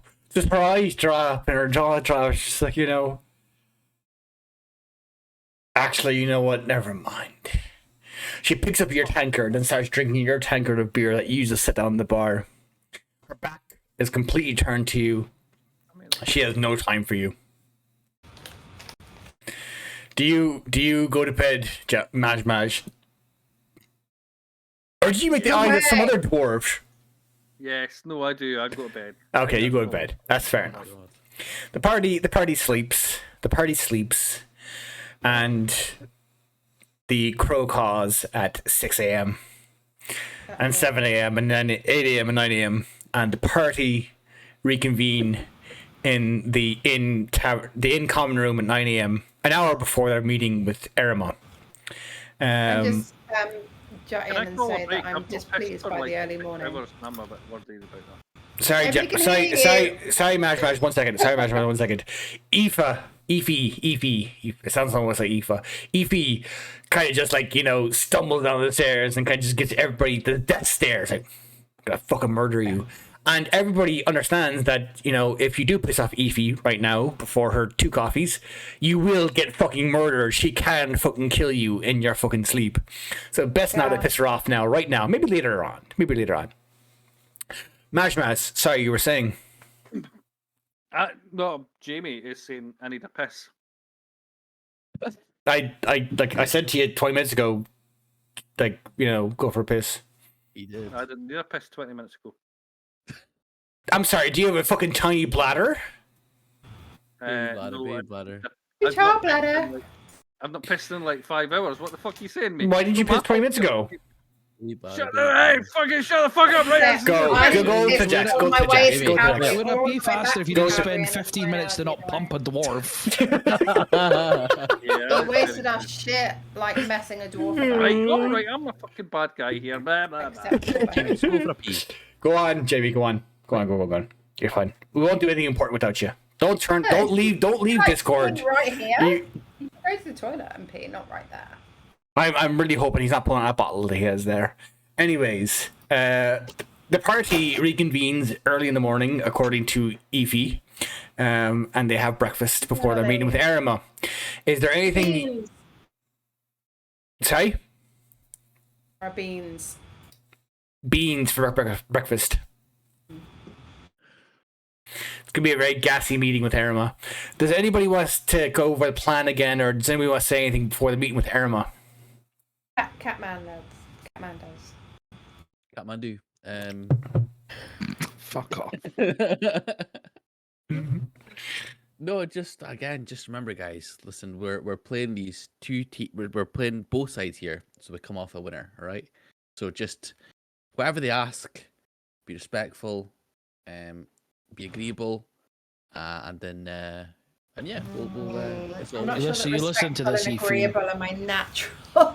Yeah, respectful and agreeable are not my like go-to yeah. So vibes. like, I get what that, but like for what I can achieve is maybe like silent disapproval. If you're happy with that.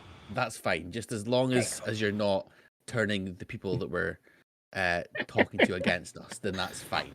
But just Okay, remember, cool. if All someone right. offers you to sit. Don't just lean. Leaning is rude. I feel like leading is fine. Like If I you- should be able to choose whether I want to sit or not. But okay, all right.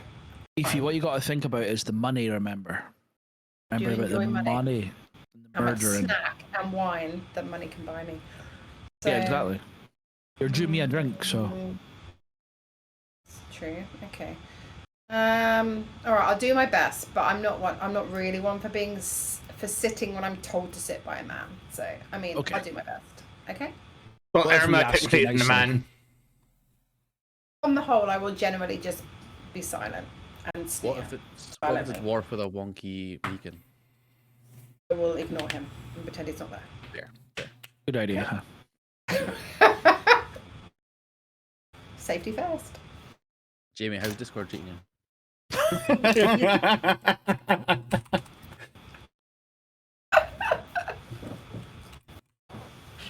Right. If the party has nothing further to discuss, they head on to their appointment with Eryma. They politely, oh, for fuck's sake, Jesus Christ. All right. Cool.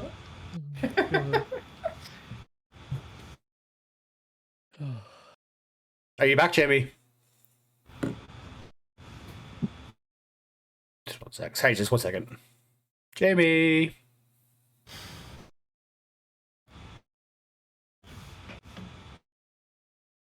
How does this man stream like? Doesn't. I can't say anything.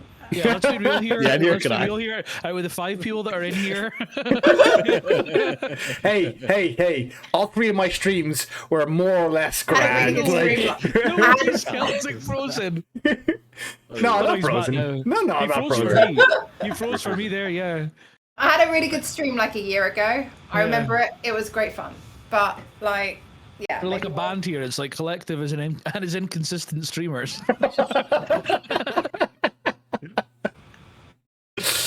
Oh, I was gonna do a bit with Jamie, but anyways, right. So you head on to your appointment. Oh, for fuck's sake, he's back. For fuck's sake, Jamie. F's Yes, sake, Jamie. F's sake, Jamie, indeed. Jamie. Oh. It's just like what it was like at the start with you, Ellie, for your webcam to load. You were like, Nobody actually told me where to go to join the game. So. I said, I clearly laid out that voice and video in Discord. Yeah, I was in Discord. Discord You is were a not large... you were not in the Discord is a voice large- lobby. I'm sorry, you never Yeah. said voice lobby. If somebody said come to the voice lobby, I would have come to the voice lobby. Voice and video are required. Where the fuck are they going to be besides the voice lobby? Ellie, like just having Discord open isn't in Discord. Yeah, I was like, in isn't Discord. Somebody used to tell me where to then go. Yeah. Nobody told me where You're to fine then now, go. though. You're fine now. You're fine now. You're Okay, fine. I'm just not taking any fucking like. No, shit don't. back. That was No, my- absolutely. Hey, fuck you, Celtic. Ellie, you're here. Your camera works. That's all we can ask. Better than these 2 other bozos that were supposed to join. Oh, right, Oh, yeah. right. You gotta make Ev. Who? Oh yeah, that Who? Kev guy. Yeah, exactly. Who? Right, you rock on to Eryma's. You knock politely, and you are brought in immediately to the office with Eryma. Again, I'm not doing the voice because my throat's gone. Can I just Um, 2 seconds? Are we pretending like in game that Maj just slept in and it's only us three? No, Maj is there, but Maj is Okay, being cool. his strong silent type for the moment. Oh, yeah. No, If- no, worries, I'm just- No. It's good, Yeah, good yeah, question. don't- Good don't question. Don't do the voice. Save her throat. For me.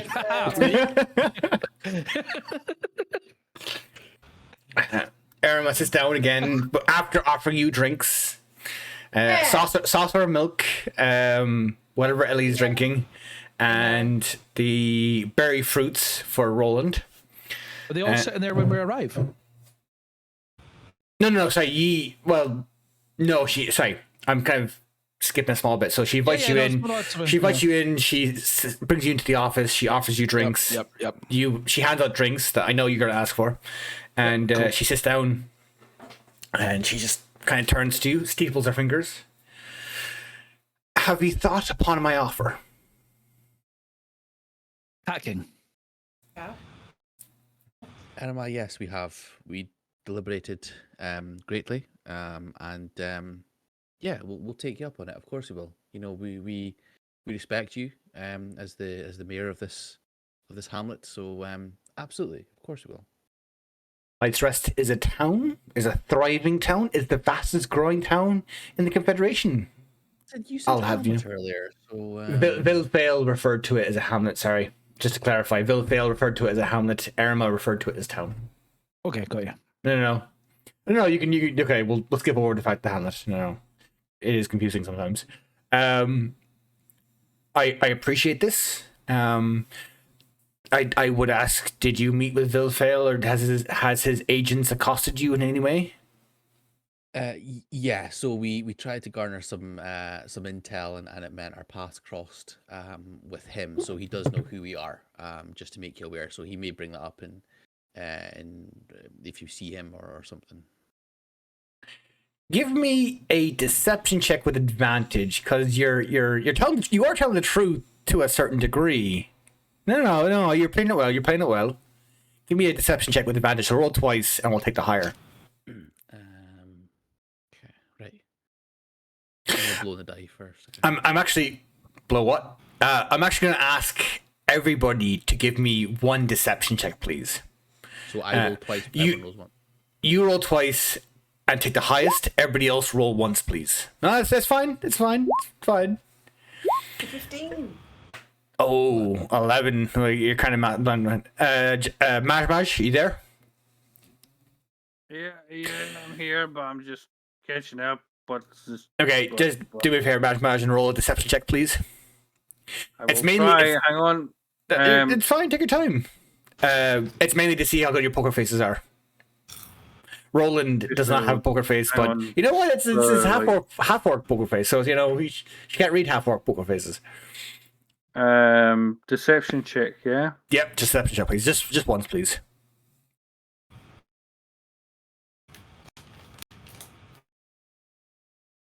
And deception is found on the. Yeah, it was.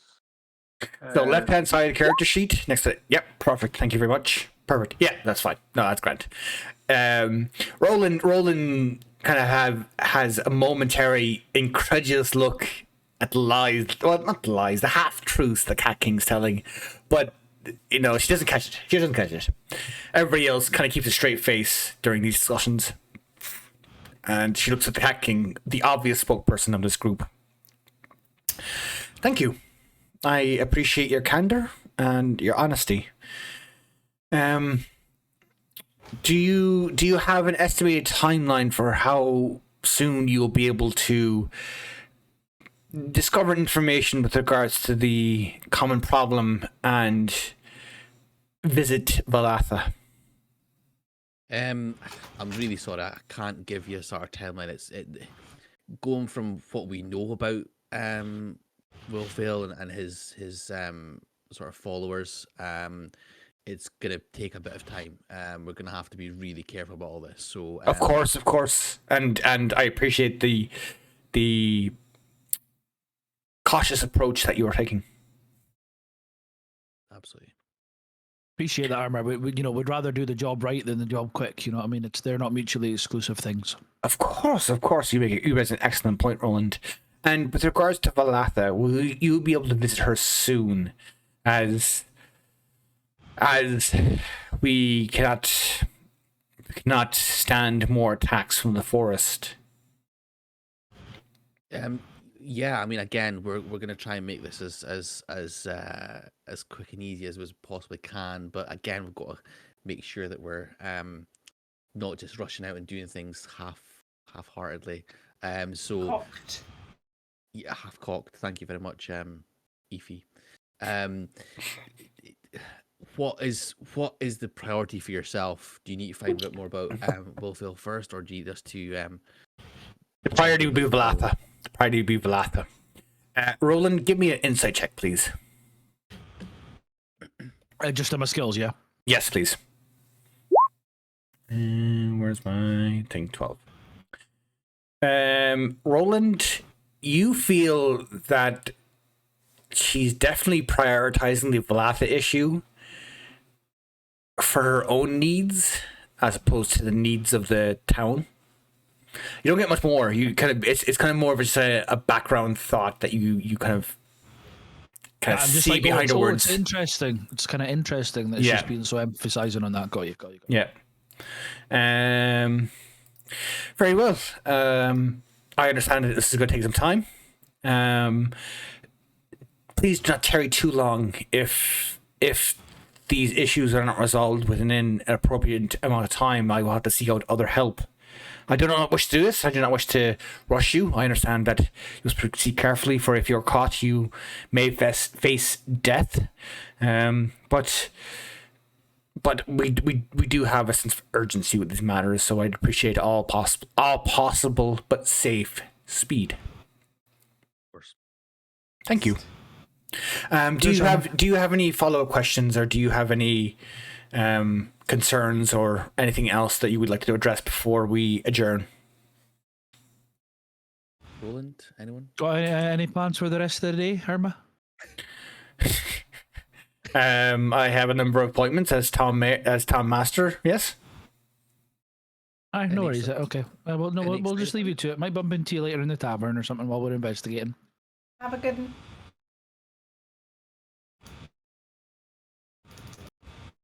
Bye. Okay, you head away. You head away. Do you want to do anything before the approximate time of Vilfail's and Eryma's meeting? Do you want to do anything in between? Do you want to talk to some shopkeepers? Do you want to investigate? Do you want to interrogate citizens? Do you want to get the lay of the land? Bye, Jamie. Have a snack. Yeah, you can get a snack. You can definitely get a snack. What kind of snack do you want? Fish sticks. And custard cream. Ellie. The PG-13 sheet. What? Fish sticks and West custard likes cream is a fish Doctor Who reference. Thank you very much. Oh wait. All right. Never nerd. mind. Okay. Yeah, we give up. Imagine When calling you're somebody playing a Dungeons and nerd. Dragons, nerd. Dungeons and Dragons. Doctor Who reference, nerd. Right. Anybody else have anything they wanted to do before 4 p.m. rolls around? I kind of do. I don't know how you guys feel, but why don't we? I mean, we can go and get fish sticks as well. But why don't we talk to some of the townsfolk? Because apparently, Willfield has told us that there's been, unrest from some of the townsfolk regarding Eryma and her. I think, Catkin, sorry to well, I'm not. Well, I am interrupting, but just on your point, like, do we want to get attraction towards ourselves though? Do we want to, potentially set off either side that we're in? We're questioning their side of the story. If it gets fed back to either side, we could be getting in trouble. Good point, Roland. Good point. I think the term that I'm thinking here is I want to run a tight ship, not a shite tip. I was going to say that earlier. Very yeah. good. Oh, you actually, class. Yeah, genuinely, yeah. Okay, cool. I mean, we're here to work as a team, so I completely take that on. I mean, I'm open to hearing others' thoughts, and if you feel this is a good thing, I'm backing you on it. But I'm just saying, want to be careful. We want to be deceptive and absolutely, and because at the end of the day, we're going to be playing two very powerful people against each other. And you know what we could do is we could split up our groups. Like 2 of us go one way. I swear to God, if it's the party, I'm gonna kill one of you. I will kill one of you. Massey, probably you, because they're not the fucking idiots you fucking turned in chat earlier. No, we were in voice. I was like, stop saying that in chat. Maybe Jamie for his frustration at being in and out of Discord because he's frozen again, so he's obviously gone. Oh, he's not frozen. He's just holding the same position. He's just steaming. I'm not. Are you right there, Jamie? Are you? I'm alright. I'm right here. I'm right here. Let me play. All right, Madge, enough drink for you now, please. Right. So, is the party going to go kind of talk to the citizens of Light's Rest to kind of get more background information, or are you going to leave it off? I think in the case of being, under the radar, so to speak, we have to leave it off, and we're going to have to, stage ourselves somewhere off, not off the beaten track per se, but we don't want to be seen while your man and his crew's traveling to Eryma's office. Yep. Snake and his crew. I agree. Calm and collected. Will fail. Calm and collective, yes. I'm smaller than the rest. Right, Madge, you're still hungover. Shush. Madge was drinking the best of them. Madge is not terribly hungover. Right. We'll say that you did some recon on the Golden Crown. You kind of scope out the area, try to figure out what's going on. You do have a town map, but you don't know kind of what's around it, what shops around it, what houses around it. Are they nosy, gossipy neighbors, or are they all keep to themselves? So, I would like my characters, all players, and you get to pick. So you pick one of these. You can either make an Arcana, an Insight, or a Perception check. Make one either Arcana, Perception, or Insight check. Insight, please. Please roll. Click on the Insight. Sorry, Arcana, Perception, or Insight? Yes, one of those three, please. No, nice, Do Evie. a good roll then. Yeah, I'm guessing you go for the one that's got a higher. The amount tick of beside I would recommend so the ones that you have the ticks next to the box, ticks in the boxes, or the higher numbers. They're the skills that you're better at. Okay. You're just rolling, unfortunately. Massey, you're just having poor luck tonight, mate. You're just having poor luck. So you scout out the area. And you don't notice anything out of the ordinary. Your characters kind of look around and you see, oh yeah, this is Grant. Now, out of game. So taking it out of game for a moment, this is not something your characters don't know. Rolling average and the DM saying to you, everything is fine, might not be everything is fine. Now, your characters don't realize this, but you as players might realize this, and you might kind of take extra steps. I allow that. I allow meta knowledge, is what it's called. Knowing your roles and knowing that 10s and 11s are average. As a result, I'm not giving you 100% correct information. Yeah, Lets you influence your behavior. That's meta playing, and I allow it to a certain extent. But don't take it to okay. I sneak like Batman, and I'm just like quietly, carefully. Play in character. So as far as your characters are aware, there's nothing wrong with approaching this in and sneaking in. Fair enough. Yeah, we're just gonna rock up and yeah. That's fine. I'm naturally sneaky. I'm like just. I would also and that's the other thing I want to get to is that I want everybody to make me stealth checks, please. So just roll stealth once, please.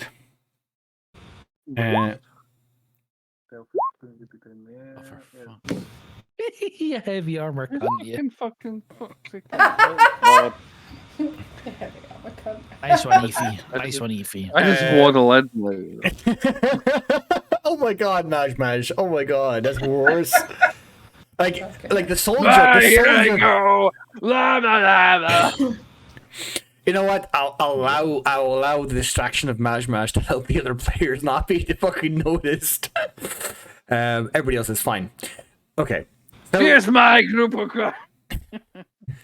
So 4 p.m. rolls around. The party, know that Maj is quite noticeable in his sneaking around. So Maj may serve as a distraction. The party as a whole did not notice any watching eyes on this inn that may be potentially watching for spies. But Roland and Efi definitely would know from their experience, from their life experiences, that it's unlikely that such a High Lord would travel without somebody watching their back. So you do have some character knowledge. The captain doesn't. Marmaj is completely oblivious. But you two would kind of be aware that just because it looks safe doesn't mean it is safe. Yeah. So what's the parties, and this could be a discussion that you had earlier, and this is the great thing about D&D, is that, you know, I describe a situation and we kind of pause for a moment and we rewind to an earlier time where the party had this chat about what's going to happen. Sometimes it's a case of, you know, the party know each other so well that it's just kind of a nod, and everybody knows what they're doing. You don't know each other, so this is something that you could have worked out earlier. So how are you going to sneak into Vilfail's room? To lay out... Is it worth us leaving everybody else outside and me and Roland sneaking in because we're actually good at sneaking? Potentially. So to lay out the situation, Vilfail is currently staying at the Golden Crown Inn. The Golden Crown Inn is off the beaten track, but it's not too far away. So traffic on the streets is... It's not busy, but it's not quiet. Maj has created a bit of a distraction, a bit of a flurry, so you know you have some attention going towards him. But you don't know where Vilfail's room is in the inn. You know where the dining room is and where he stayed, but you don't know where his room is. I reckon that I could work out where the room was by asking at the front desk, using my charisma and pretending that I'm, you know, like an interested party. I'm quite charismatic as well. Okay. We can charm our way in. So just pause that for a moment. So Efi and Roland, you could do that, but the Golden Crown is a high-end inn. They would not hand out customer information to anybody. So you need to have a reason, just any reason that makes sense. No, it's a good plan, but give me a reason. Why would you need to know Vilfail's room from the receptionist? Give me any reason. Throw out any reason, and I'll let you roll. I am part of a spy network that works for the local government. Are you telling this to the innkeeper? Yeah, he needs to know. Like, whatever is the local MI5, right? Okay. Tell him I work for X, whatever they are called. Okay. I don't know. He probably Yeah. No. And we need to know what room they're in because we have a camera set up to watch them, and that is currently malfunctioning. We need to get in there. We need to fix it. They are trouble, and we're going to fix that for the great good. You know, blah blah blah. Good plan. Give me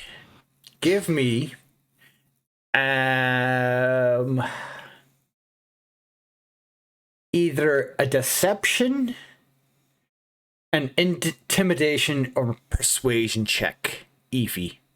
And Roland, you could do the same. Either... Sorry, can you list them? Sorry, again. No, that's fine. That's fine. Yeah! You can give me it.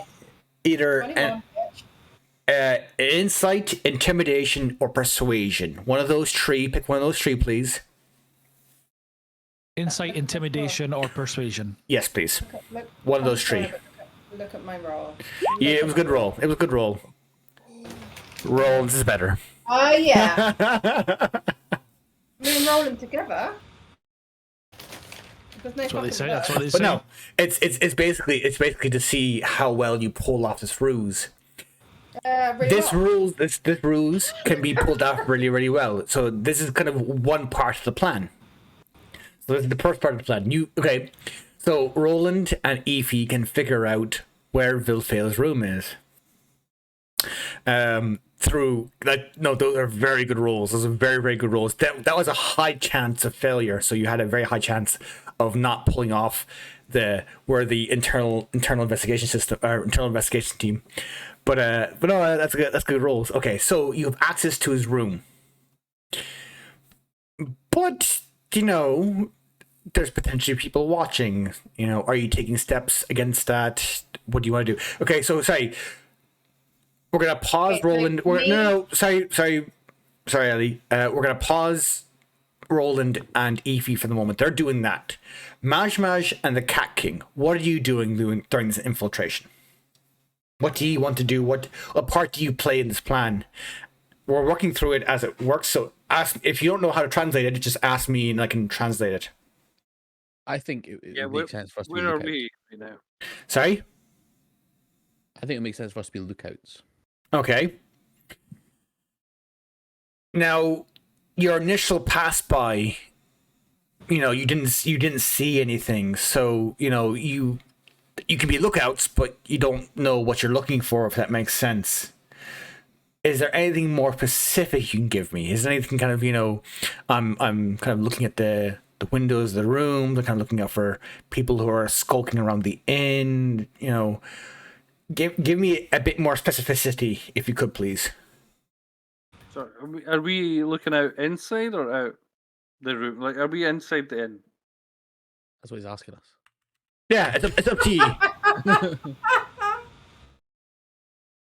It's up to you. Yeah, You can be inside. You can have one person inside, one person outside. In the inn, is there like a little bar, There's a small common room, but it caters to the well-to-do. So you'd have to dress up in your finest fine wear to fit in. Good luck. I'm going through there, la la la la la, and I wander through to that room. To which room? To the common room. Yeah. So you barge in, and you're just causing commotion.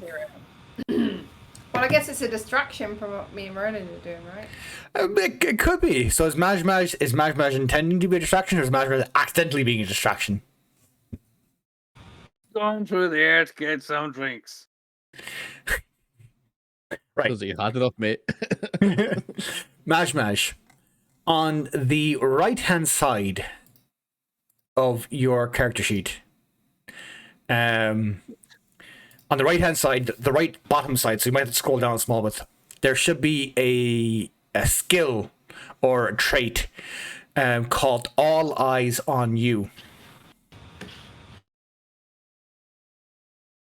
Yeah.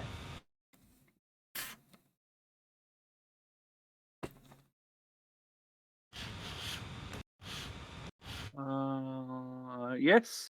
Yeah, can you click on that? Found it. Yeah, click on that. And then click on the speech bubble.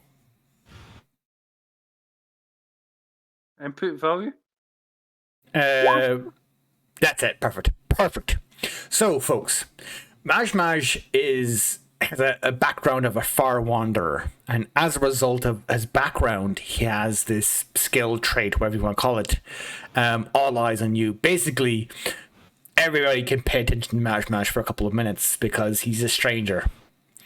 He's an American over in Dublin claiming to be Irish. So Maj can barge into this inn and he can be demanding drink. Maj,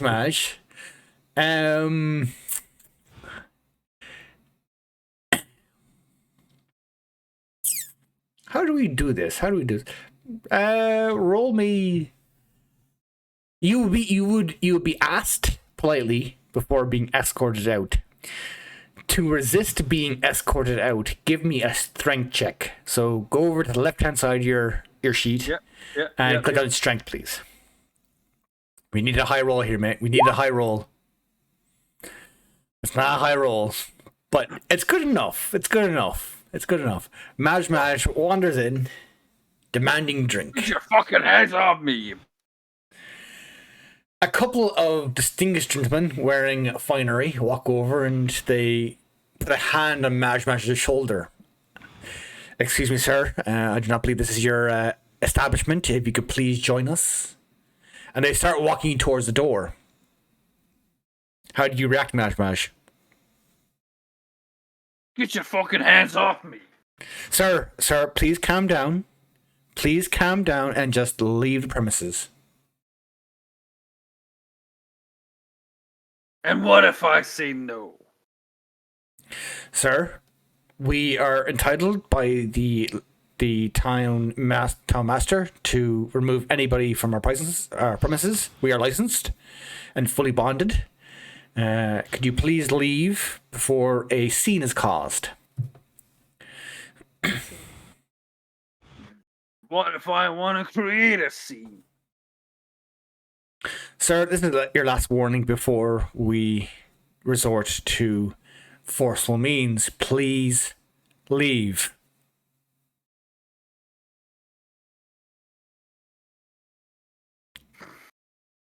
Do it. Do it. Punch him in the face. I jump up really high because I have to. Boom. And I smack him in the face. Give me another strength check, please. Thank you for directing me there. Boom. Oh. No, sorry. So you're doing strength. Sorry, I didn't know it's the first one. You're doing a strength save. So to the left of that should be a big number with straight above that. Yeah, no, it's fine. Don't apologize. Don't be silly. Just big strength number. Yeah, click on the strength above the big number. Oh, my bad. We just stop apologizing. It fucking annoys me when people constantly apologize for something that just, Grr. First time fucking doing it, Jamie. It's okay. Yes, No, you punch his lights out and you cause distraction. I jump up and then I smack him in the face. 4 men in finery suddenly rush out side rooms and they're trying to wrestle this wild dwarf down to the ground, causing a very good distraction for Aoife and Roland to perform their "we're a secret spy service" routine, which helps them, which gets them definitely in there. They're no questions asked. The innkeeper will not report this to Bill Fail because he's like, oh no, that fucking crazy dwarf. Yes, of course you're spy people. Of course you're spy people. Cat King, Cat King, what are you doing to assist this operation? Anything. So I'm just watching Madge make a fool of himself. Quick question: like, see in the town, the thriving town, Yes. is there like animals kicking about, like either rats or cats or anything? Oh yeah, there'll be domesticated animals. So you'd have rats, cats, dogs in the main town center. You'd have animals out in the suburbs, kind of on the farms next to the forests. Okay. Plenty of animals around. Because like one of my like spell things, I can speak with animals. Yes. Like, can I use that to then get a nearby cat that's floating about to do some spying for me? So the speak with animals is typically used to kind of just like interrogate or ask them. If you want to persuade them to do something, it's a bit extra, but you can do that. So what are you looking for the cat to spy on? Well, basically, what my plan would be, would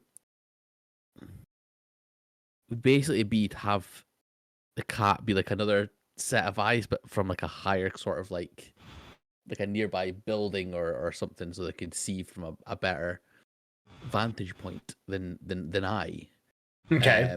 And are you offering any incentives to this cat besides, your own feline persuasion techniques? Yes. A scritch on the belly. You find a local cat, local black tabby cat. What the fuck? You find a local black cat, and you begin a conversation with it. Yes. What do you want?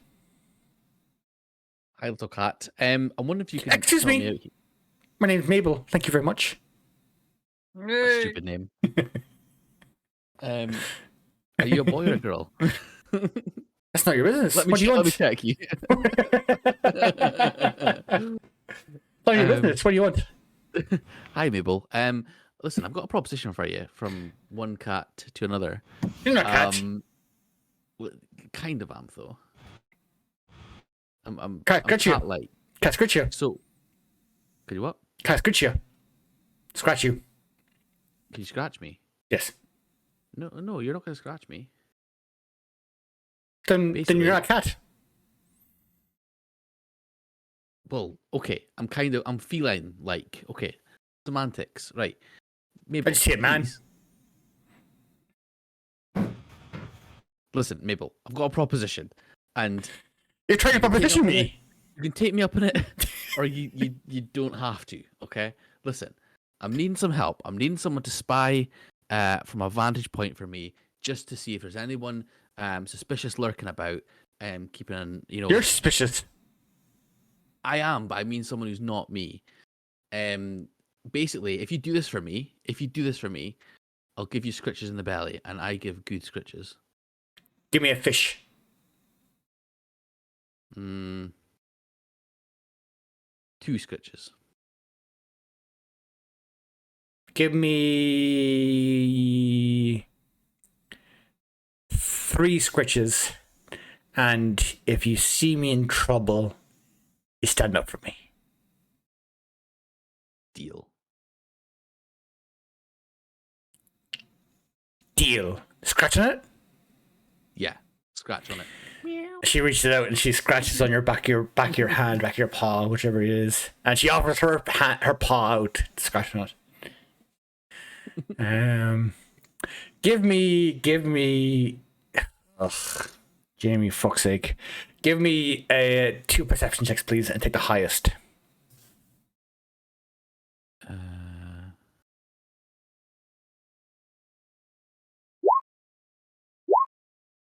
12. It's alright. That's alright. I add stuff in my head to make it better. Mabel climbs up a couple stories and she looks out. With a couple minutes, she returns to you and she says, "Scritches?" Yep, here you go.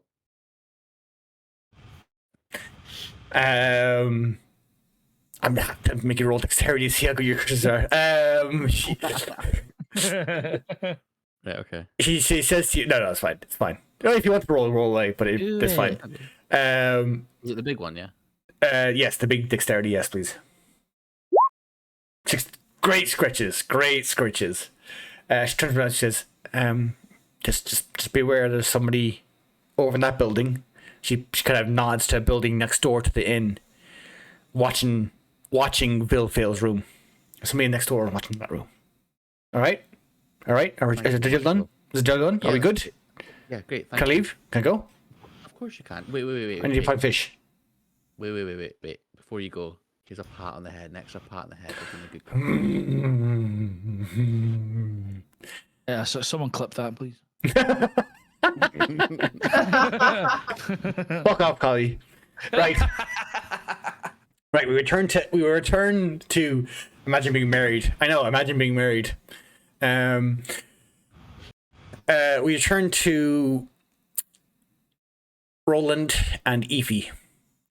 You are shown to Vilfail's room. The innkeeper opens up for you and he turns back to you and you can see he's a bit nervous. He's like, you won't be saying this to the high advisor, sure, so you won't. Won't be mentioning this, no. We keep this between ourselves, yeah. Yep. Okay. Thank you. Look, he's due back in an hour. If you could be done in like 45 minutes, that'd be great. Okay. Oh yeah. Okay. That's just when you're walking out, like, give me the nod, and I'll come back up. Okay. Yep. Okay. Yeah, you enter his room. Yep. It is a stately double room. There's a bedroom separated by a kind of a sliding door to a living room, a sitting room. There is a locked chest with a very complicated looking lock by Jamie. Complicated looking lock at the foot of Vilfail's bed. There are also numerous folders and binders sitting on the dining room table. What do you want to do? Evie, do you have any thoughts? All the stuff. I want to open the thing, and I want to read the stuff, and I want to like just Open up what stuff? See what thing? the thing with the lock, and then I want to read the stuff with the thing. The chest. Okay. Yeah, sure. Okay, so on your character sheet, Efi, if you scroll down underneath passive wisdom, there should be a line called the Thieves' Tools. Yeah, man. Click on that. Yeah. I should ask you Are you concerned about that? if it should ask you what proficiency you want to use. Just choose Dex.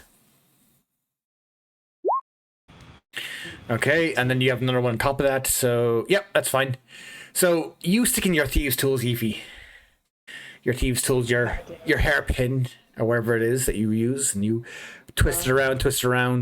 And Roland, this seems to go on for a moment. It's, you know, you're getting questioning thoughts. You know, is Efi a fraud? Is she's just a pretender? But no, after a minute, the lock clicks open, and the chest is unlocked. Boom. Never question me. Efi and Roland, please give me investigation checks. One each, please. Roland, you can give it at advantage because you have the Watcher's Eye thingy. Okay. So roll twice and then take the higher one. If you scroll up, it should be the middle of your skills list. Oh, no. Jesus Christ. No. Sauce. Efi. There is a lot of information. There's a lot of paper. And sifting through it in a short amount of time. Did I get bored and switch off? I imagine. Yes, that's exactly what happened. That's exactly what happened. The ADHD took over. Sauce. But I was Roland, distracted by something shiny. you saw his beautiful goblets that he was drinking wine of last night, and you see yeah. a very rare vintage from the Elvish region available Yeah, to I'm you. off. Bye, sauce.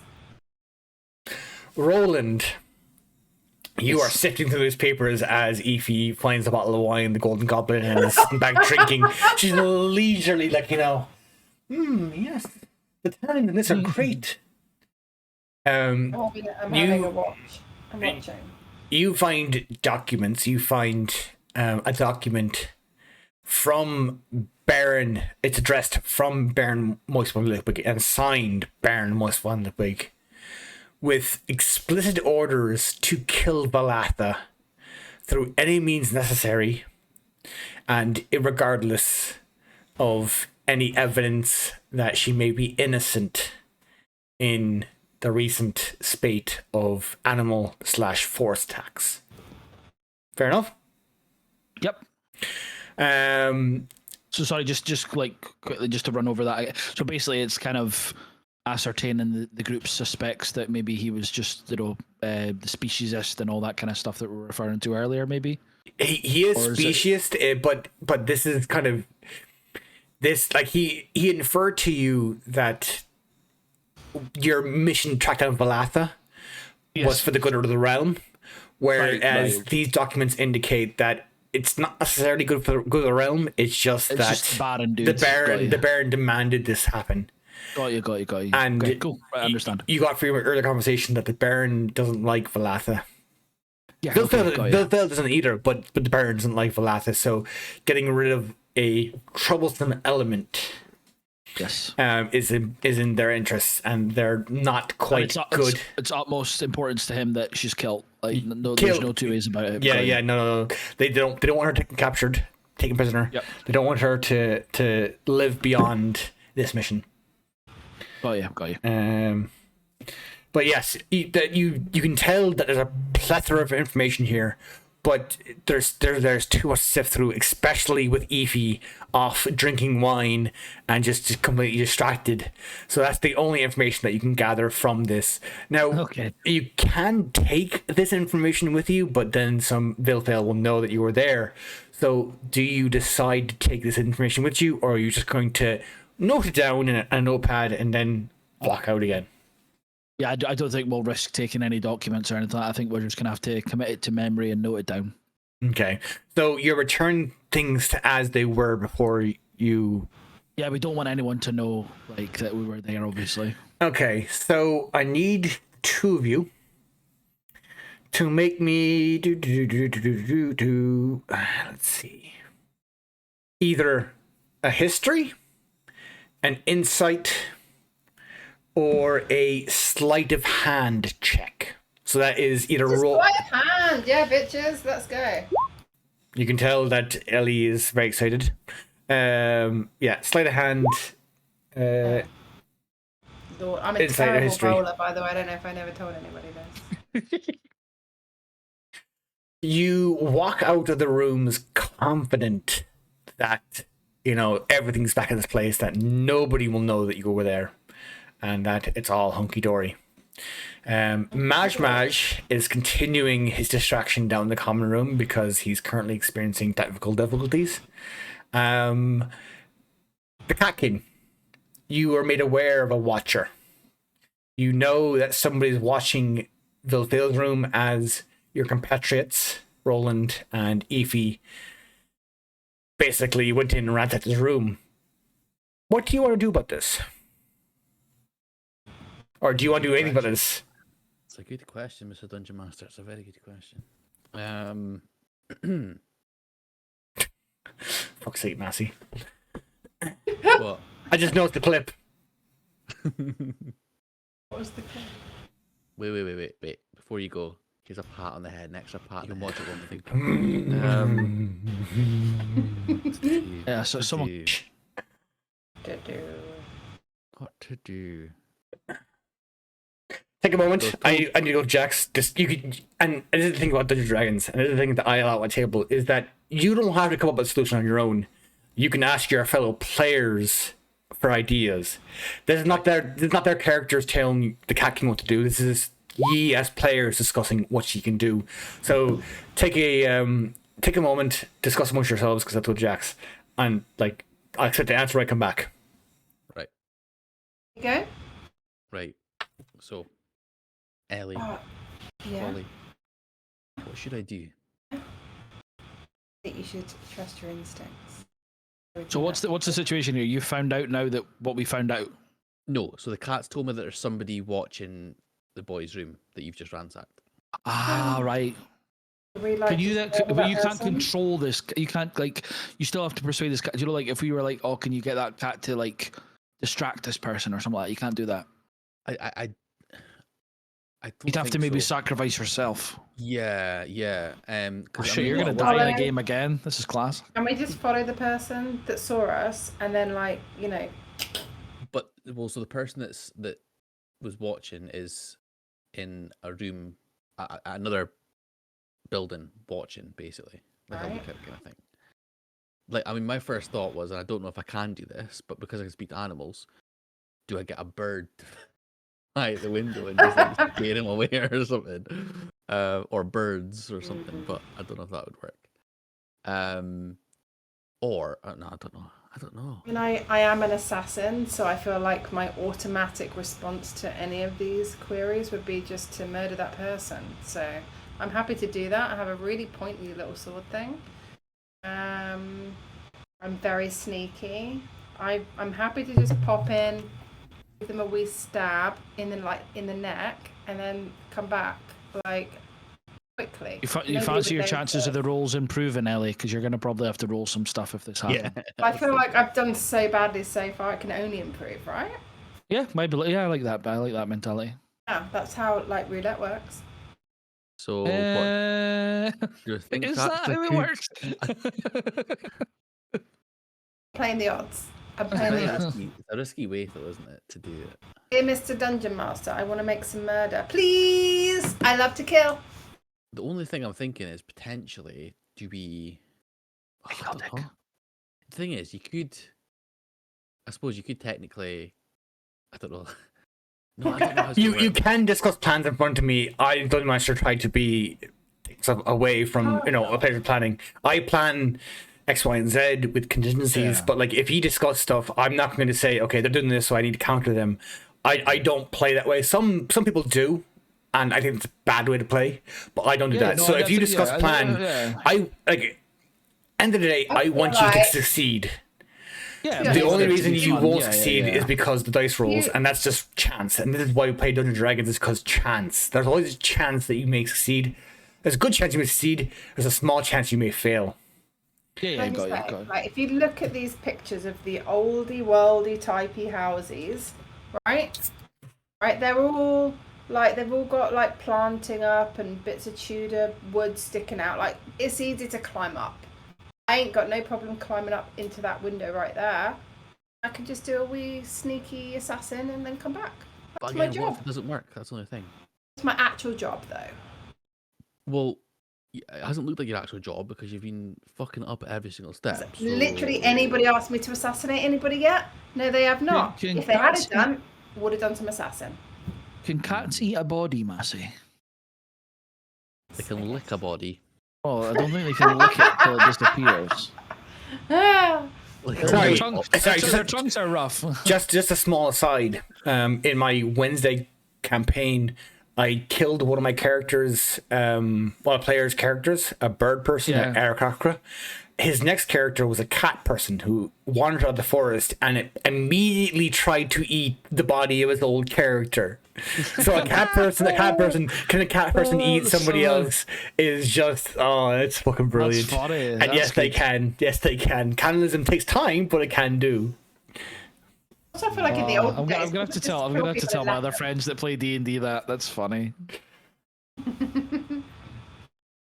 Sorry. So to outline the plan, so you're being advised to basically go kill the observer, the watch out, look out.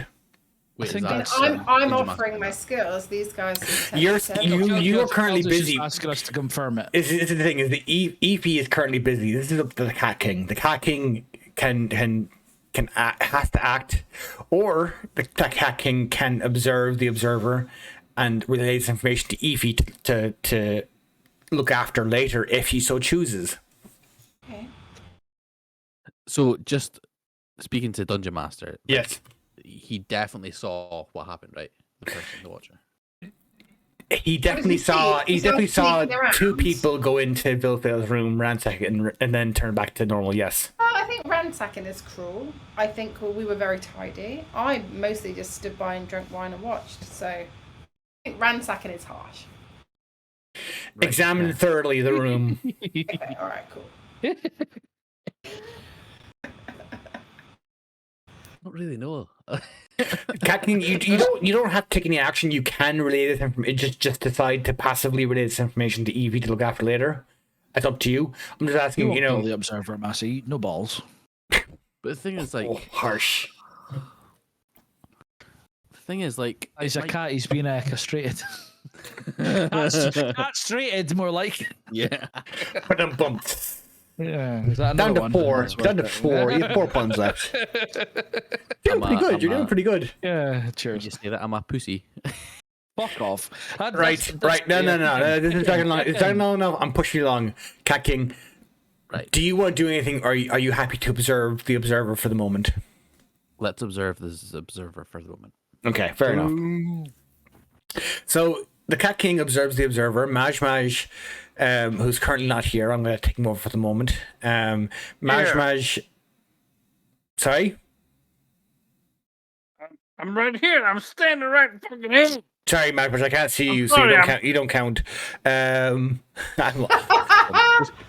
I'm messing, Jamie. I'm messing.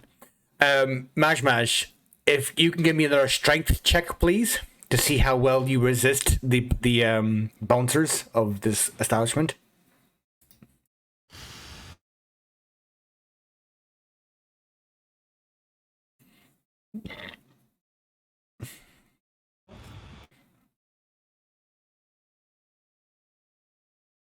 Any day, like. Don't rush, please. Jamie's new. We will give him the same courtesy you got when you were new, i.e., fuck all. I'm still trying to work out my camera. Why's my camera not working? Like, Is it because you've drunk too much? Yeah, I disabled the cameras of people who just can't be fucking arse like. am I doing a thing in the game? Like, Yes. in the game, on your character sheet, open your character sheet, go to the left-hand side, and click on the strength word above the big number, please. I just restarted my computer because I was right. Roll 20. All right, we're gonna come back to Maj. We'll come back to Maj. Yeah, please come back to me. No, it's fine. Relax. It's fine, Jamie. Okay, don't give it all shit, man. Roland and Efi, you exit the premises quietly and discreetly, and you meet up with Cat King. The distraction's still ongoing inside, and you more or less avoid notice except for that one lone observer. The Cat King, do you pass on the information that they were observed? Yep. Roland, Efi, how do you take this information that that you were observed doing something that you shouldn't be observed doing? Raise my eyebrow and sharpen my rapier. Okay, you gonna go kill somebody? Whiskey in the jar. Cat King, mate. What we're gonna do about this? We can't just leave that. He's gonna tell your man. Yeah. Do we think we have to take action now? Is that the good consensus? I would at least say that we at least trip him up. Pick 'em up. Okay. I'm gonna have to side with Efi on this, but I only want to send it as a party if we're all in this together in an agreement. What do you think? Right, I'm caught. I think. What? Okay, right. So yeah, let's send it. Let's get him. Let's get the observer. Send it. Cool. Send it. I've got it. Maj, I'm still waiting on the strength chip, mate. You need me to roll strength. Roll a strength check, please. Thank you. No. Strength check. So to the left of that box, there'll be a line of attributes. You want to click on the strength box at the top left-hand corner. Well, mid-left. Yes, thank you. Let's go. And 19. So Maj, Roland and Efi walk out and they see Maj being held down by 8 gentlemen dressed in finery. These gentlemen are not weaklings, but Maj is just grabbing one, throwing them over, fucking punching around him, biting ankles. He's creating the ultimate distraction. So the only person that seriously noticed a half-orc / tiefling, very rare races, very rare beings in the realm, going up to Vilfield's room was the lone observer in the opposite building. Maj, you'll be held for a couple of hours, but you'll be released after a bit of time. So we have the Cat King, Efi, and Roland outside deciding the fate of this lone observer. Are you deciding to kill him, to incapacitate him, to intimidate him? What's the thoughts? I was just gonna say.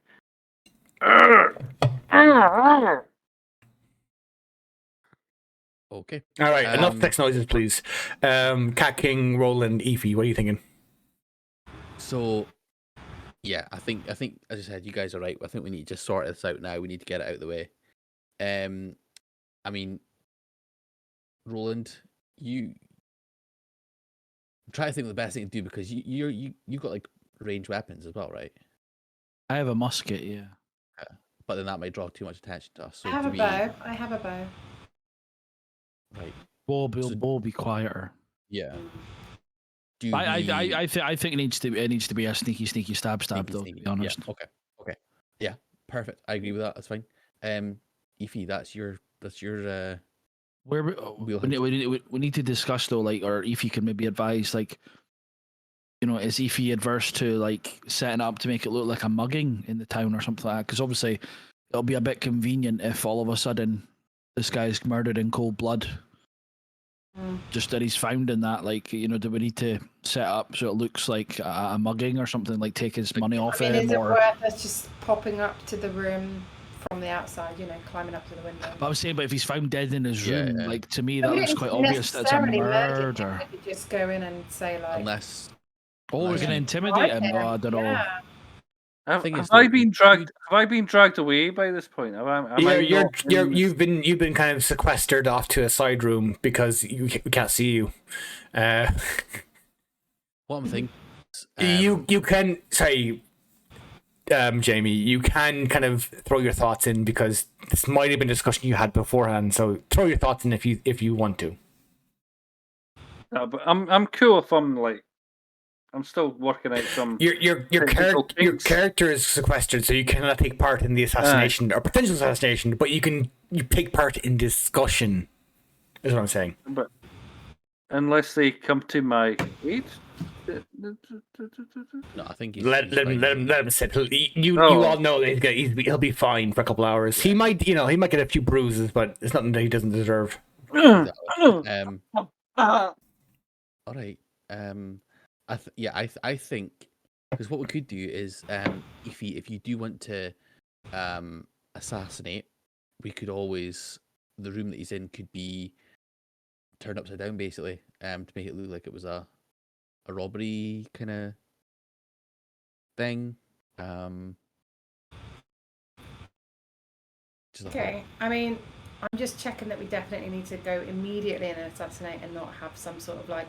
Should at least question why he's watching us. Why is this guy watching us? 2 seconds ago, you were like, "Let me He's kill him." watching. Sorry, to clarify. Sorry. To clarify communications. He's watching Vilfail's room. He's not watching ye. He's watching Vilfail's No, room. exactly. So this is the question that I have: is it's all well and good. I'm happy to go in and murder whoever you like, not a problem.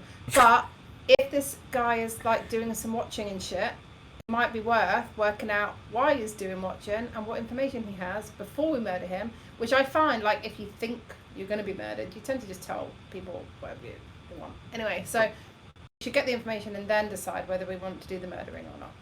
Might be What on I'm our thinking side. though is he not just? Why would you be watching that room? Though? You'd be watching that room for the sake of, watching it as a lookout for Vilfail. Anyway, do you know what I mean? Yeah, of course. Can't hurt to ask before I put my rapier through his neck. Listen, if you're the assassin, you've got the history of doing that stuff. So Okay. I don't know. Roland, thoughts? I think we just have to deal with him and kill it. I don't think we need to do that. I mean, I've got a good intimidation, investigation, insight to see if he's telling the truth, and perception and persuasion, and like that's all my traits that are good in that. So like, if we want to go down that route, we can. Right. But like, Okay, what are we well- gonna do? What are we gonna do with the guy? Like, if he tells us the truth and stuff like that, like tie him up and put him in a cupboard, and then he gets found and stuff, you know. Yeah, I mean, I'm still up for killing him. I want to take the ear as well, Dungeon Master, as we discussed previously. So I think as a plan, just to move it along, I think as a plan, we should go to his room as a party of 3, and Okay, all right, okay. Mm-hmm. I think we should I think we should like maybe.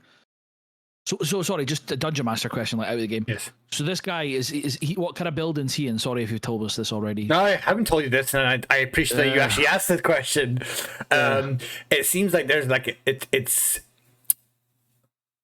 apartments, so it's like it's four apartments in one. If you want to give me Roland and can give me history checks, please. Oh no, I'm not good at that.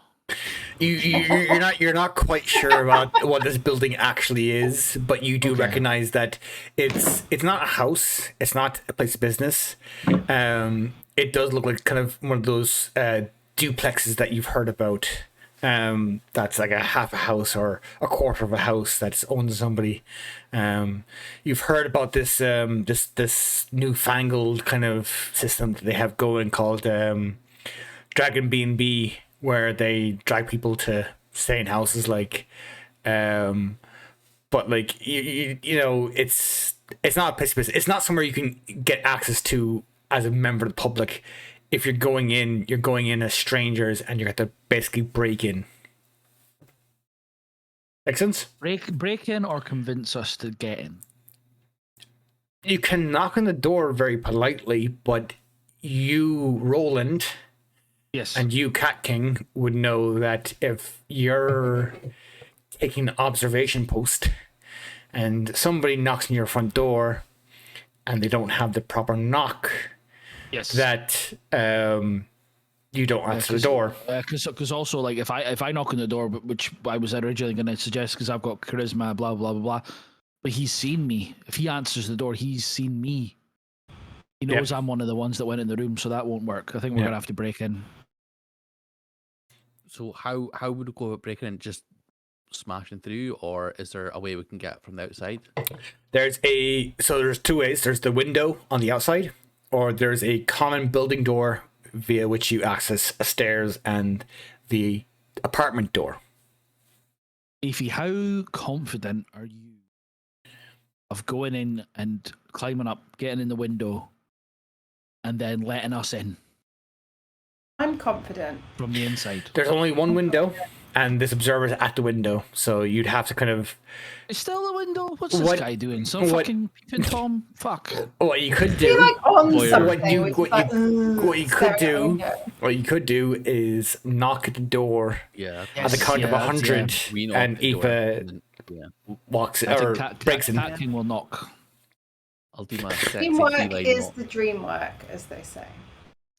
Okay. Yeah. So to clarify, Roland and the Cat King are going to enter this apartment building nonchalantly. They're going to go to the apartment door on the count of 100. The agreed upon a count of 100. They're going to knock, at which point Aoife is going to casually unlock this window and break in to this apartment through the window. The apartment door potentially won't be answered, but Aoife can take hold of the hostage and let her party members in. Is this correct? Yeah, I think that's the plan. Yeah, let's roll with it. Yep. Yeah. Well, that got your words because we're going to roll now. That was why I chose them. Well, I'm impressed you think I well, can count to 100 without being distracted. oh, hey, look, Jamie. How are you getting on, Jamie? Fancy seeing you here, mate. You're muted, Jamie, just in case you're cursing me out. Like, right. So this is the afternoon, so it is a busy enough time. So the first thing I'm gonna, and you cannot stop the sequence of events. We've agreed a sequence of events that we roll with the rolls, pun intended. So Aoife, give me a stealth check first to see how well you climb outside the wall of the building. That's a good roll. You are completely Well stealthy. done, Aoife. Ah, yeah. Roland, Cat King, you easily chat way in. You easy talk way in. Roland and Cat King, give me easy persuasion checks, please. Very easy. What check? Sorry. Persuasion, please. Persuasion. Sorry. No, fine. Yeah. Oh, bollocks. That's fine. The Cat King. It's kind of a group thing. I averaged it out. Cat King managed to talk you into the apartment building. You knock on the door. You wait a reasonable amount of time, and the door isn't answered. Roland, you can feel the hairs in the back of your neck stand up. You know somebody's looking out this. You know that he knows that you know that he knows. Aoife, you quietly open the window. Actually, no, you don't quietly open the window. The window is locked. Give me a thieves tools check. So if you scroll down to thieves tools, left hand side of your character sheet, scroll down thieves tools and click on thieves tools, and then select Dex from the drop down menu. Big money, big money. I've only got public roll or whisper roll. No, public roll. It's fine. I'll add stuff to my head. I got it. Yeah. I'll add stuff in my head. Don't worry. Boom. The window clicks open quietly for you. You slip into the apartment, into the bedroom. You stalk through it towards the front door, towards what you assume the front door is. Now, Aoife, and this is not part of the plan, this is the Aoife's decision, and only Aoife can decide this. So I want to hear nothing else from the other two players. Do you grab your captive, your observer, the person that you're here for, in a kind of a controlling lock, or do you slit their throat immediately? No, I grab them with my rapier to their neck so that they know that like literally one false move or word, I'm gonna just And I'm assuming that you opened the front door for Roland and Kaking. Fair enough. Yeah. So a plan well executed. There's a good chance I might also cut off his tongue and keep it as a small necklace. Tongue and ear. And that's just a bit creepy. And like a trophy. Like, fuck you guys. I'll do what I Not want. killed him yet. Relax. Yeah. We haven't got to that point yet. We Just like retire to a small room on the inside of the apartment with no windows, where our three, not heroes, because you're not heroes, adventurers stand over the observer. A human man, a nondescript human man of average height and average build, brown hair, brown eyes, wearing nondescript clothes. He's very ordinary, very generic. You would miss him in a crowd. Roland, actually all of you will recognize this man has been purposely chosen as kind of a spy. He is the perfect spy in that you don't notice, you don't see him. He's dropping on the road.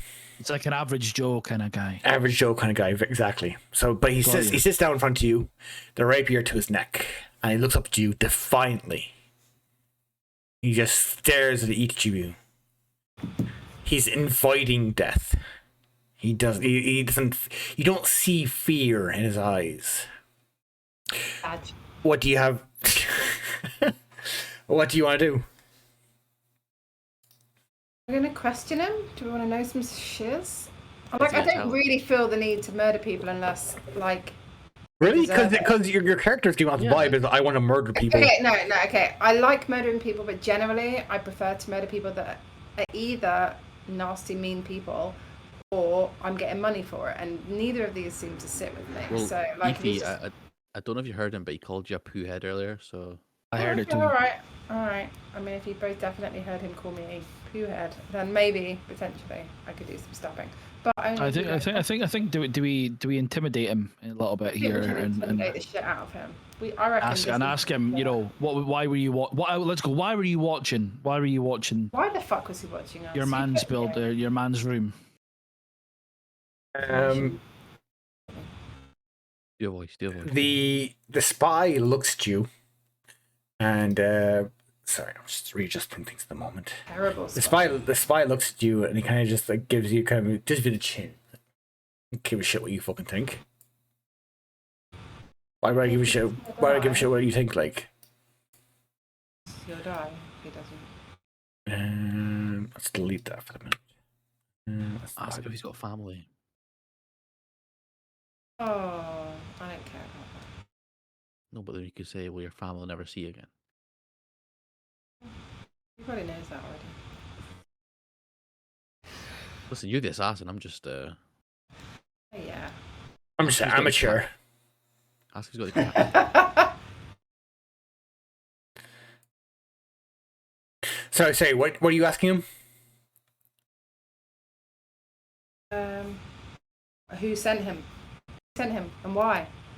He doesn't tell us. We'll cut Give- off all. Everybody give me an intimidation check, please. Okay. Oh, for fuck! What? Right. Oh, great. I will allow each of you to give me one line of RP to describe what your character is doing to be intimidating, and this can give you a potential bonus to increase your score. So, Roland, you're first. You rolled first, so you're first. So, what is your character doing to give you a potential bonus? So I tower over this guy because again, quite a big half orc dude. I've pushed back my hat a little bit so you can see like kind of the fact that I'm a half orc and I'm Fierce standing around, features. I'm scowling at him and just like eyeballing this guy. I've got my hands on my hips, but I've like pushed open my duster coat there, Yeah. so you can clearly see how well armed I am, and he can see that the gun belt is the holster's unclipped, and he can see that the gun's well used as well. So it's not as if I'm like An hesitant amateur. of using it or whatever. Yeah. Okay. Fair enough. So I just like eyeball him. I don't say anything or that. It's pure just like a gizmo, like like I'm bigger than you, I'm badder than you kind of vibe. Yeah. Okay. Cool. Good. Cat King. What do you do to be intimidating? To be really intimidating? So I normally stand obviously on two legs, like a human kind of thing. But what I do is actually move down onto like my four legs and kind of look almost like a weird animalistic sort of thing, and I bound towards him, just stop him just before his face, bound towards him on four legs, and just go. Fuck off. I'm not having that. Like, That would Oh, terrify you me. you got a bonus for that face. Just for that Oh face my alone, you get bonus. Ellie, what does EP do to be intimidating? I'm holding his tongue in a pair of tongs. Okay. Whilst I use my other tools to pull out his finger and toenails, and threaten to cut off other parts of his body using my rapier. How many hands do you have? I have two. Okay. Yes. No. That's good. No. All I'm saying is I- the threat is clear. Parts of his body will be removed. Yeah. So I always allow players to mitigate bad rolls through great roleplay because yes, there has to be chance, but at the same time, if you put out a brilliant piece of roleplay, which that was all good, that was all very, very good, especially the face, especially the face, fucking chef's kiss, Jesus Christ, fucking man. hell, man. Really clever, yeah. But no, I prefer roleplay over bad rolls. So I will give you the observer looks up at you, generic Joe. I'm working on behalf of high. Well, his tongue is kind of pulled out, so he's mumbling his words. I'm working on behalf of the high advisor, Phil Fail. Can you please release my tongue? Fine. I'm working on behalf of High Advisor Vil Fail. I saw you, he nods to Roland and Efi. I saw you ransack his room. Now, I was supposed to report back what I seen, but obviously, I'd rather not die nor lose any body parts. He glares at Efi. So I'm offering my silence in exchange for my body parts. Lovely. Nice.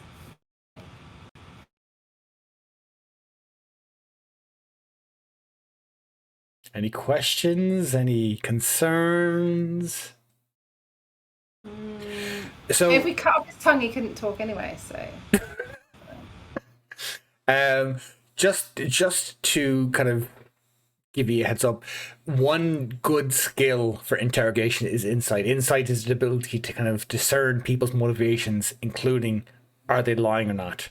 So somebody could insight this person if they chose to see if he's telling the truth. It's if you ever saw the show Lie to Me, it's basically reading their expression and trying to see if they're lying. All the micro expressions and stuff. Yeah, Exactly. So I think Roland, you're a good insider, aren't you? I've got good insight.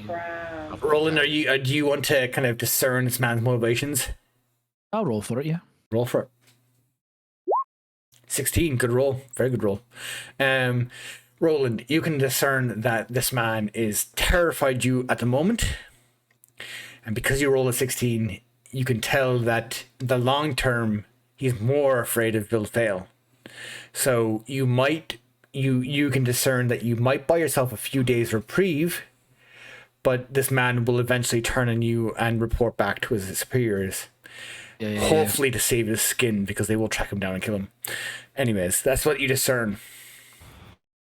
So I'm gonna like just straight up tell Cat King and Efi that's what I discern from this guy. I don't trust him, and I think he would turn on us quicker than anything. So I think his we've got eyes no choice shoot here, up. guys. His eyes shoot up, and he's like, no, I'll turn you. Hey, Mabel. Mabel! Our cat's called Mabel. Mabel, as you were well. supposed to kill this guy. What the hell? He's like, no, I won't, I promise, I swear, I promise, I won't. So I just reiterate. Sorry. On you go. oh, no, I was just to reiterate. You have a man in front of you who was spying upon you, spying upon somebody else. Roland has correctly determined that he'll betray you at a later date, not immediately, but at a later date. Roland, you are saying that you should kill him now. Is that correct?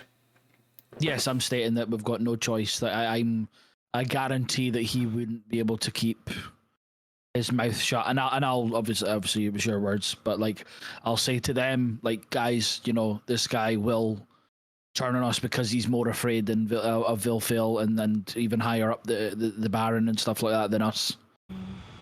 So I'm drawing a line under this. I'm drawing a point to this because this is a choice that your characters, and you need to decide what your characters would do. And this is kind of the deeper part of D&D. It's easy to be the heroes. It's easy to kind of take a quest on and do stuff. It's more difficult to decide, in the grey areas, what your character would do. So if you want to take a moment and think about it. I can already tell Ellie's like, just kill him, just kill him, just kill him. More about like which bits can I cut off? Well, no, but that is very in Ellie's character. And this is the thing is that what would your character do, and are you prepared to live with the consequences of your character's actions? 100%. Yeah, so Roland's like a former lawman, but he's also delved into the belly of the beast of the criminal world as well. So I think Roland will, not quite begrudgingly, but he accepts the fact that this is the only way. We're kind of forced into a corner here. We've went so far down the path of playing both parties here, I think, in order to protect ourselves and be self-preserving, which he is at the end of the day as a loner, as a kind of not quite a wanderer, but like as a guy that's always looked out for himself and his own interests. He sees this as the only way to protect himself, and therefore his little cat king friend and his new acquaintance, this Efi, who respects and admires almost in terms of her technical prowess of sneaking and stuff. Further explanation for the kind of the in-depth review of her character, Roland, mark down inspiration on her character sheet. That's very in character. That's very, very in character, and thank you for the explanation. Yeah. Cat King, I think you're kind of the only person outstanding, and well, you're being outvoted, but you still have a voice. So, what does the Cat King think? Listen, for the Cat King is he's a lawful kind of guy. So yeah, killing somebody is not where I'd want it to go. He also is extremely loyal in terms of what Roland is. He takes exactly what Roland's saying, as he trusts Roland so much that if he says this is what we'll have to do, this we'll have to do, but begrudgingly and not very happily, he turns away as the other two do the kill. So you don't necessarily agree with the kill, but you are not going to stop the kill. Is that what you're saying? Yes, but also don't want to see it really. Bit cowardly, but okay, fair enough. It is. I'm sorry. As an outside observer, I'm not judging you. I'm just. I'm commenting. Mabel, just go. Mabel's like, fuck off, pussy. Efi or Roland, which one of you are performing the kill? Which one of you are ending this man's life? This man whose only crime was to watch. To be a spy. Yeah, he's a paid member of the shadowy cabal. So I think I'll allow Efi to do the honors.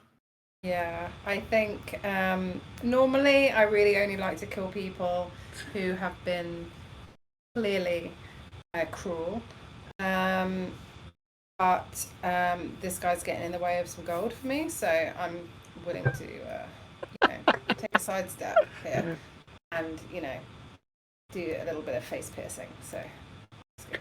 Okay, so you just stab him straight in the eye with your rapier and drive your point. I was gonna go like diagonally across the head, but sure, whatever. Oh, but no, if you're slapping him across the face, can we disfigure him? Yeah, that's fair enough. Yeah. This boy is dead. Generic Joe is dead. How are you disposing of the body? Wardrobe? You can put in the wardrobe, but it'll be eventually discovered there.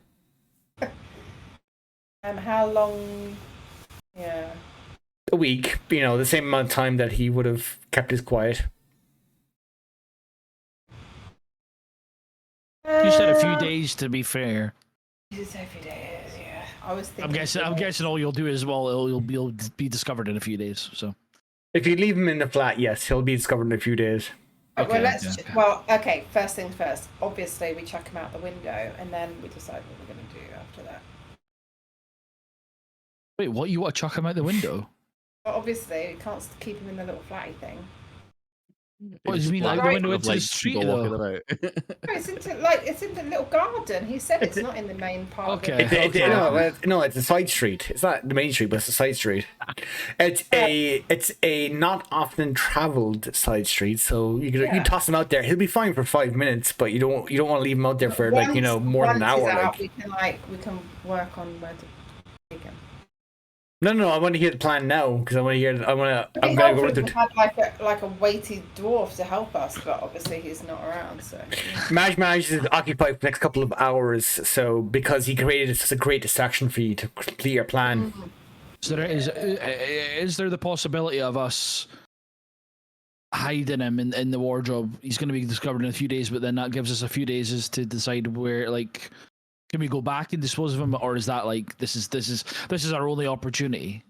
We could go and dig up a nice little grave. I'll give you 3 days. You understand? You understand? I think that's enough time. I think that's enough time because as a party we're going to be doing a lot of toing and froing and stuff like that between investigation and that. So I think that we're just going to have to, did you make a mess, Aoife, when you killed this guy? Or were you very... Absolutely not. I'm super tidy. You cut him across the face. I poked him with my spatter. needly thing, through the head. You said I cut him across the face. No, you said that. I said I poked him. No. I said you poked him through the eye. No. I said you poked him through the eye. I said not through the eye. And I said Ellie, through the head, I think you'll find that I'm the dungeon master, so I'm the one who's right. Let's go. Stamping authority, I rate it. Okay, fair enough. No. You don't create a mess. There you go, Chris. I'm only taking the piss. You don't create a mess. Never, ever create a mess. I'm a clean, silent assassin. Assassins don't make messes. I think we just do we wrap him up in the duvet of his bed and shove him in the cupboard, or do we just... that would slow decomposition smell? Yeah. Yeah, I think that's it, and then we send the cat gang round to the local petrol station to buy some of the air fresheners and shit. No, because I'd start playing with it That's really true. I think we'll wrap him up, hide him. I think that's it, and then got 3 days to find somewhere to. Okay. I'm going to ask for one roll, and it's an important roll. So Massey gets to make the roll because if it fails, it's Massey's fault. Okay, cool. Yeah, nice. Oh god. Massey, roll on the left-hand side. Select the dice roller, and select 1d6, please. Just roll. Just hit the d6, please. Can I just ask why? No. You can ask. I won't answer. Just ask. Just roll, please. That's fine. That's grand. No, that's grand. That in D&D, in D&D, dungeon masters regularly just roll, or they ask the player if they're really sneaky. They'll ask the players to roll, and they won't answer why. So yeah, that's fine. Thank you. Was it 4 days? No, that's 4. That's fine. That's grand. You roll him up, you wrap him up in his duvet, and you stuff him in the closet, and you nonchalantly all exit the apartment building, heading back to your inn.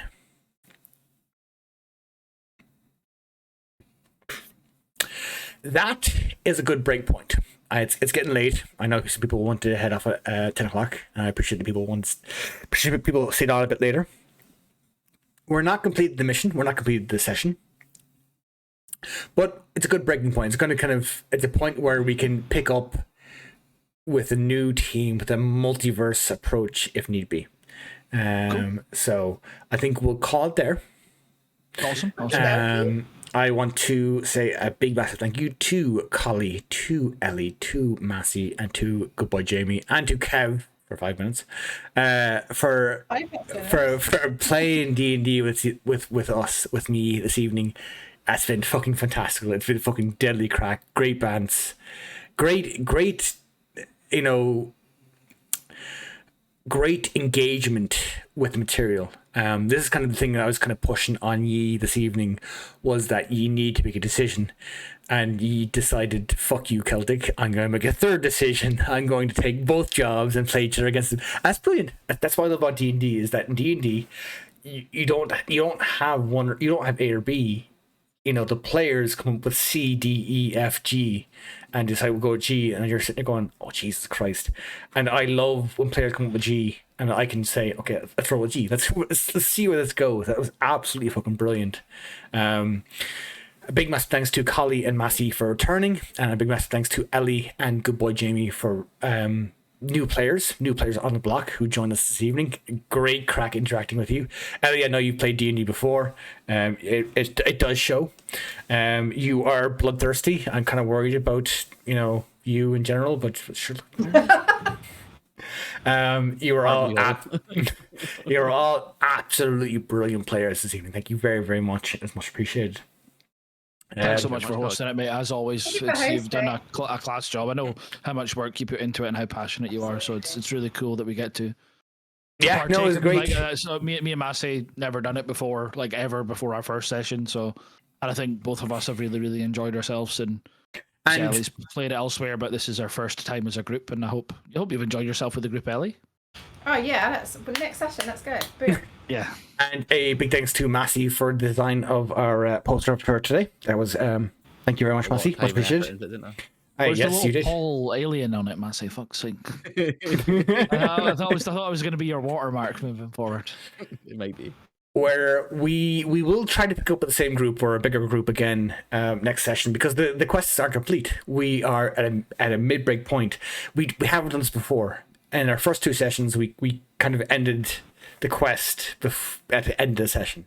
Yes, we rushed it a small bit, but we ended it. But this is part of D&D, and D&D is part of ending halfway through, finding a good break point and kind of ending. So I very, very, very, very much hope that our players can join us for the next session, whenever that may be. I'm fingers crossed, fingers and toes crossed, late March, if not early April.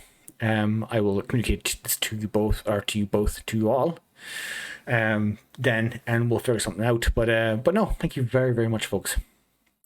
Thank you. Thanks, mate. We'll dip out and let you finish up streaming. Yeah, I'm gonna pop over to another channel. Thank you all very much. Catch you later. Thank you much. Good night, Ellie. Good night, Massey. Good night, Celtic. Confirm. Let's pop over to just chatting. Just chatting. There we go. And that's it, folks. That is D&D Part 3. Originally, the reason why I say Part 3 is a play on the Irish pronunciation of 3. So this is our third session. Irish tend to pronounce 3 as tree. The party was originally planned to go into the forest. I was planning for them to go confront Valatha, but the party decided elsewhere. The party decided, nah, fuck that. We're going to play both sides against each other in the town, in a town politique game, which is great. It's brilliant. And this is what I wanted. This is what I wanted from the game, is that I wanted the players to engage. I wanted the players to decide their own path, because that to me is the most important part of D&D. I, as Dungeon Master, I edit the world. I give them the quests. I kind of say, what do you want to do? And my best moment personally is when when the group of players that I've assembled, that have joined me this evening, decide, no, we're gonna do our own thing. We are going to engage the world. We're going to figure out something else to do, and we're going to turn your world on its head. And that happened tonight, and it was brilliant. It's beautiful. That's it for tonight, folks. We are going to be back with D&D Part 4, because we're not finished. We're not finished. I'm not going to end that cliffhanger. I'm not going to stop, say, that's it, job done. We are going to come back. Hopefully we'll get back Ellie, Massey, Collie, and Good Boy Jamie, and Kev the Rev. We'll see how dates line up. This is the thing with D&D. Oh, don't mind the hair. Don't mind the hair. There's a reason I wear the hat. Hopefully we'll get back the same players. If not, we'll get back a similar set of players, and we'll be able to progress the quest. And the story will continue, folks. The story will continue. Nox, you prick. Thank you very, very much. Folks, is that a wig? Fuck you, RQ. Fuck you. Folks, again. The people that joined me this evening. Collective Unit, Massey 1903. Good Boy Jamie. Sigma Elements is gonna have a fucking conniption. Good Boy Jamie. Shout out Ellie Keats. Ellie. And shout out for Kev the Rev. Kev the Rev 2023. Thank you very much for joining this evening, folks. It was a pleasure. It was a genuine pleasure to DM for you this evening. I was worried. I was concerned. I was nervous about running another Dungeons and Dragons session, especially with everything going on in life. But it went off fantastically. I couldn't ask for a fucking better group of friends, of Twitch friends to play with. Thank you all very much. We are going to send you over. We're going to send you over to another D&D group. There's another fellow Irish streamer, the Horsey Boy. Magpie Mischief. Thank you very, very much. I'm actually just ending stream. Folks who don't know Magpie is a Star Wars enthusiast. And an absolutely brilliant streamer. She mainly plays single player games. But she's an absolutely brilliant person. Highly recommend checking out Magpie. Thank you very much for the shout out. Magpie is an absolutely brilliant streamer, and I highly recommend her. She's on the American West Coast, so she's a bit late for us. Star Wars enthusiast.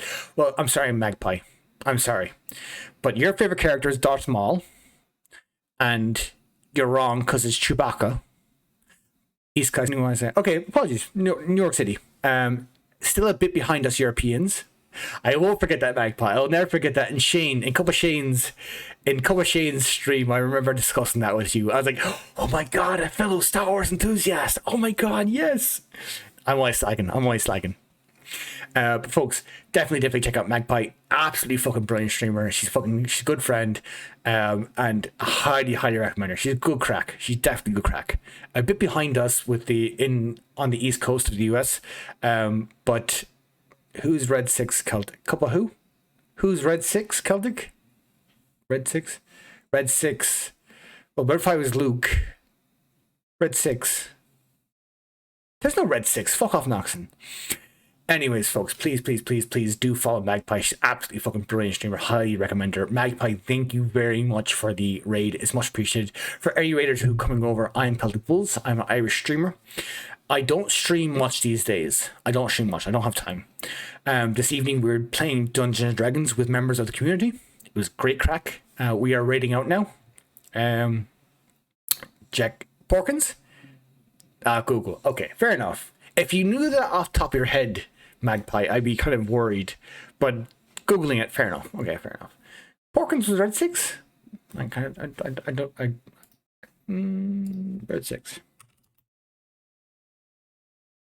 Red 6.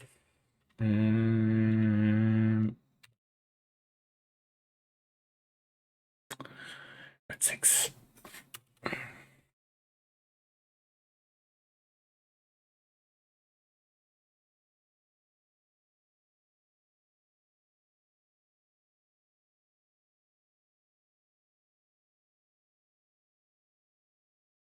Yeah, check Total Porkins. Thank you, Magpie. Oh, come on, Magpie. Second to Marjade. Marjade is fucking awesome. Anyways, folks. Sorry. Irish streamer. Don't stream us these days. Playing Dungeons and Dragons. I will be back with more Dungeons and Dragons. I will be back with more Dungeons and Dragons, maybe Apex. We'll see how we go. We're raiding out. We're raiding out to another Dungeons and Dragons streamer, an Irish streamer, the Horsey Boy. He's a good streamer. Like, I enjoy his content somewhat. I'm not gonna. Yeah, I'm rambling. If we could please bring back Celtic next time, aren't you, Jackson? Yes, I will 100%. If we could please blow up a chat with would you please, Stream Elements, where the fuck are you? If we could please blow up a chat with chat messages, it'd be great. Just bear with me 1 second. I'll grab them out of Stream Elements. Chatbots. Chat commands. Chatbots. Chat commands.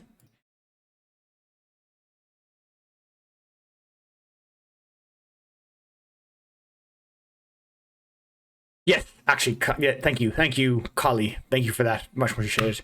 Folks, until then, until next time, look after yourselves, look after your loved ones, look after, everything you take dear in life. Have a good weekend. Tomorrow Sunday, last day of the weekend. Have a good weekend, have a good week, have a good life, have a good time.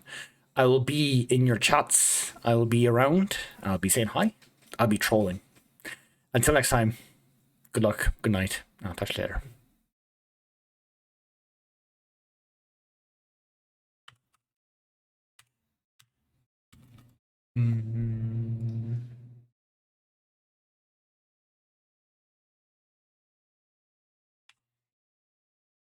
You actually bite off a piece of chicken? You bite off a piece? No, Ash's face though said everything. Lorraine's claw will come up and all you'll hear is like yeah. He wants a piece too, like. Okay, I guess we just keep going then. I presume, where did Ash find get the detect thoughts over this area? Oh shit. Over towards this kind of area, yeah. Oh, okay, cool.